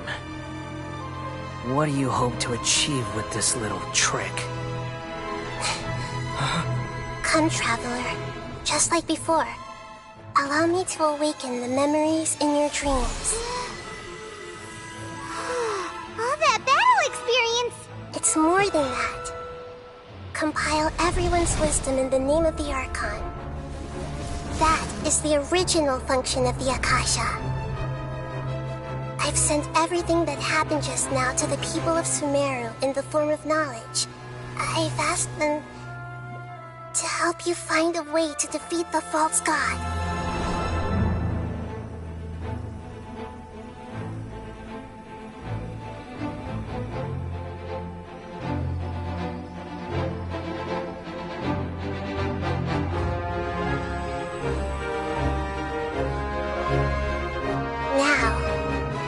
Sumeru's wisdom is at your disposal.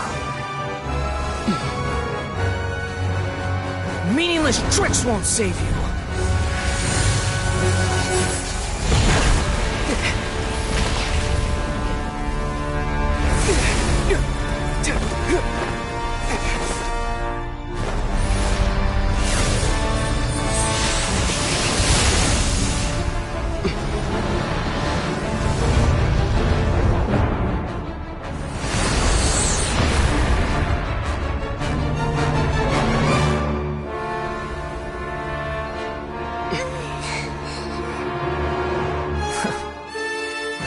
Are you done with your tricks? Can I finally take this as a real battle between gods? I'll leave this to you, the first sage of Boor.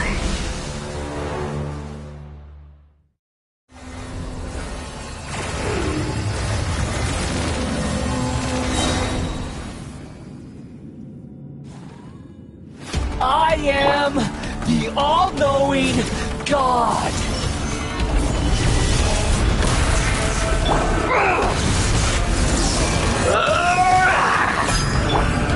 Kamisato out! Sumetsu! I will have order. Filth! Stabilize. I'll protect us. Burn This to is long oblivion! overdue.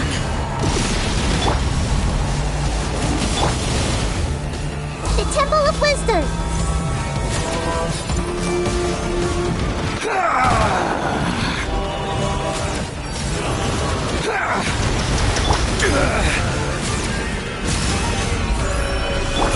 Born of ice and frost. No touching.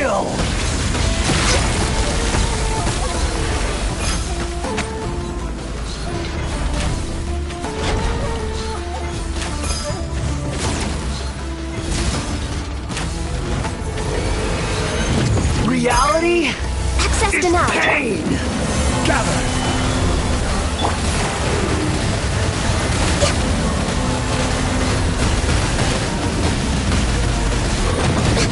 Next on the agenda, we're way behind schedule. Next on the agenda,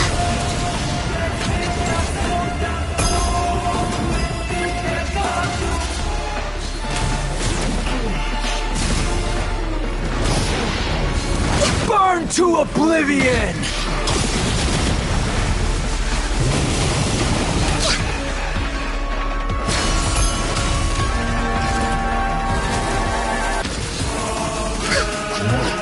Good riddance, cruel world.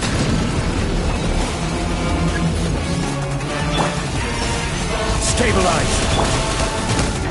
Everyone hold hands!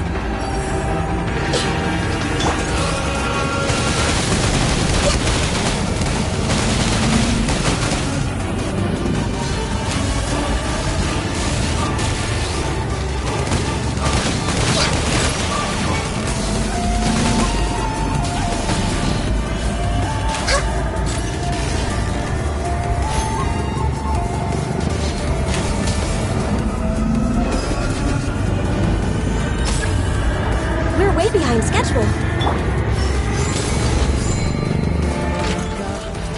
Your new god awakens! Now, your eyes have been opened. Burn to oblivion!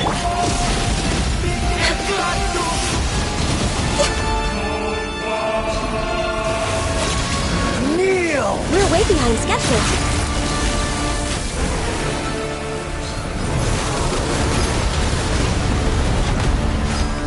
No time.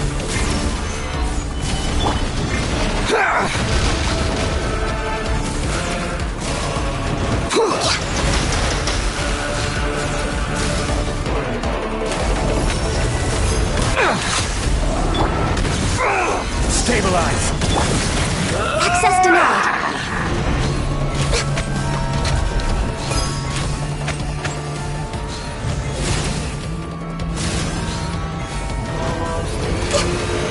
Reality is pain!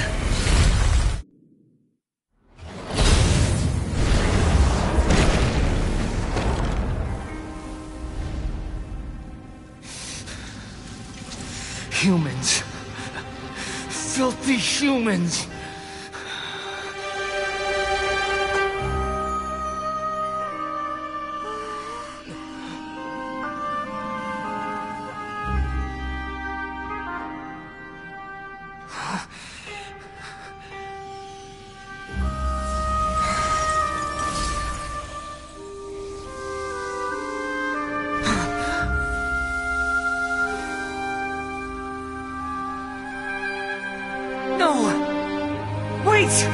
Please! Anything but the Gnosis!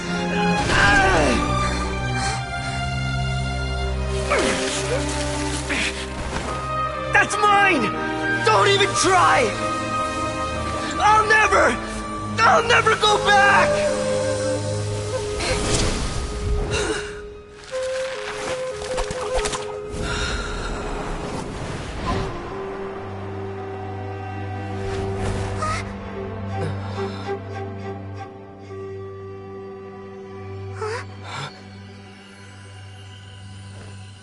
We haven't yet found the answer to the most important mystery. Irminsul is still waiting to be saved. With the power of another Gnosis, we may now finally understand the last memory of Greater Lord Rukkhadevata.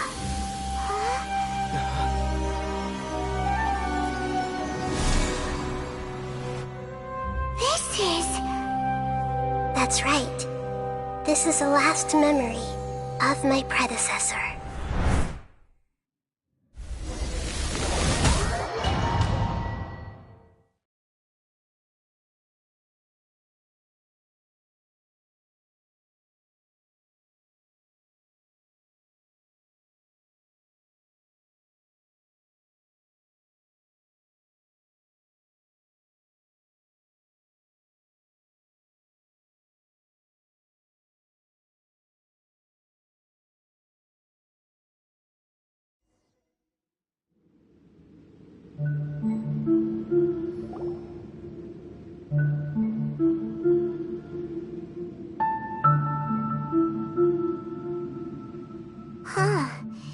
This sure seems very different from what Paimon imagined. Shouldn't Irminsul be in this realm of consciousness? Yes, That is our destination, but I didn't expect the remaining consciousness of Greater Lord Rukkhadevata to be as polluted as this.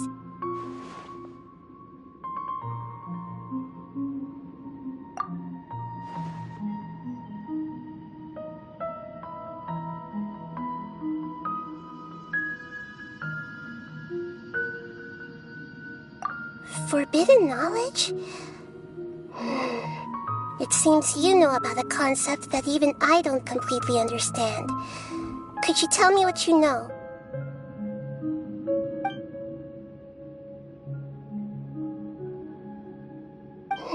Your inference seems logical enough. Forbidden knowledge once polluted the desert thousands of years ago, but was successfully repelled thanks to King Deshret's self-sacrifice, and Greater Lord Rukkhadevata nearly exhausting her power. Then, a second instance of forbidden knowledge pollution occurred during the Conria Cataclysm 500 years ago. But I'm afraid it is much more serious this time, with Irminsul itself already in danger. So, if we're in the remaining consciousness of Greater Lord Rukkhadevata, and it's also been affected by forbidden knowledge pollution, then... Yes. It's very possible that she sacrificed her life in the fight against forbidden knowledge. She didn't completely eradicate forbidden knowledge, but if it weren't for her actions, the pollution would have been far more rampant over these past 500 years. The way that everyone, including me, has forgotten everything about forbidden knowledge may very well be due to her restoration of Irminsul. Do you feel sad, Nahida? I'm just sharing her pain. The pollution of her consciousness here is severe. There is madness, chaos, and pain all around us. Did she fight to resist the forbidden knowledge pollution in such terrible conditions, all the way up to her last breath? She even used her last remnant of lucid consciousness to leave a clue for us to follow.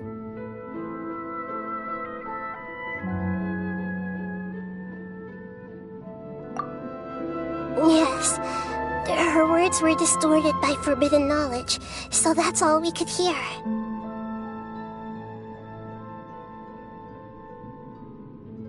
But now, we have a chance to find the answer to this mystery.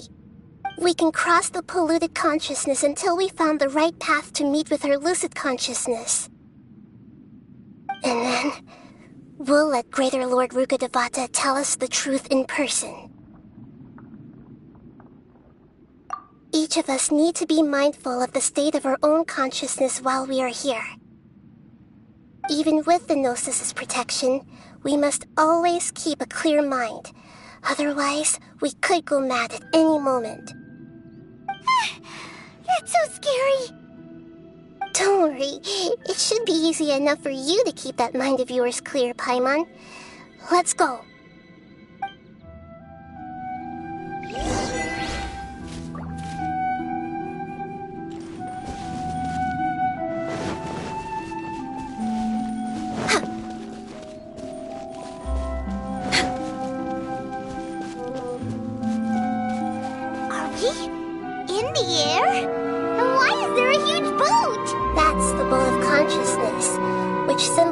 Reason here. Its course is the direction our consciousness is traveling towards.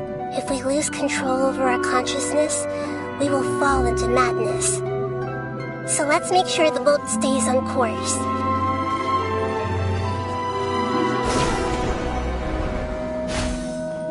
Wow!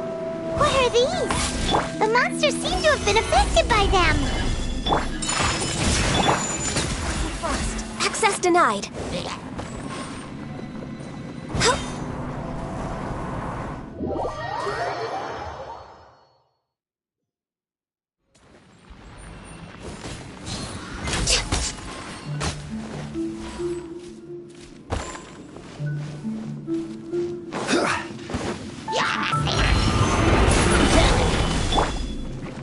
My apologies.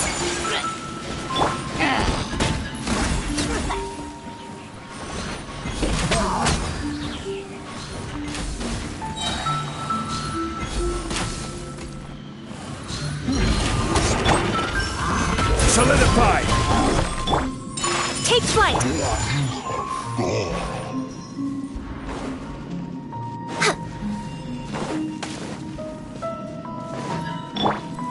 Whirling snow!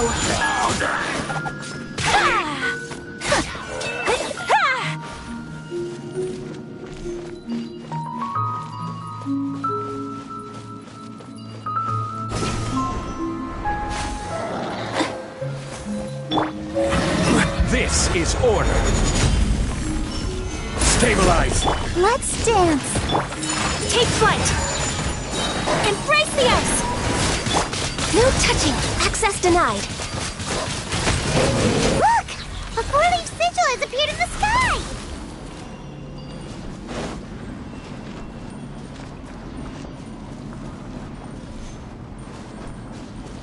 Next on the agenda.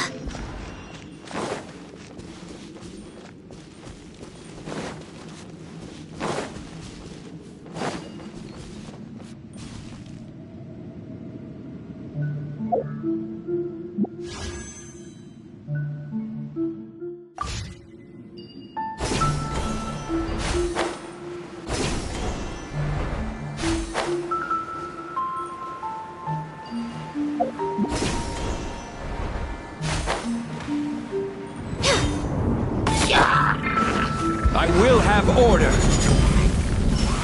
Solidify. Whirling snow!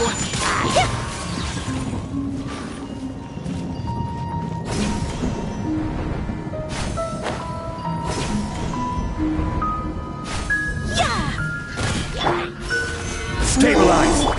Blaze over. Born of ice and frost. Nope. My apologies. Kami-san to art. Sumetsu! I'll protect us.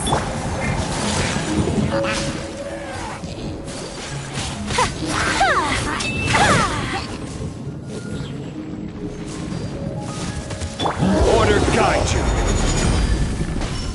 Gather. Whirling snow, born of ice and frost. All hail.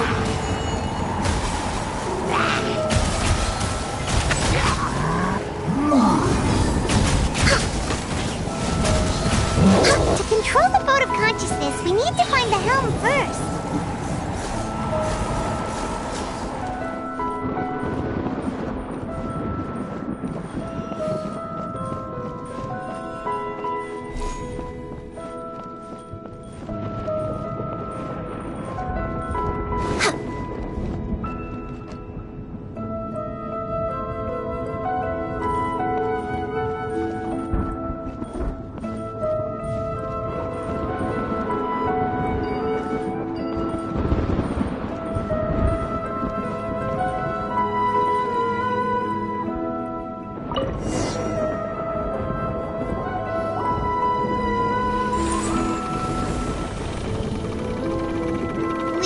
Direction.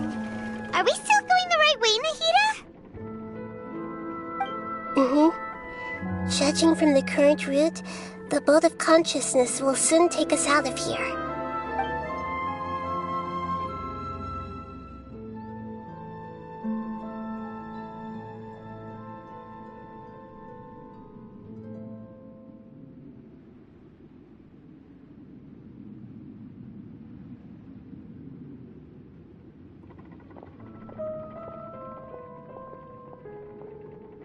We'll be arriving at our destination soon.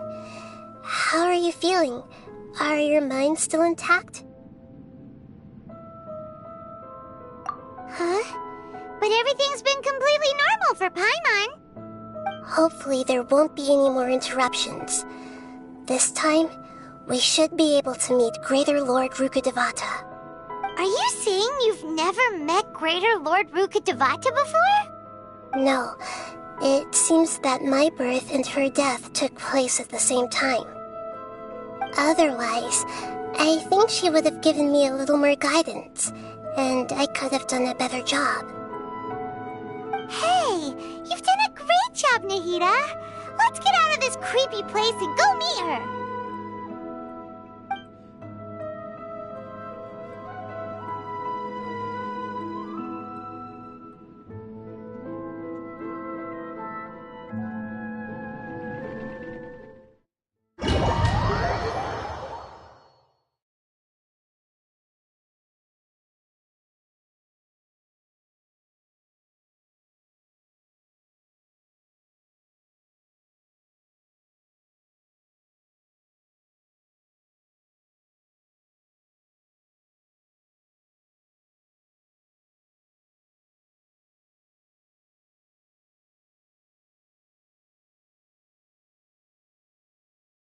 So, is this the place you were talking about?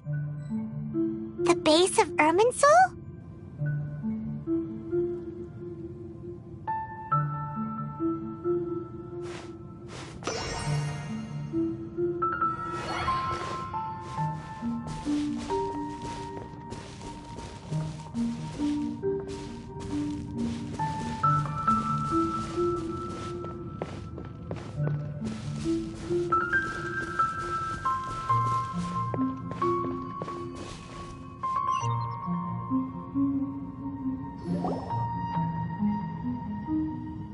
Well, this is the place.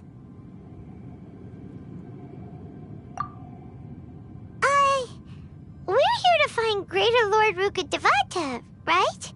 But the one standing over there is...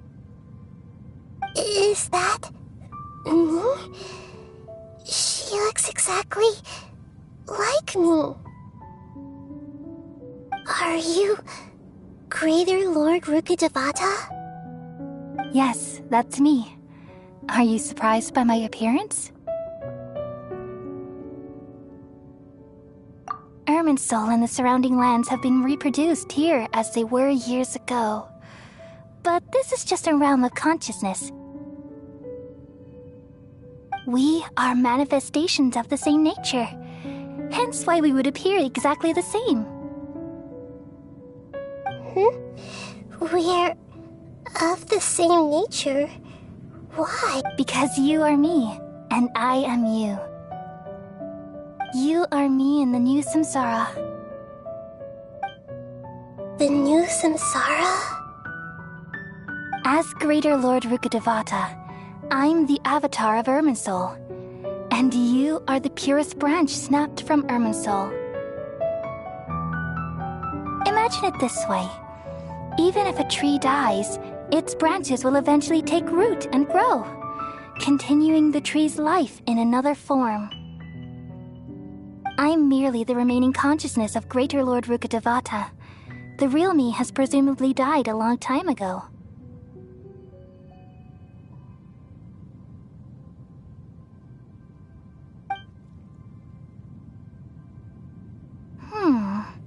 Judging from your appearance, I've probably been dead for 500 years.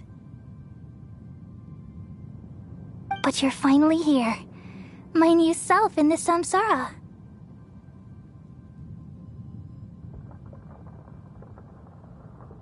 If this is true, then am I going to be a great Archon like you someday?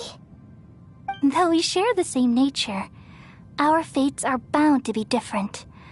All things have their own fate. When a branch grows into a mature tree, it won't be the same as the original tree. That's why fate is the ultimate knowledge, isn't it? That's a great insight. Yes, very good. It's also precisely why you won't become like me. Really? But perhaps you may become an even greater Archon than I. I already see a determination in you that I didn't possess in my time, and the future that it leads you to will be yours alone, along with the blessings from your past experiences. Don't worry. The growth of wisdom is like that of a plant. You only need to wait quietly for the flower to bloom. Come to think of it, the sages never had the faintest inkling of the meaning of wisdom. Thank you. Nothing makes me happier than discovering that the Archon I always admired was in fact myself in another fate.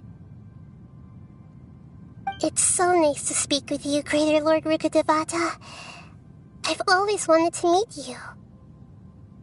The feeling is mutual.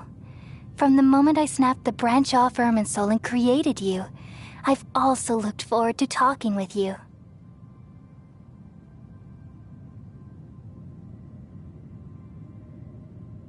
Could you tell me why you wanted to create me? And what exactly happened when you died? Ah, I see. You're here seeking answers, right? Everything that day, even the sky itself, changed into a color like this.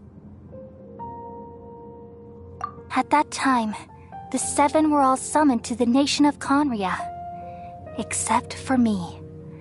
I had a more important task to attend to. I had to protect Irminsul. The disaster occurred together with the pollution of forbidden knowledge.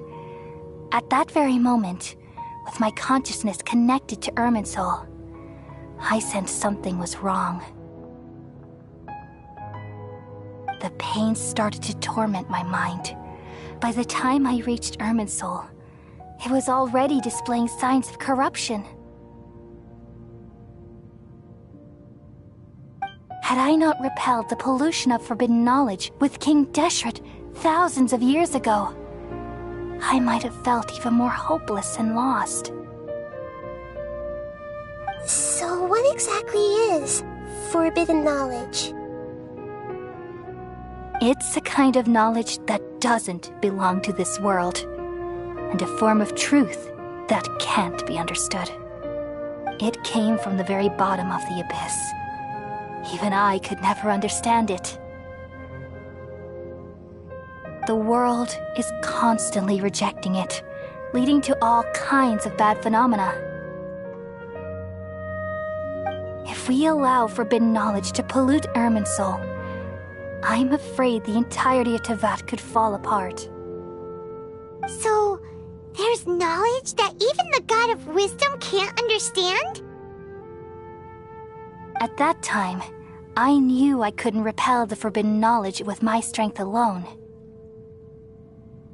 Which is why I created a device that compiled human wisdom and named it the Akasha. It's truly the world's most amazing invention. Thank you. For a long time, I thought dreams were the fruit of human wisdom. Though it was selfish to do so, I borrowed people's dreams using the Akasha.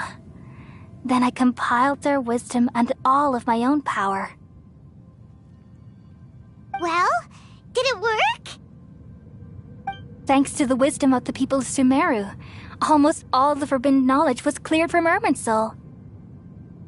But things didn't go as smoothly as I thought.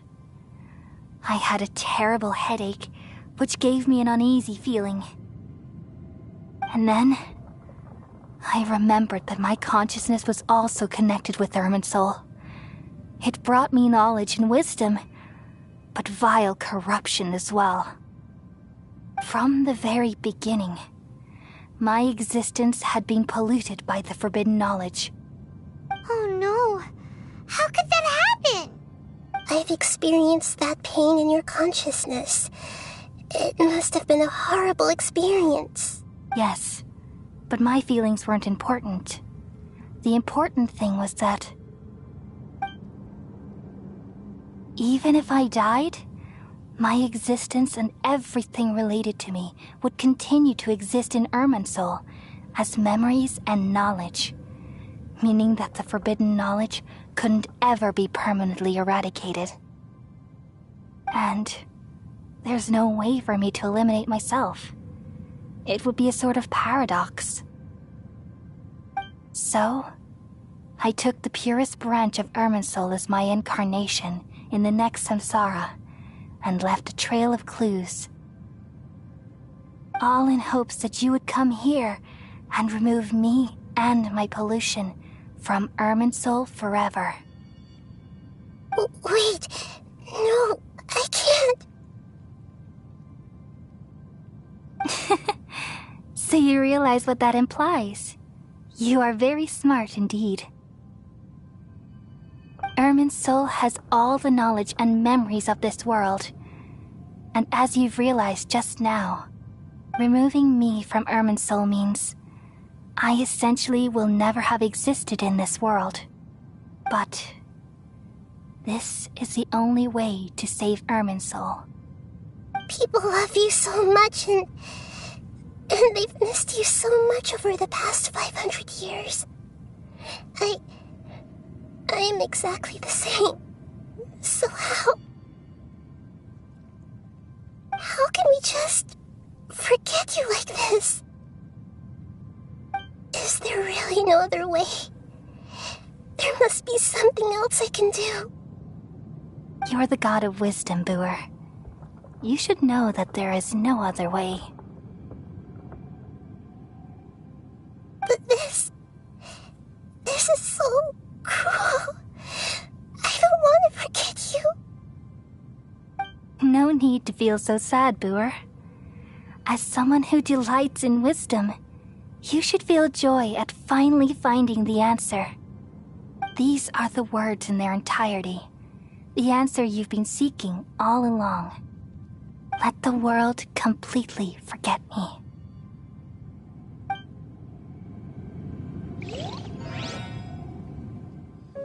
We all nestle under the great tree of wisdom, peering out to perceive the world. From the earth and from the rain, we perceive its wonders, until we become a white bird to perch atop a branch, and finally snap off the most important leaf. Once upon a time, I alone dreamed in this world. In my dreams, everybody would also dream after they fell asleep. Wild and wonderful thoughts would emerge from their minds. Some tumbled to the ground, and others floated to the sky, connecting all things in the world into one dazzling net. Among a plethora of worlds were numerous smaller worlds, all of fate, finding within the tapestry their brilliant glow.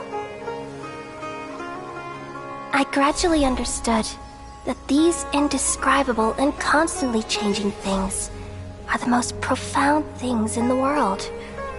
Only they can completely repel the madness. Only dreams can awaken consciousness from the deepest darkness.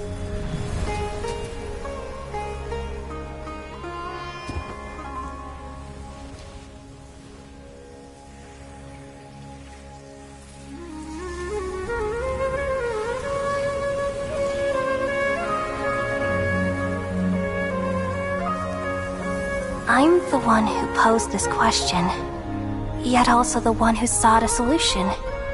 Saving the world with the dreams of the people used to be my answer. And now, you've also found your own answer, and I shall return all the dreams to the people.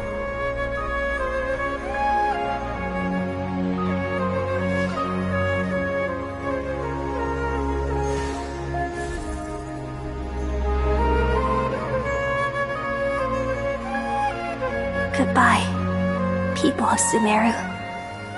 May you be blessed tonight with the sweetest of dreams.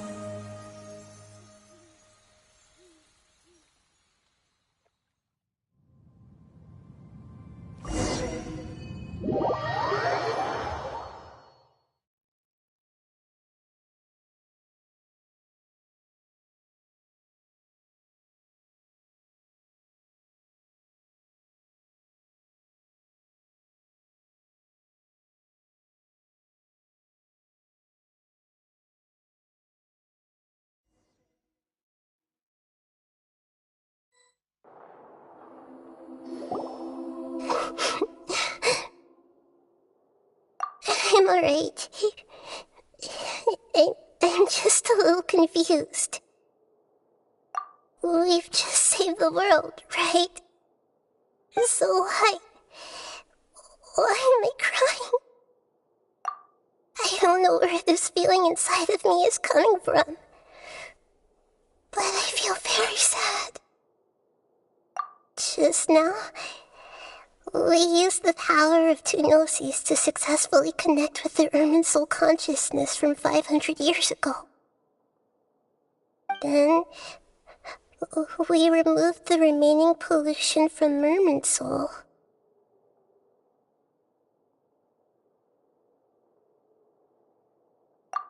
Yeah, what's wrong? Weren't you there just now?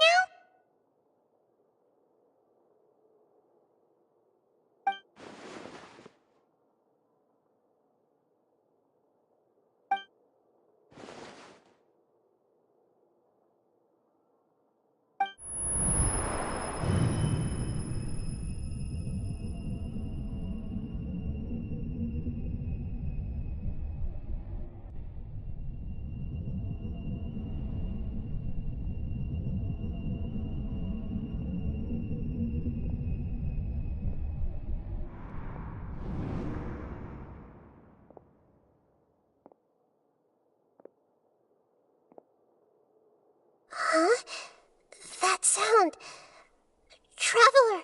Paimon! I've been waiting here far too long. But finally I have the chance to be alone with you. All the precious time I wasted has finally paid off. The doctor!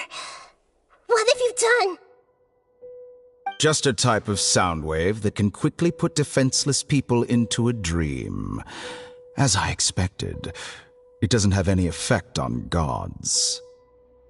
This is the only thing of interest I found among the sage's research. I thought I'd take it for a little spin. Don't worry.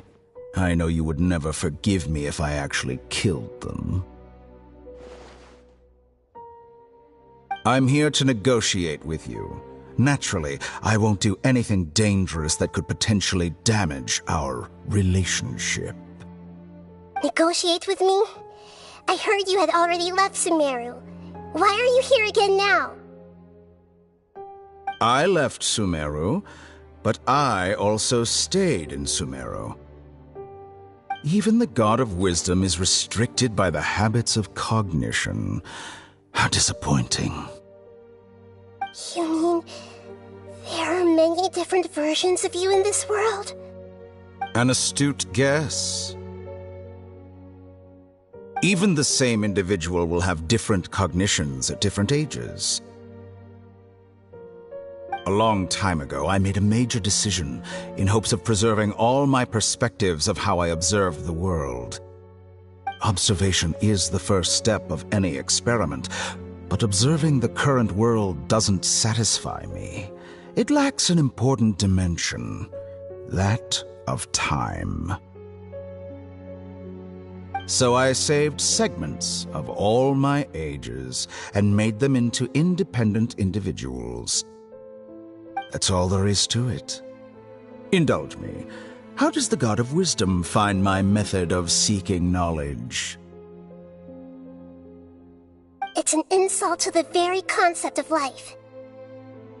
Life inherently has many rules and restrictions, each with its own significance and reason to exist. They can't be broken on a whim.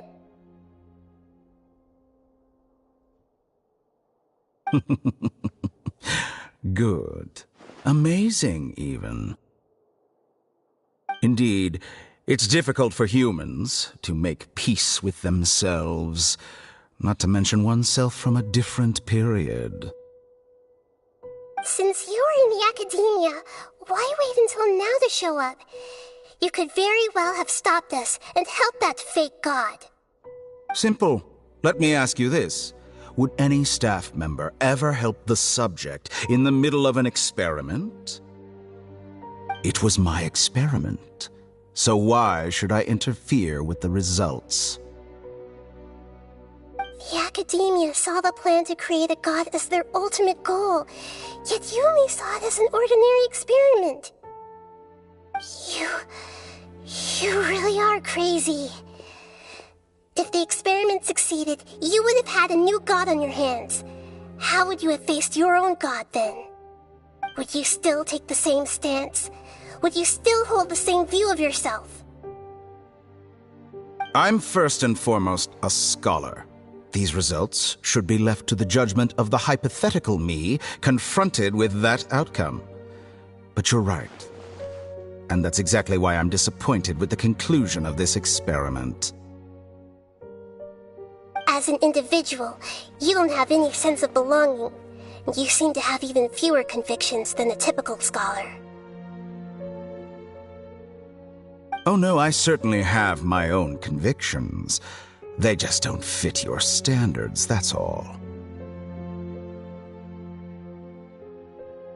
All right, that's enough conversation for today.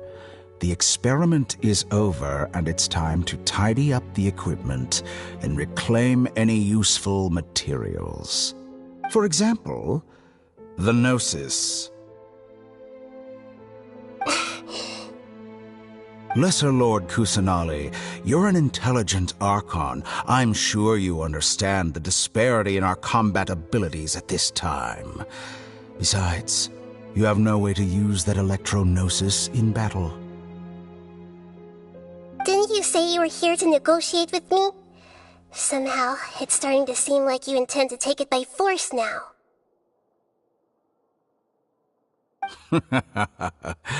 I'm merely stating a fact. After all, I'm also a scholar. Naturally, I hope to show proper respect and dignity to the God of Wisdom. Your hypocrisy is built on absolute confidence. I understand your scheme, but... what if I were to destroy the Gnosis now and awaken the heavenly principles? Awaken the heavenly principles?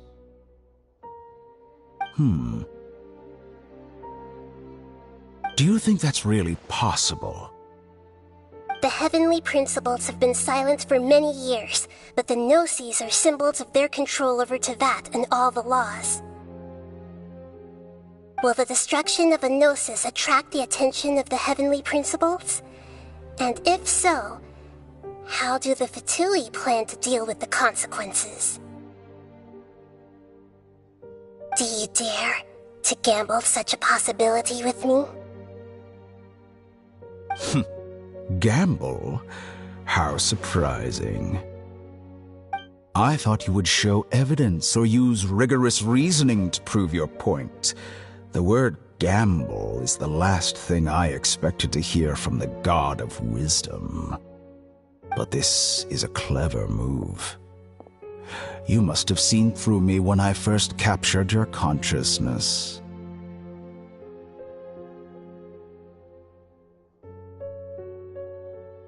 As a scholar, I respect all possibilities. This has always been my principle and is an essential trait as an experimenter. Indeed, I can't ignore this possibility.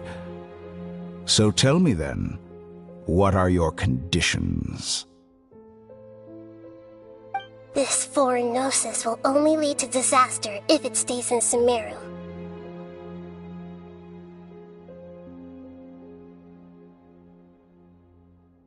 But this Electro-Gnosis is the prize I obtained after defeating one of your fellow Harbingers. Now, as the one who initiated this cascade of events, shouldn't you pay the corresponding price? Price? Interesting. What price would you have me pay? How about erasing all your other segments?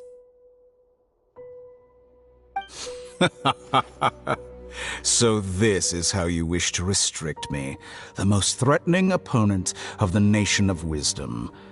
What you request of me is like plucking out the eyes I have placed in the dimension of time.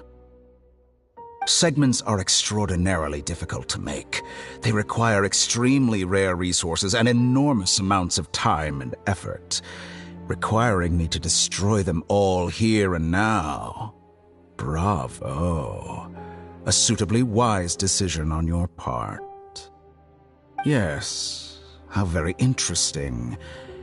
Can I assume that you have long been wary of me? Among all the versions of me, this segment you see now is the most selfish.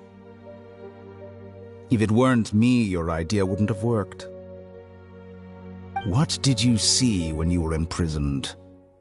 You were observing me, and that's how you know I've long grown tired of their doubts and endless arguments. Like you said, it's difficult to make peace with yourself. Being as smart as you are, have you managed to do that? I see.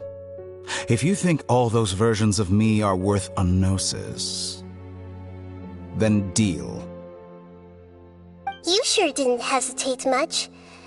Is the relationship between all the versions of you really that bad? I don't think there's any need to dwell on that. The surplus versions of me can be exchanged for a gnosis. Do you think anyone can offer themselves at a higher price? Besides, with my abilities, It's only a matter of time until I find better perspectives.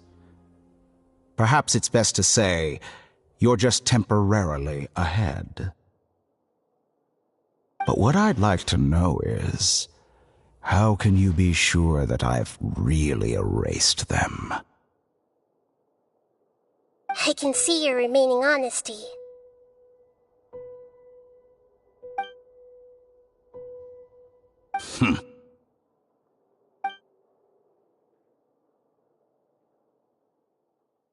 What a ridiculous decision! Sheer You can't be foolishness. serious! How could I have been so short-sighted? You think Even this is the end? yourself. I'll have my revenge! You'll make Good this moment riddance. count.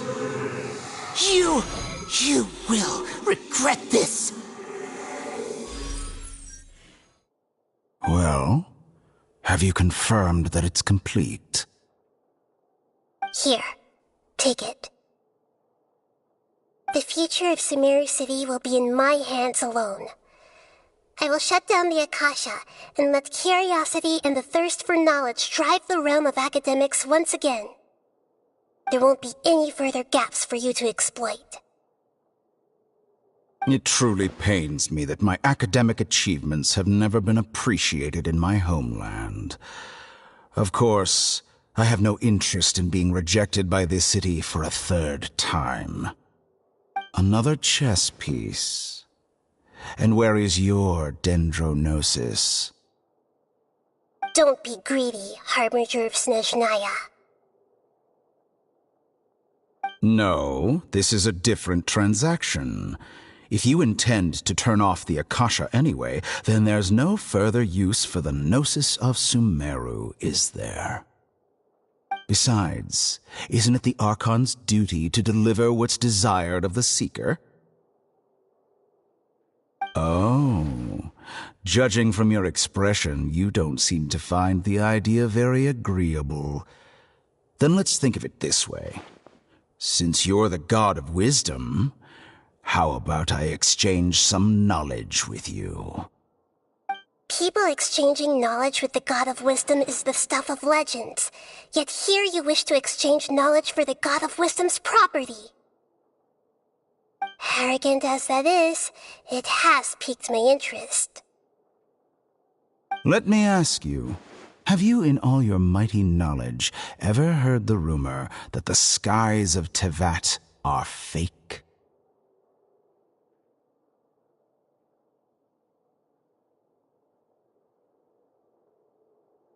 Huh? That's the secret hidden by Ermin's soul concerning the truth of this world. Once I finish telling you about this, it will be time for me to say goodbye. With negotiations, we've all gotten what we wanted. I'm very glad I got to meet you like this. Your arrogance may know no bounds, and convictions may mean nothing to you. But I'll still listen to what you have to say.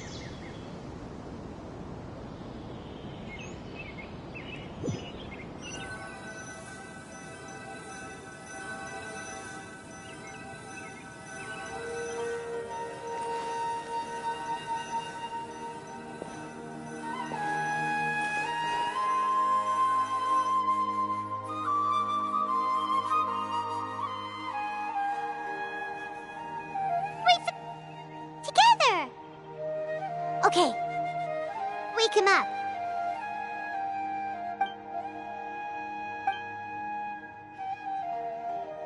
Are you awake?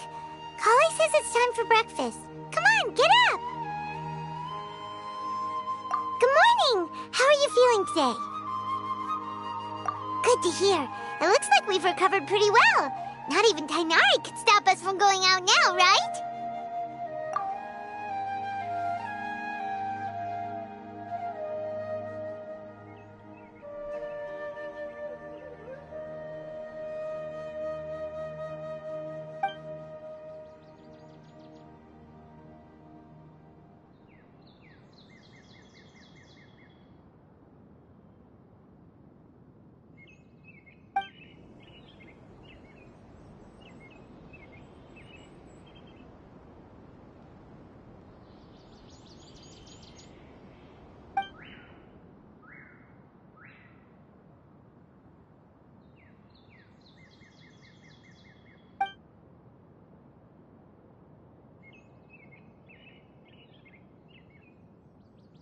Come on, Traveler, let's go!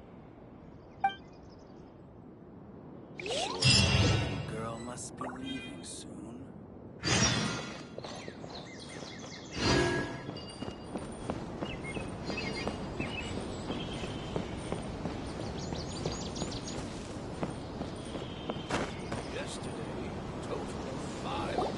Good morning. Looks like you're awake. Yep, yep. I prepared some breakfast today. Please have a taste. I hope you'll like it. It's nice to have you here so we can eat something yummy. Well, now that I've recovered from Elazar, I'm feeling better than ever. I can even prepare 4 or 5 meals a day now. And Paimon bets they're all delicious.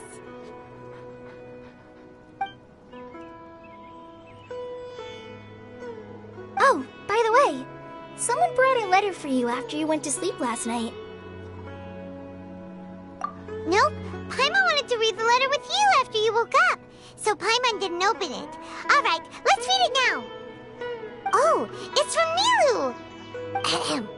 We're going to hold a feast at the Grand Bazaar and celebrate Cyano's reinstatement as the General Mahamatra. As heroes of Sumeru, please be sure to attend. I'll wait for you. The date of the banquet is written on the back. It's in 2 days. Oh, I've also heard that you've become heroes here as well. That's amazing. Everyone's aware of your abilities. There's no need to be modest. Anyway, let's go to the Grand Bazaar to have a look. Oh, before you leave, be sure to inform Master Tainari.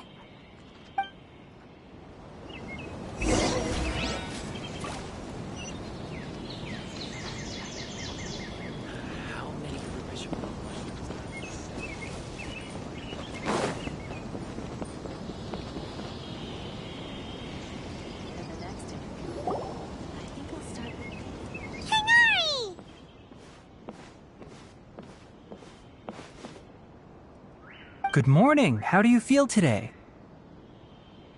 We feel much better. How about you? I'm recovering well. Thanks for asking. But from the looks of it, you seem to be already busy with work again.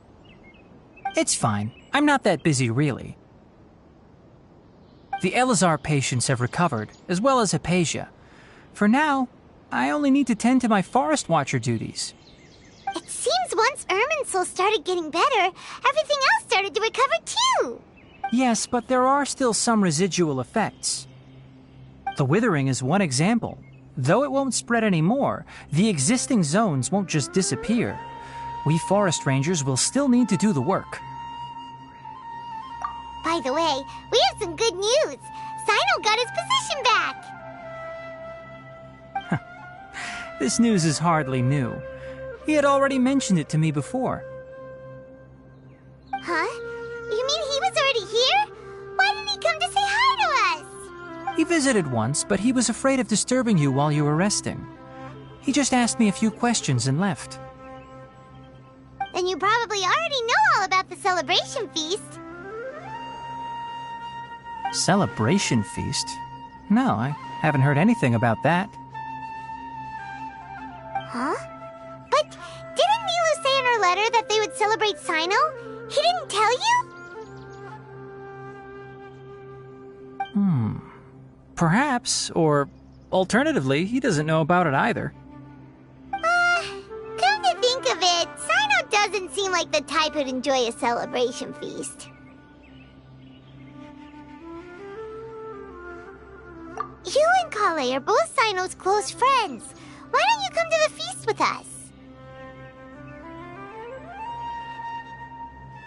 Kala has taken over some of my tasks these days. I don't think she'll have time for it.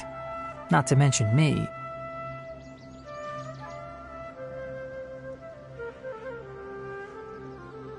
You see, some VIPs have come to the forest recently.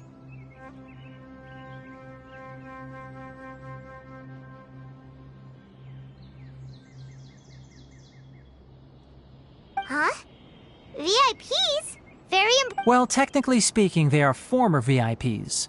The sages involved in recent incidents have begun their training in the Avidya forest, and the people they had previously imprisoned have all been released. Huh? Yes, he's a little weak, but he isn't injured and his condition is stable. Lesser Lord Kusanali, in her boundless mercy, has decided to spare Azar and the other wrongdoers. Supposedly, they were ashamed of their shallow ideologies and have decided to dedicate the rest of their lives to cultivating wisdom in the Avidya forest.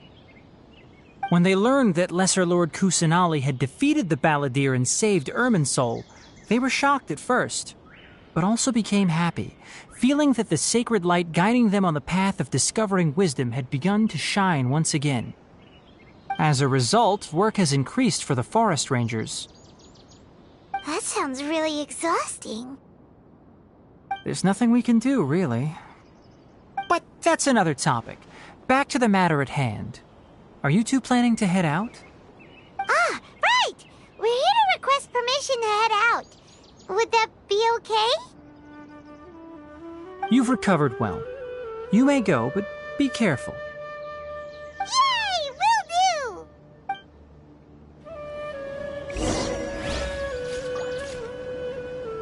The rainforest is the best place to live.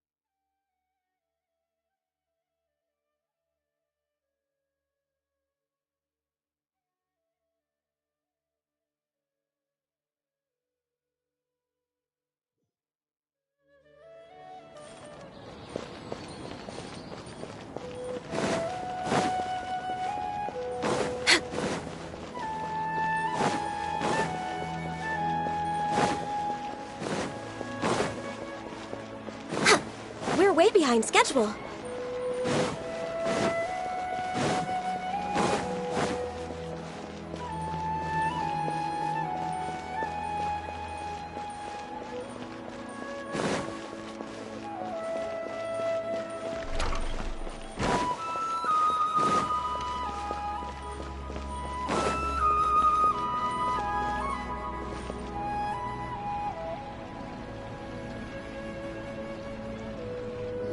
Well, there won't be any problems if the feast starts at that time. Everything has already been prepared. Mr. Zubair, I finished tallying things up here. Well, except for the guests. Is a simple reply really that much to ask of our guests? It's affecting our arrangements.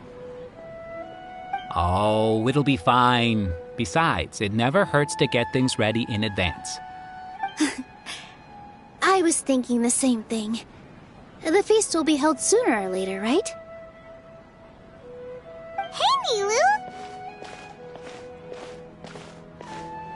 Traveler, Paimon! We got your letters, so here we are! You're the best! The other guests haven't even replied yet. Huh? Are we the only ones that have arrived? Yeah, I had someone deliver letters to all of our guests. But maybe everyone is still busy with other things. Look, I get it. Sumeru is in an extremely important period of transition right now, but even if your friends are important figures, they shouldn't just ignore your request like this. Nilu is Sumeru's #1 celebrity, after all. You have no idea how happy I am to talk to people with good taste. If you consider enjoying Nilu's dances having good taste, then almost everybody has good taste. Because Paimon thinks everybody will love her performance. That's right. We all think she's amazing too. Nilu is an absolute favorite among those of us who frequent the Grand Bazaar. For Outlanders, you have a great eye. Master Zubair, let's have a vote for the most outstanding audience members next time. I think these two may win. Nonsense! It is not for us to determine the value of an audience. But indeed, we could try giving gifts to people with particularly good taste. I heard there's a device in Fontaine called a camera that can record people's appearances as pictures. Such pictures would make superb gifts. Ooh, good idea. I wonder where we can find one. I don't want you giving pictures of me to everyone. I'm satisfied just being able to perform here. There's always a lot going on at the Grand Bazaar. Yeah, and that's why I love it here. Traveler and Paimon, could you help confirm if the letters were actually delivered? If for some reason they didn't receive the letters, then please tell everyone that there will be a feast here. Yeah, we can also check out how everything in Sumeru is going now.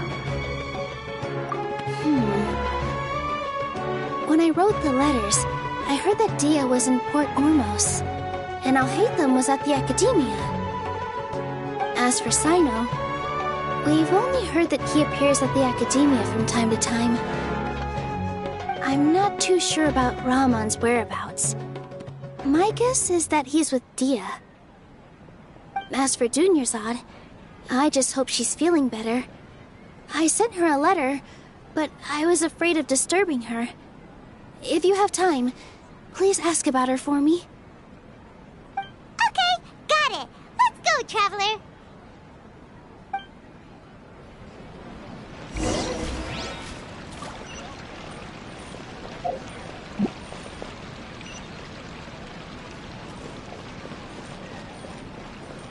Next on the agenda...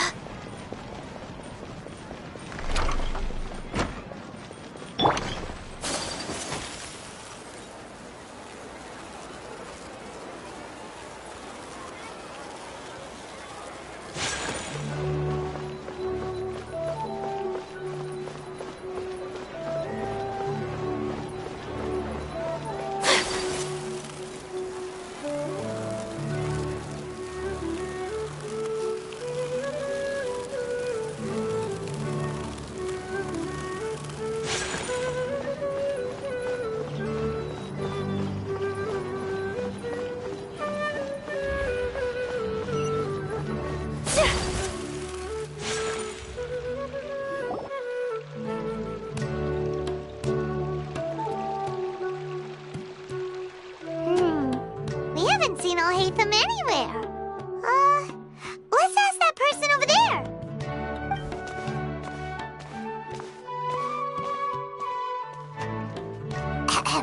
Hey there, have you seen Alhaitham around?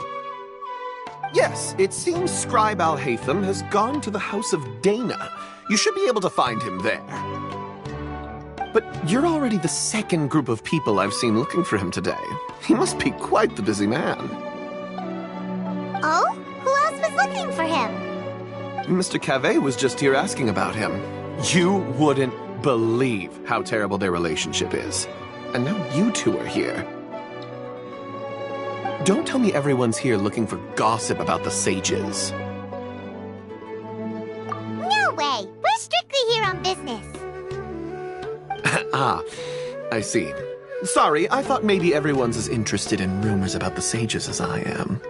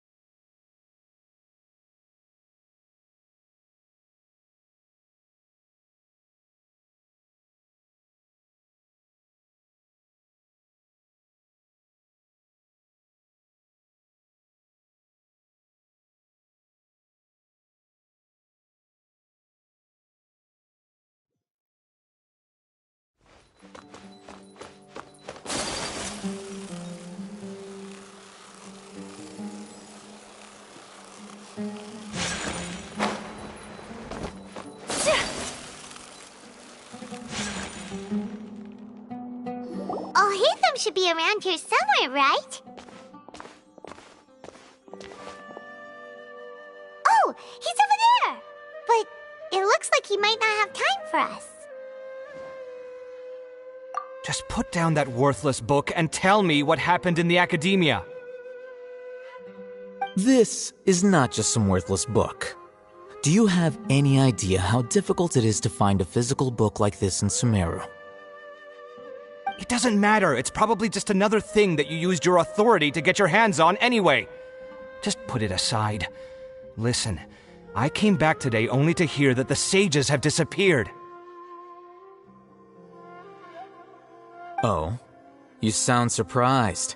I thought you would already know the inside story. Would I be here asking you if I knew? You're the scribe, not me. So just tell me what you know already.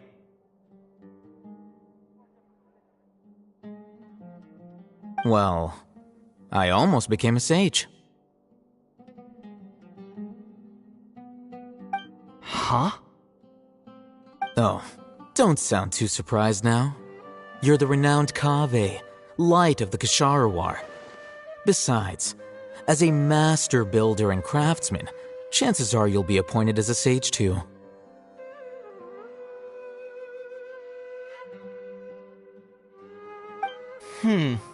Why do I feel like you don't really mean it? Huh. What makes you say that? Why would you question my heartfelt sincerity? Maybe it's because you've never said anything good about me before.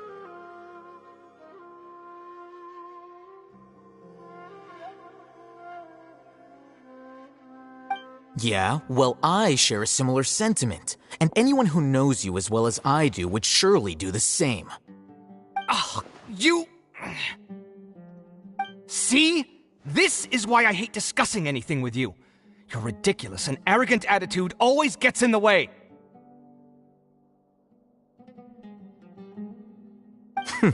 It seems that you really can't stand my personality. Ha! What was your first clue? Well, then you might as well move out of my house. Are you threatening me? Stooping to a new low, I see. Ugh, and don't change the subject. You, a sage? What a joke. The academia might as well just close tomorrow.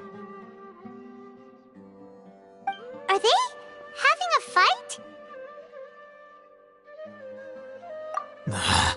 Forget what's going on with the academia. Haven't you been busy with your construction project? Tell me, when are you going to build yourself a mansion? Don't get me started. I get angry just thinking about it. So, what great building did our master architect work on this time? Like I need to tell you. Keep your nose out of my business. No.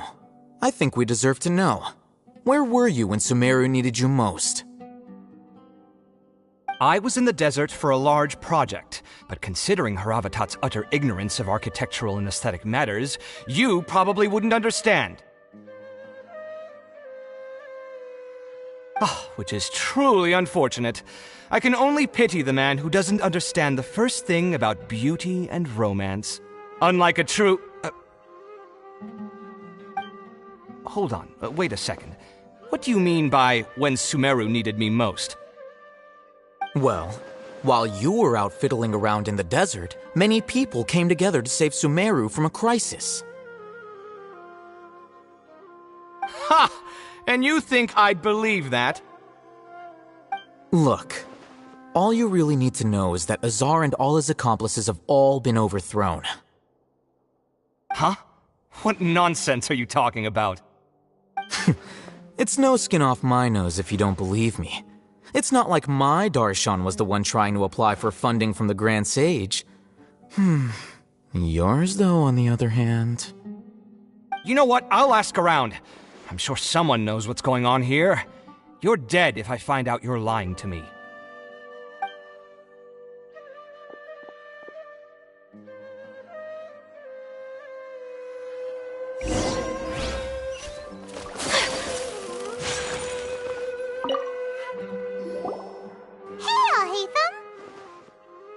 Oh, it's you two. What's the matter? We're running some errands for Nilou. Have you received her letter? Letter? Nilou said she sent out a letter inviting everyone to a celebration feast in 2 days at the Grand Bazaar. We'll also be celebrating Zaino's reinstatement as General Mahamatra. If she addressed the letter to Al Haytham of the Academia, then the letter should have gone to my office. I've been busy these days, so I haven't had time to check for any new mail at my office. I only now have some free time to attend to personal matters.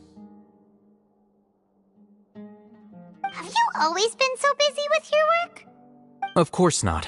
I'm only busy these days because several sages have been dismissed recently and the whole academia was practically turned upside down. Kainari told us they all went to train in the Avidia Forest. Apparently they will spend the rest of their lives there. That is already the best possible ending for the likes of them. 4 of the 6 great sages were possessed by their desire for power and attempted to create a new god. In order to pull it off, they even imprisoned the other 2 rational sages. To imagine such things could take place in the academia. Yeah, you're right. Feels kind of strange to hear them called that after all this time. But then again, the 6 great schools sounded pretty impressive too. Yes, at least that's how they're supposed to sound. It's said that when the Academia was first founded, the Dendro Archon herself established the 6 great schools, each representing one of the 6 different types of wisdom. Numerous Darshans have sprung up and faded. Only the 6 Darshans attaching themselves to the 6 great schools have stood the test of time and obtained permanent seats in the Academia.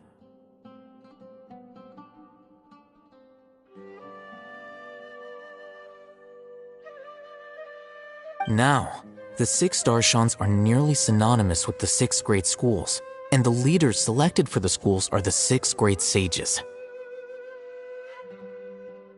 Among the 6 great sages, there is one central leader, the Grand Sage. Unfortunately, only the sages from Vahumana and Amorta remain now. They were imprisoned for opposing Azar and were only rescued after Azar's downfall. So who's managing things in the other 4 schools now? Do they need to find someone new? Yes. Normally, new sages are selected based on a strict set of criteria. Oh, didn't you just say something about becoming a sage? If they pick you, then we'd have a huge connection in Sumeru. Yes, about that. You didn't let me finish my sentence. The person in charge of personnel affairs nominated me to be the Grand Sage in place of Azar and help Lesser Lord Kusanali manage the Academia. But I refused.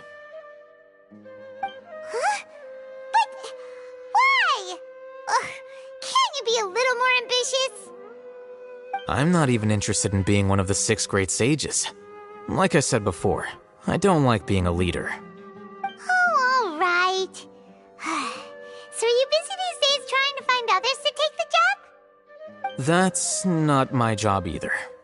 I'm only responsible for handling important affairs within the academia before the new sages take office. And the first thing I'll do is reject Kasharawar's application for funding. By the way, who was that other person just now? Is he... Do we look like friends? Paimon doesn't know! That's why Paimon's asking! His name is Kaveh, my roommate. You could say he's the representative for Ksharawar scholars. Which is exactly why he always has so many problems. So everything that's happened recently must be a huge change for the people of Sumeru.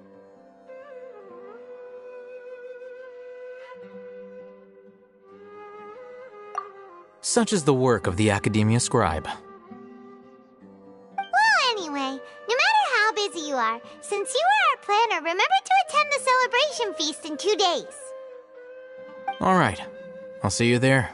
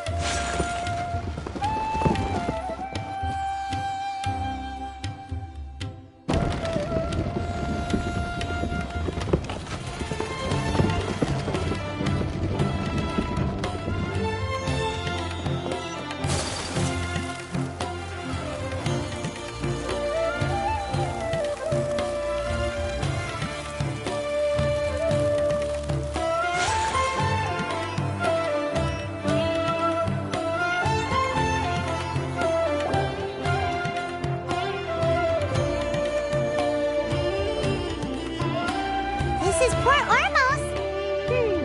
Now where could... Is that Paimon I hear? Huh? Oh, it's been a while. How are you doing? Dunyarzad! It's been so long since we've seen you! I'm doing well. I can go as far as saying I have never been happier in my entire life. I don't know if you've heard, but Elazar has completely disappeared, and all the patients have recovered. You kidding? Knowing them and the connections they've got, I'm sure they've heard about it. Yeah! That's right. My lady is feeling better now, so I'm accompanying her for a walk. Why do you still call me that, Dia? You've already informed my father of your resignation. I guess I'm just used to calling you my lady. Old habits die hard. Resignation? You mean you're quitting? Yeah, I might start losing my edge if I keep being a bodyguard for the Homayanis. You know that my parents and I are fond of you, and that we appreciate you very much. It wouldn't be a problem if you wish to continue to be our bodyguard. I'm not a woman that's easily persuaded. You should know that by now, my lady. When I took this job, I had already decided that I'd quit as soon as you recovered. It's time for me to get back out there and chase that horizon.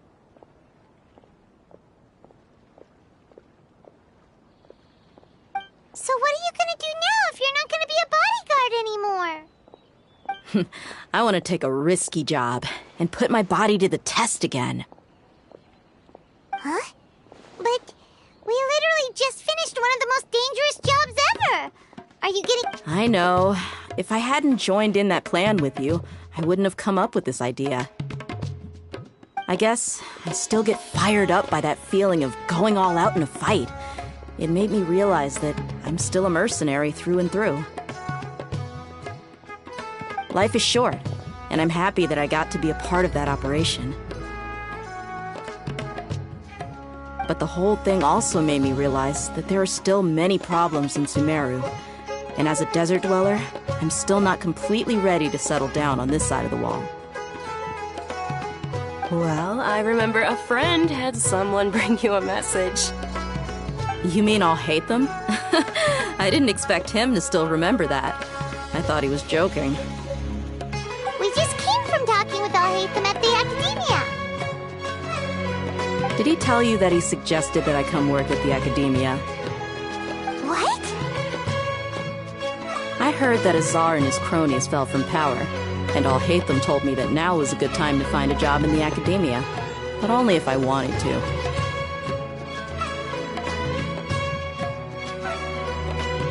Whoa. Paimon can't see you being anything other than a mercenary. Me neither. But I think Dia would look great dressed up as a scholar. Forget about it. I wouldn't last 10 seconds in there. Alhaitham probably just liked the way I worked and knew I'm good in a fight, so he suggested I find some work in the Academia. But you know, if you take him up on the offer, Sino might actually agree and let you become a Matra. Because you're super amazing! The Matra have all the talent they need as long as they have Sino. I prefer to be free to live however I choose. In fact, I chose this job from the very start because I knew it'd be right up my alley. Even if being a mercenary means facing all kinds of danger. A lion has to return to the wild sooner or later. If anything, being your bodyguard has been unfamiliar territory for me. I don't want to see you go, but I'll respect your decision. I'm glad to hear you say that. Come on, no need for the sad face. It's not like we'll never meet again. Once the whole Dendro Archon thing is settled, everything in Sumeru will take a turn for the better. That makes me happy too. But a peaceful society will probably mean less demand for mercenaries like me. Before long, we'll be a dying breed. So I'd better get to work while I still can. Huh? But wait a second! You make it sound like you're leaving now! Well, no, not yet at least. I promised my lady I'd stick around until next week. So, have you been in Port Ormos this entire time? We were wondering if you had received a letter from Nilu. Oh, did Nilu write to us? She heard that you were seen in Port Ormos, so she sent the letter here. Huh. It was probably sent to the inn that we're staying at. My lady has been very energetic lately and keeps taking me on hikes, staying out even into the night. By the time we get back, the receptionist is usually off napping on the job. Right, and we tend to leave quite early in the morning, so the old man on duty is also usually dozing off. So what it really sounds like is that the person on duty is always asleep. I bet the letter's at the reception desk. I'll go check later. No wonder there wasn't a reply. You never received the letter. Good thing Nilu asked us to come and check on that. Sorry to make you two come all the way out here. It must be something important for Nilu to specifically write to us like that. Yes, she said they were preparing a victory feast in the Grand Bazaar, and will also be celebrating Sino's reinstatement as General Mahamatra. She was hoping you could come. Great! I'll be sure to attend. Count me in too. But is there some sort of dress code or anything for the feast? Can I just show up looking like this? Since it's being organized by Nilu, I don't think she'll be too picky about that.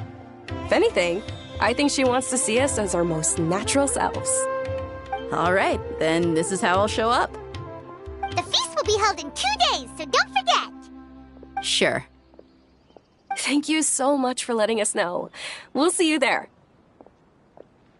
Oh, by the way, do you happen to know where Sino and Raman are? The General Mahamatra always comes and goes without a trace. Normally no one knows his whereabouts. Oh. But last time we met, he mentioned that he had something to do in Aru village. You can try your luck there. As for Raman, your guess is as good as mine. I only remember he said that he had something to discuss with Sino. You can ask Sino when you meet him. Don't mention it. You'd better get going. All right, on to our next stop.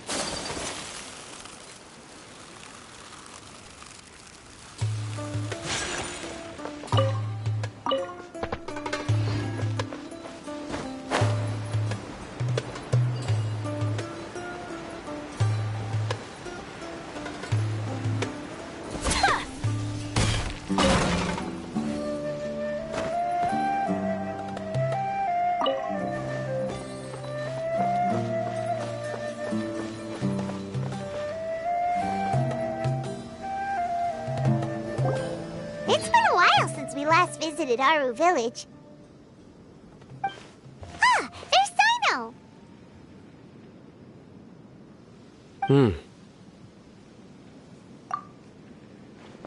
What brings you here? We recovered well, and Tanari agreed to let us leave, so now we're out and about again. It seems Gandharvaville's medical treatment is still as good as ever. Mm-hmm, and Tanari is recovering well, too. That's good to hear. Yeah, you're the one who brought us to him when we lost consciousness, right? Thanks for that. You're welcome. Tainari has excellent medical skills, and Kale is quite attentive. It was the best place for you. But why are you just standing here like a dead tree? I'm meeting some people. Oh, you mean Candace? I've already talked with Candace and the village chief. They're still at the usual place. You can go there if you'd like to see them. But you know one of the people I'm meeting as well.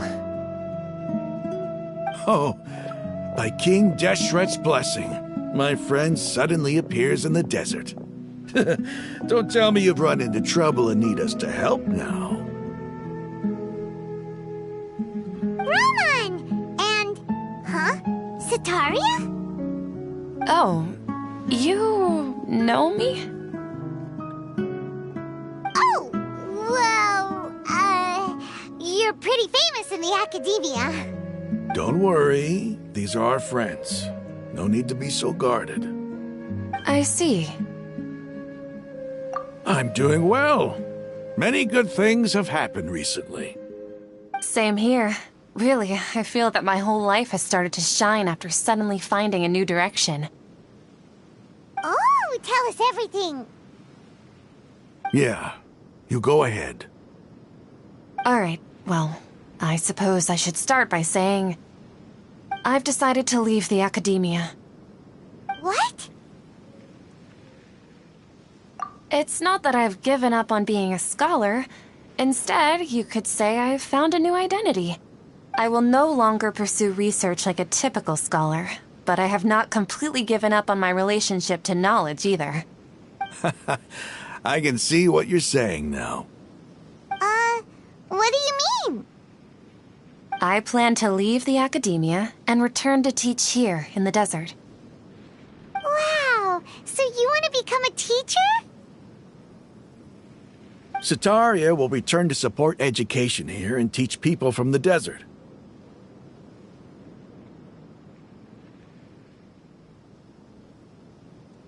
She can't teach everyone on her own, but there are many of us Eremites all over Sumeru. She came to discuss a collaboration with me and hoped that I could bring her ideas to the Eremites. Yes, it's my hope that the Eremites can help me select a group of smart people with the best aptitude for teaching. I'll teach them, and after they've finished learning from me, they can go educate more people. That is the true meaning of education and the spreading of knowledge. The people of King Deshret suffer from sandstorms, exile, and ignorance. Miss Sataria is more than welcome to come teach here. Her arrival is like a star shining in the desert night. The stars have always guided caravans, thieves, soldiers, and travelers who get lost in the night. They lead those in the dark out of trouble and back to safety.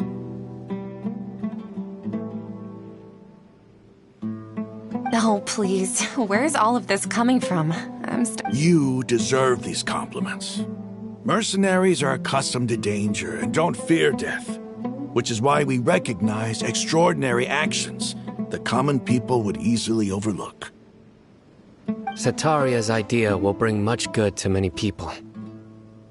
At first, I feared it was destined to fail. Everyone knows that the academia doesn't allow scholars to teach in the desert without permission. As you know, all knowledge is under their surveillance and control, and very few desert dwellers are as lucky as me.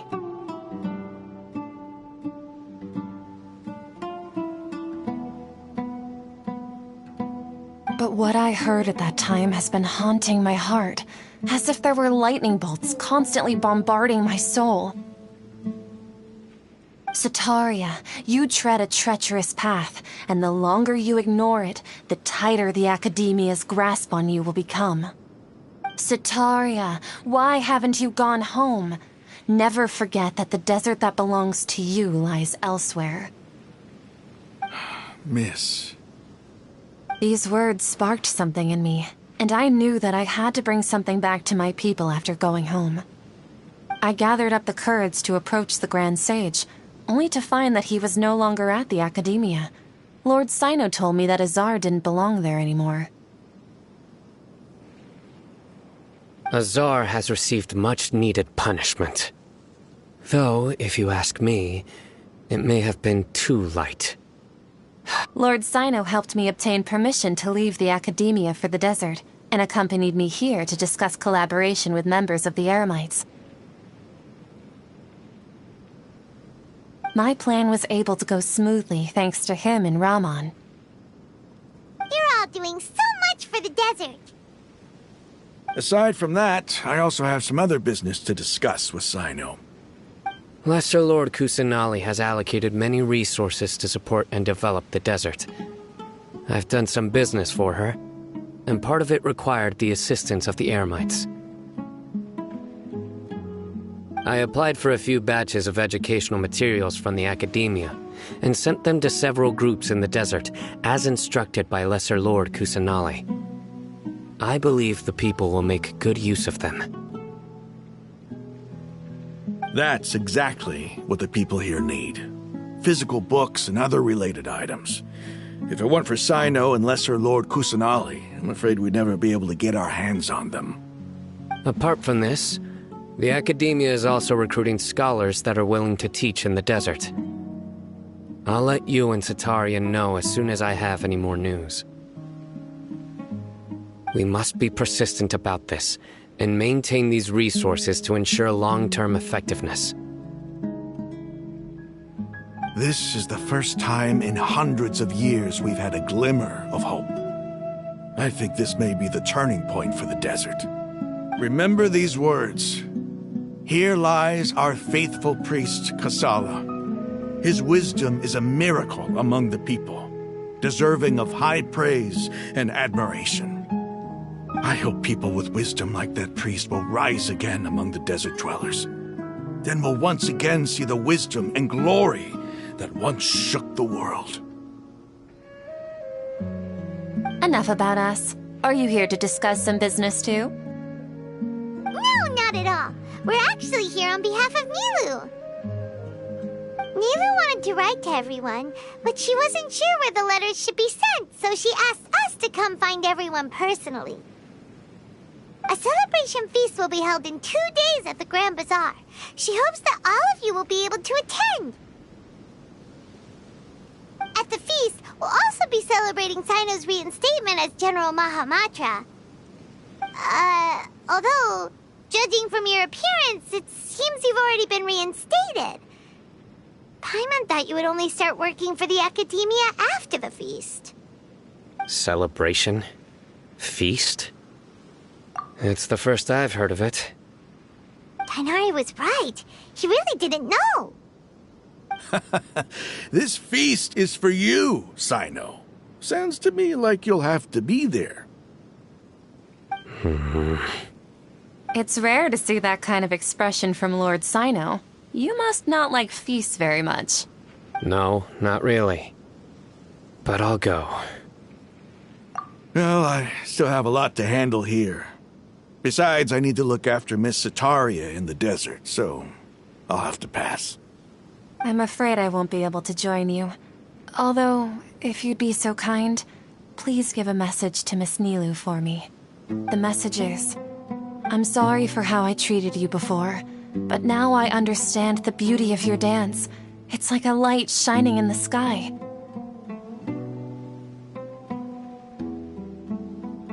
You and the art you symbolize are not only beautiful, but also lively and powerful, so much so that it was prohibited. Please keep dancing, and someday I'll be able to appreciate your art in person. Okay, we've got all that down. Our job here is complete as well. Oh, Sino, remember, party's in 2 days. Make sure you're there. Got it.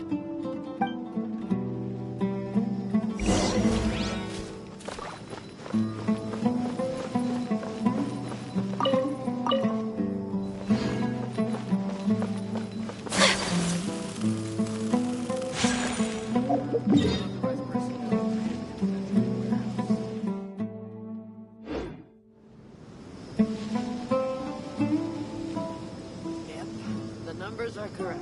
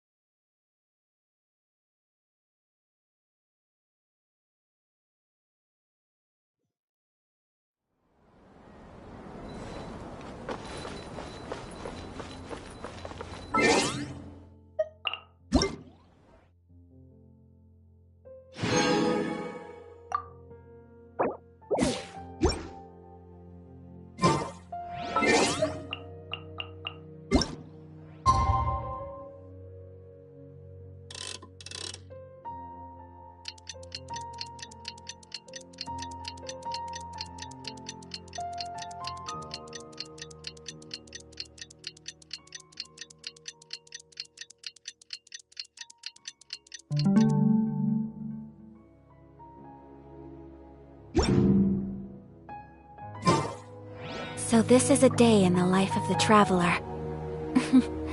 I'm learning more about you all the time.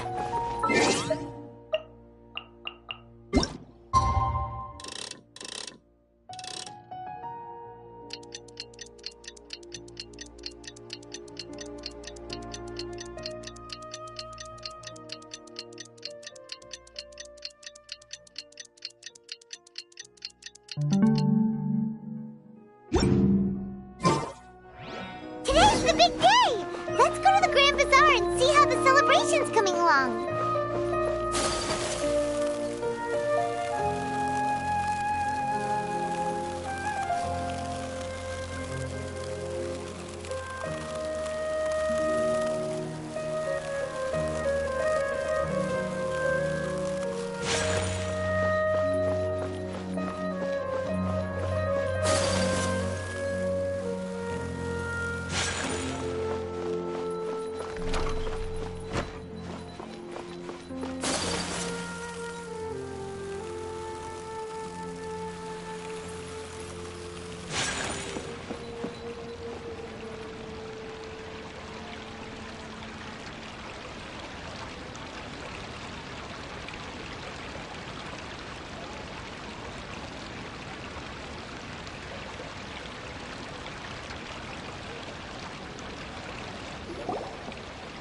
Everybody's already here!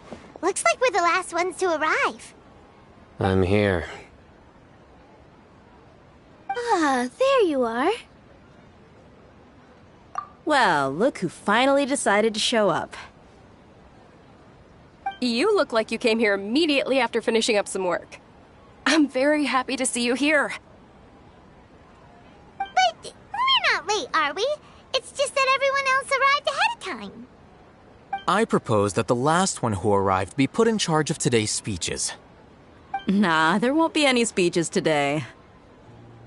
Oh, really? Well, even better. Come join us over here. Let's share some great food and drinks, and chat about all sorts of fun things. Everything looks quite good. Wow! Paimon can't wait! Traveler, just look at all the delicious food here!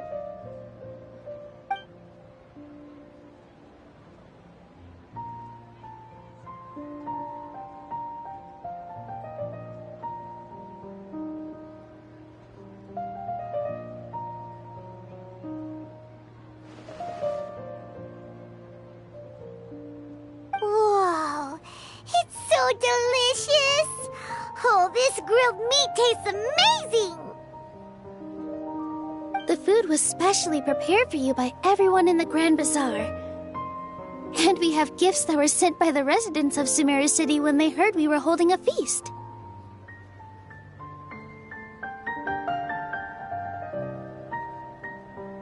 Everyone that came said that you saved Sumeru, and wanted me to thank you all on their behalf.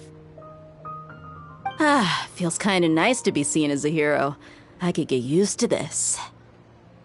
Being a bodyguard is also a hero's job. You've always been amazing, Dia. My lady sure has a way with words. Thanks. I'm glad to hear it. And I'm happy to meet everyone that participated in the great plan. Don't mention it. Come to think of it, we've really done something impressive together. It's unbelievable. We owe it to our abilities. And luck. Really? Why do I remember everybody thinking that luck was against us and feeling like we hardly had a chance of succeeding?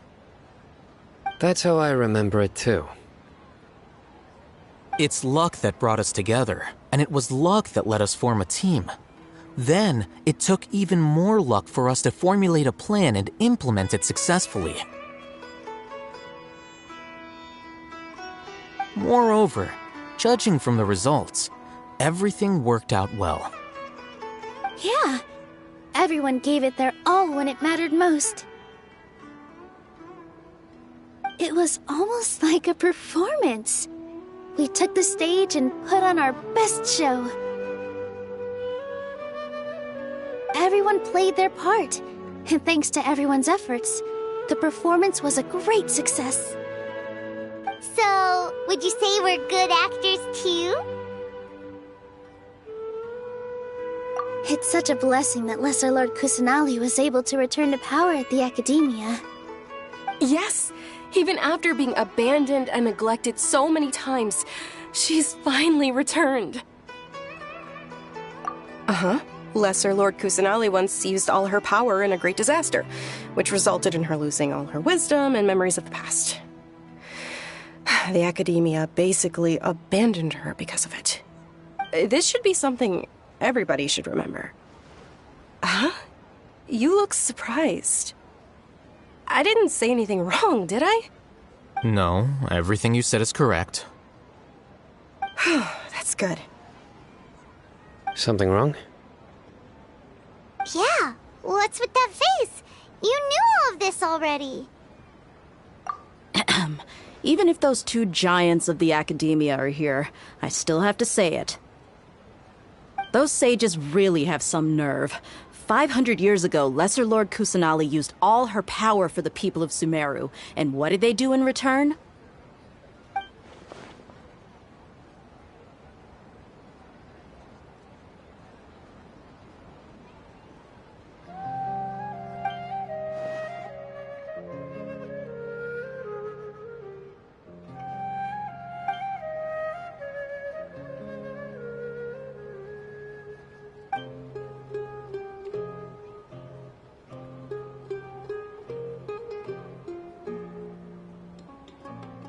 If you bite the hand that feeds you, don't act surprised when it turns into a knuckle sandwich, right, Sino?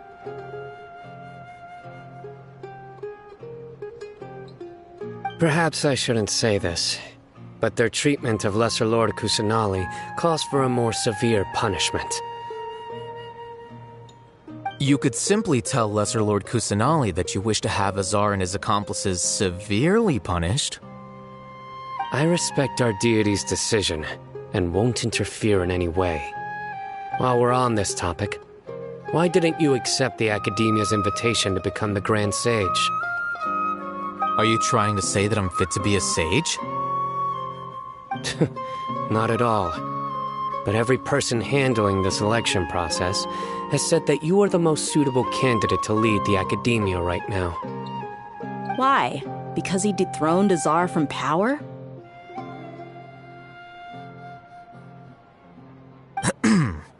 Could you try to put it another way? This is a good thing, yet you're making it sound like I overthrew Azar for my own personal gain. But seriously, though, I always wondered if you had some personal motives behind it. I did have my own motive, but it had nothing to do with being a sage. If the rules of our nation were suddenly cast by the wayside, then it wouldn't be long until chaos ensued. I had no intention of letting their dreams disrupt my life. By that, you mean your life working as the Academia's scribe. Precisely. Wait, is that all? So, that's the only reason why you joined us and came up with all those plans? It's reason enough. You've certainly got quite the personality. You flatter me. All right then. How about you? You've already resumed work as the General Mahamatra, right? That's right. Will you be happy with that life? It's not about being happy. There are merely a lot of things that I must do. Even so, keep your spirits up and try to be happy, okay? And try to smile more every day, just like I'm doing now. Thank you. I'll keep that in mind.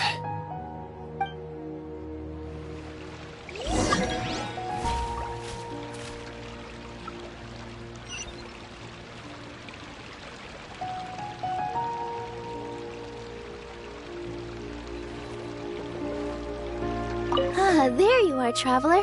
Well, how is it? Are you enjoying the feast today? If there's anything you're unhappy with, just let me know. I'll be sure to take note of it. That's good. It's the first time I've ever invited so many exceptional people to one place.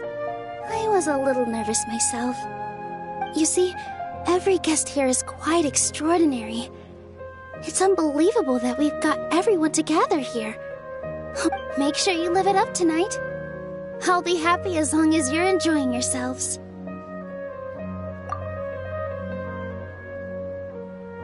I'm honored to have her think of me this way. If I have a chance in the future, I would really like to invite her to one of my performances. I can't explain why, but I just feel elated right now. Thank you.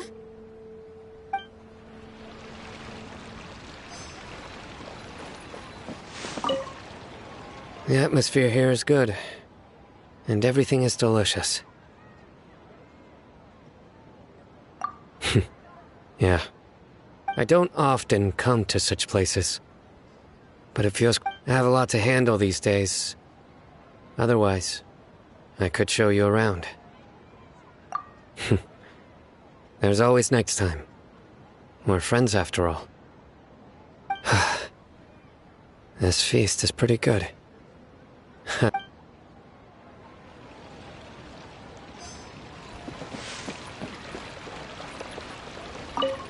I seldom participate in such lively gatherings, but the atmosphere here is quite good. No. This gathering today has a unique meaning. The Grand Bazaar is lively because the people here feel happiness from the bottom of their hearts, unlike the farces at the Academia. That happiness is an emotion that'll be forever alien to those bookworms who have driven themselves insane by studying. I seem to have taken both keys when I left the house.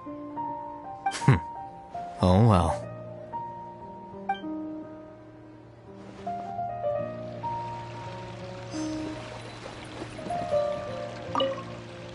My lady, the grilled meat over there is delicious. Have you tried it? Yes, I also tried some fruit just now.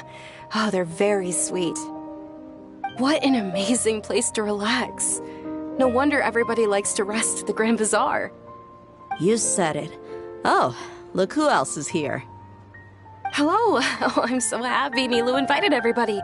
Oh, now I have the chance to meet all the heroes. Hey, less of that polite chit-chat and more eating and drinking. The feast is about having fun, not stuffy formalities.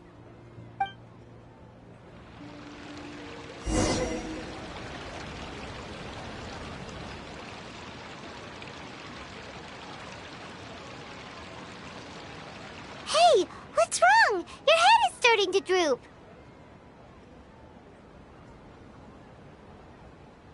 Hey, you can't just fall asleep here. Paimon will go find something delicious for you to eat. You'll wake up once you've put something yummy in your tummy. Of course, just wait here for Paimon.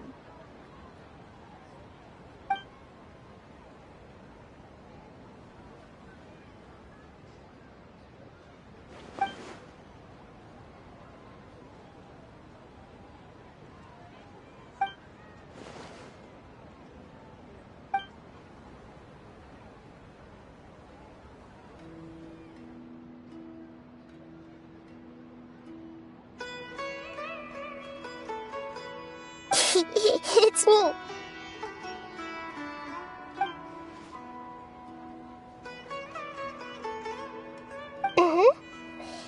You may blame me for being a bit too self-indulgent. I was thinking about talking with you, and the next thing I knew, I had made a connection with you.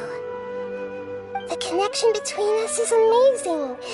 It's like flora and the fence it grows upon.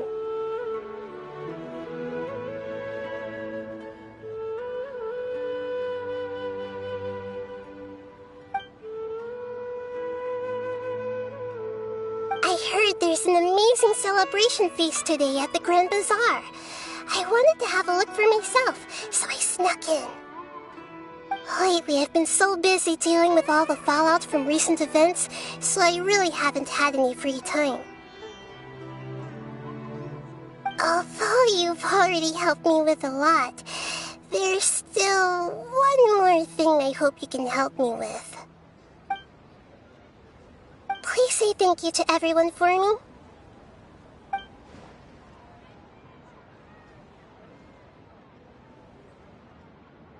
Oh, is it not convenient for you to do that for me? But if I just show up all of a sudden, people will become all quiet and stiff, won't they? What if I end up scaring them and ruining this wonderful feast? That'd be the last thing I want.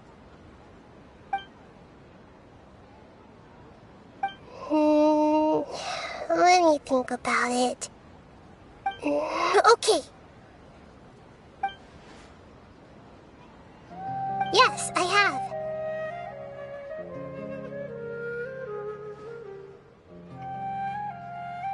You said I should go thank everyone as myself, right? So... I've decided to borrow your body for the time being. Please don't blame me. The flora also climbs up to the fence to get closer to the sky.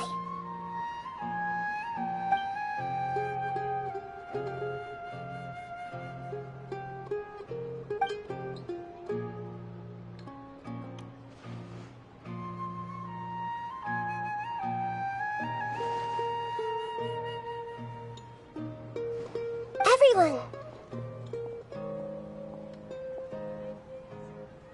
Are you awake now? Paimon was just about to bring you the food. It's me. Huh? That voice. Nahida? Hold up. What's going on? I didn't expect to have a conversation with the consciousness of Lesser Lord Kusanali in the Grand Bazaar. Interesting. Is this also a part of the feast? No, of course not. Are you... Lesser Lord Kusanali? Hello, Nilu. You know who I am? Yes, I already know every one of you. Nilu, Alhaitham, Sino, Dia, Paimon, and Dunyarzad. Lesser Lord Kusanali?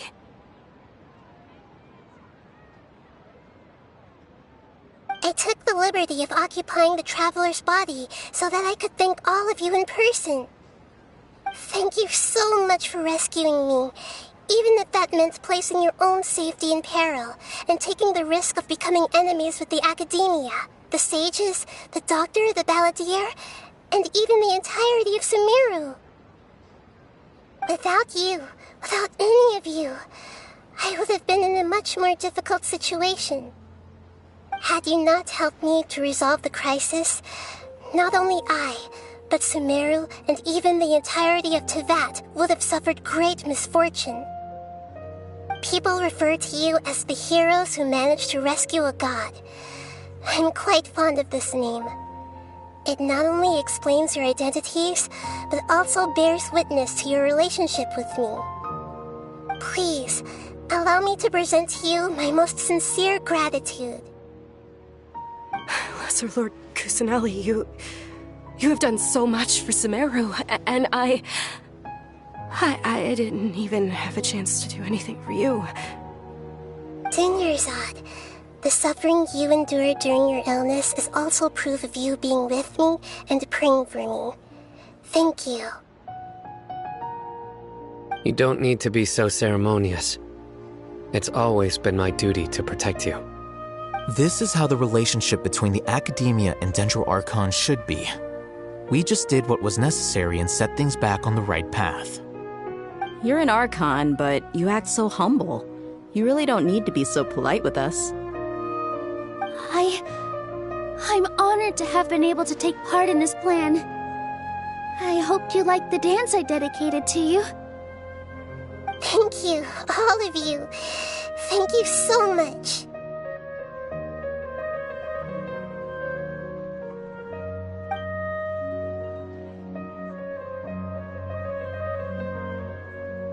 Yeah.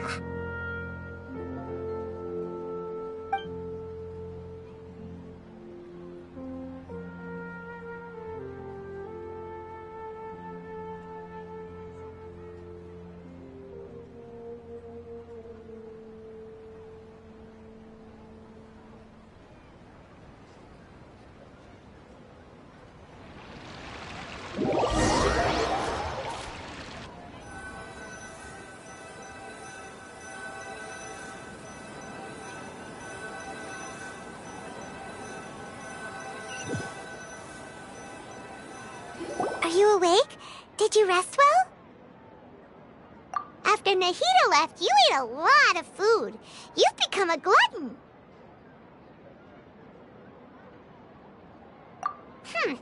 That just means you still have a lot to learn from Master Paimon, the Sage of Gluttony!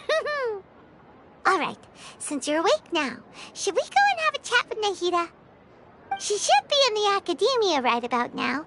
If you have any questions, now's your chance to ask.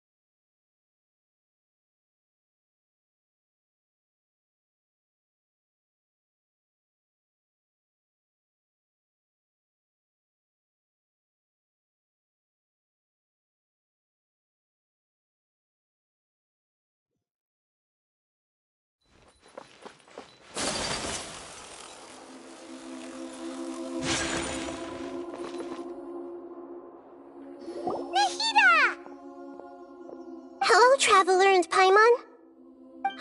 What a fantastic night!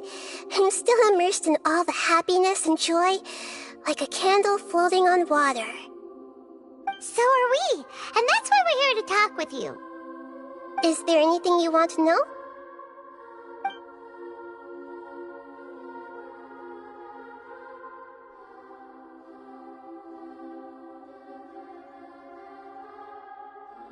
After recent events, the Akasha can no longer function as it used to.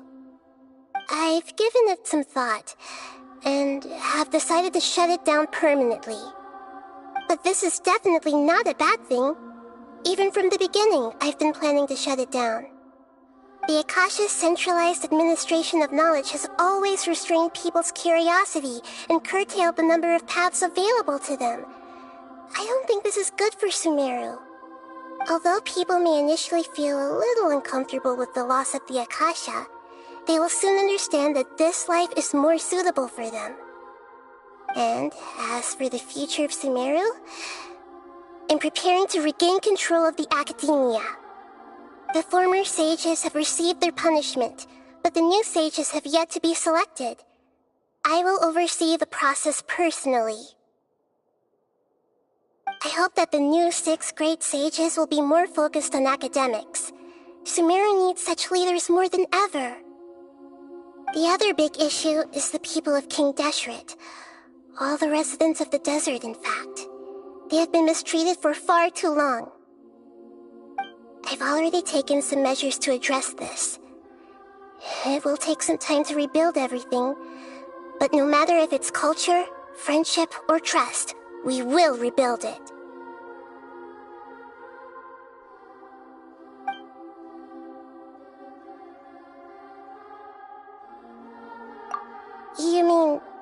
What happened after the doctor put you to sleep? Not exactly. The top-ranked Fatui Harbingers, up to number 3, possess power comparable to that of gods. I was no match for him in that kind of situation. However, in spite of the bad situation, I still managed to make a fair deal with the doctor. I'm sure you remember the entity that changed your fate, the Heavenly Principles. In fact, the Heavenly Principles has been quiet since the Conria disaster 500 years ago. I used this point as leverage against the doctor. I told him that the Heavenly Principles may be awakened if I destroy the Gnosis. Although it was just a bluff, he still fell for it. I assumed that the Heavenly Principles wouldn't just stand by and let such extensive damage to its laws take place.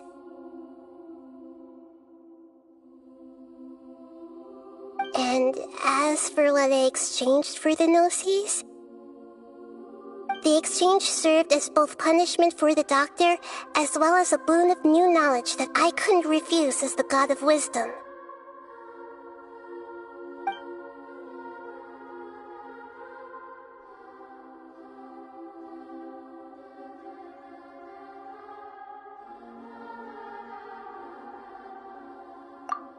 He's still in a coma. I've hidden him like how one would hide a feather. I know you have many misgivings about him, but as someone who had become a god, he has retained a number of very useful features. Don't worry, I'll keep an eye on him and make sure he doesn't do any evil. In addition, there are still some mysteries left in him. Some things may be very clear from my perspective, but he is still yet to understand them himself. His future will be determined by fate.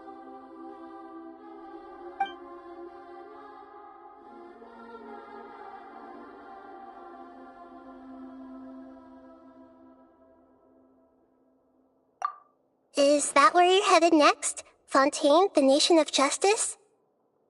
As far as I know, that nation operates in a judicial system. Does their Archon personally judge people? No, there's a Chief Justice in Fontaine. Generally speaking, the Hydra Archon, Focalor, won't preside over individual trials. However, even then, Focalor will still make herself present at just about every trial.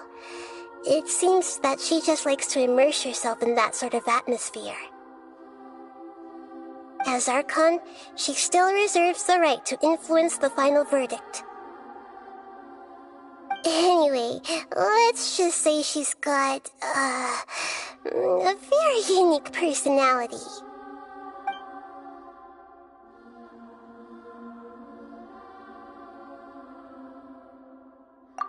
Are you sure?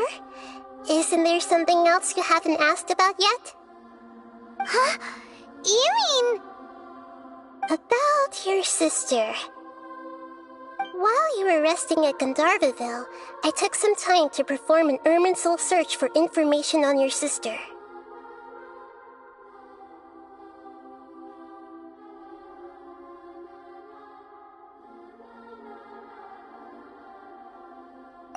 Yeah! Isn't Irminsul a repository for all the information and memories of Teyvat?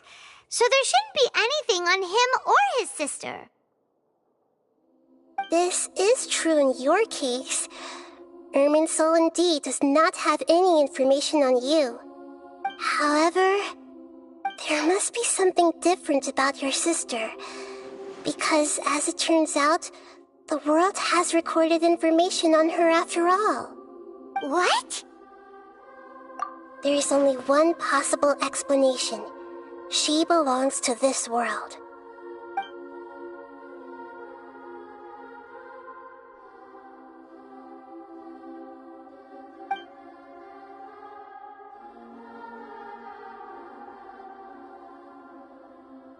But nothing about this makes any sense! Wasn't this your first trip to Teyvat?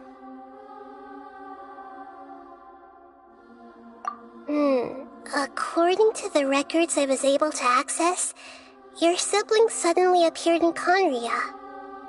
After the Conria disaster, she began her journey through the 7 nations of Tevat. But just as her journey was about to reach its conclusion, the Irminsul records on her suddenly become fuzzy. What do you mean, fuzzy? Did something happen to her? All I know for sure is that somebody, for reasons only they can know, is deliberately obfuscating her fate. And whoever it is, if they can do that, who knows what else they're capable of. But even that wouldn't explain how she somehow comes from this world. Something else I noticed was that according to these records, the Fatui have not classified your sibling as one of the Descenders. What's a Descender? Paimon's never heard of it. Look, I'm sure you must be curious about the information I received from the Fatui in return for my gnosis, right?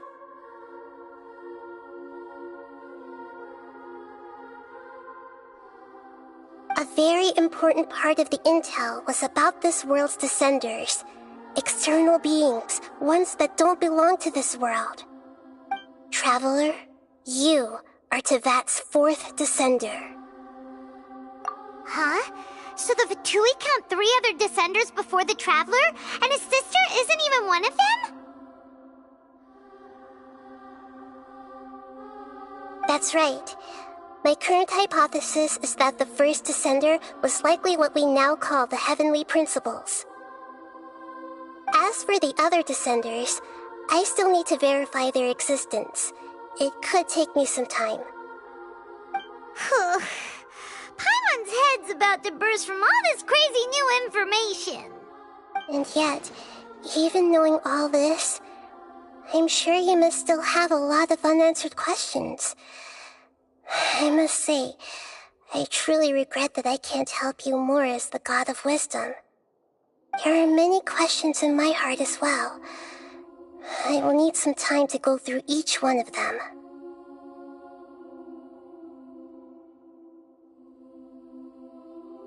And soon, you'll also begin your journey anew and depart from Sumeru. I'm very interested in your future. It's a journey that can't be observed or recorded by this world. If fate is the ultimate knowledge, then your future will be the ultimate fate. Paimon's sure glad we got to meet you, Nahida. The pleasure is all mine. I can't thank you enough. Alright, that's enough talk for today. If you ever miss me, just close your eyes, and maybe I'll appear in your dreams.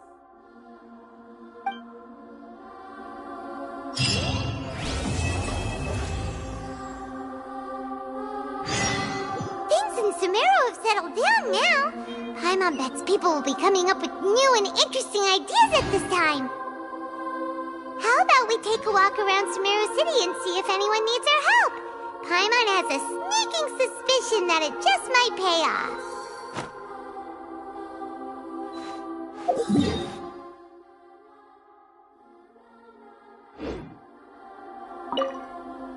Is there anything you want to know?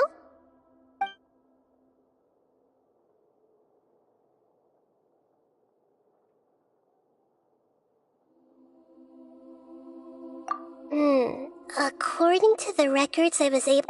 After the Conry... But just as her journey was about... What do you mean, Fuzzy?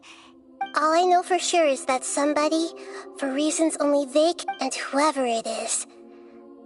But even that... Something else I noticed was that according to the... What's a Descender? Look, I'm sure a very important... Traveler, you. Huh? So the Fatui count 3... That's right. Like, as for the other... And yet, there are many questions in my heart as well. I will need... And soon, I'm very... If fate is... Paimon, sure... The pleasure is... Alright.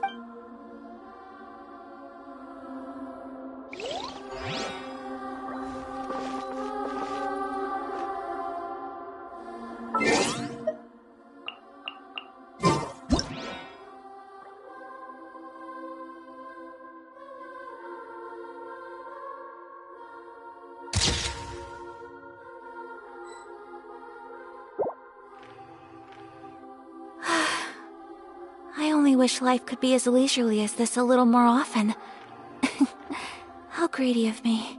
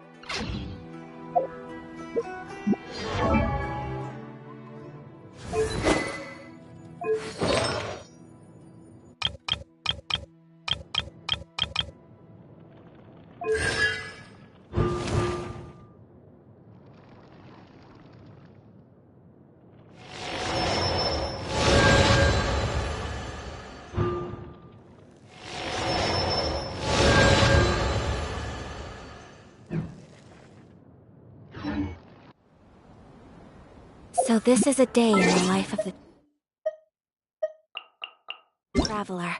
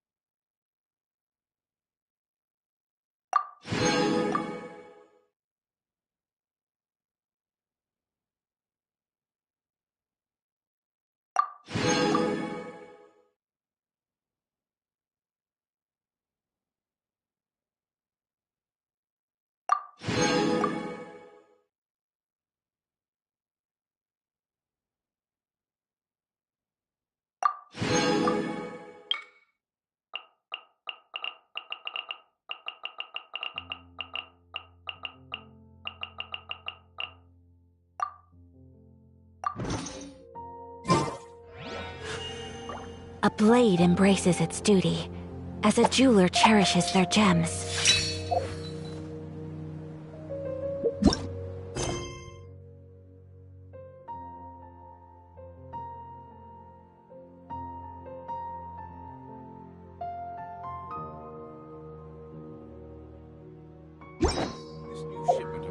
Why isn't it working? I don't get it.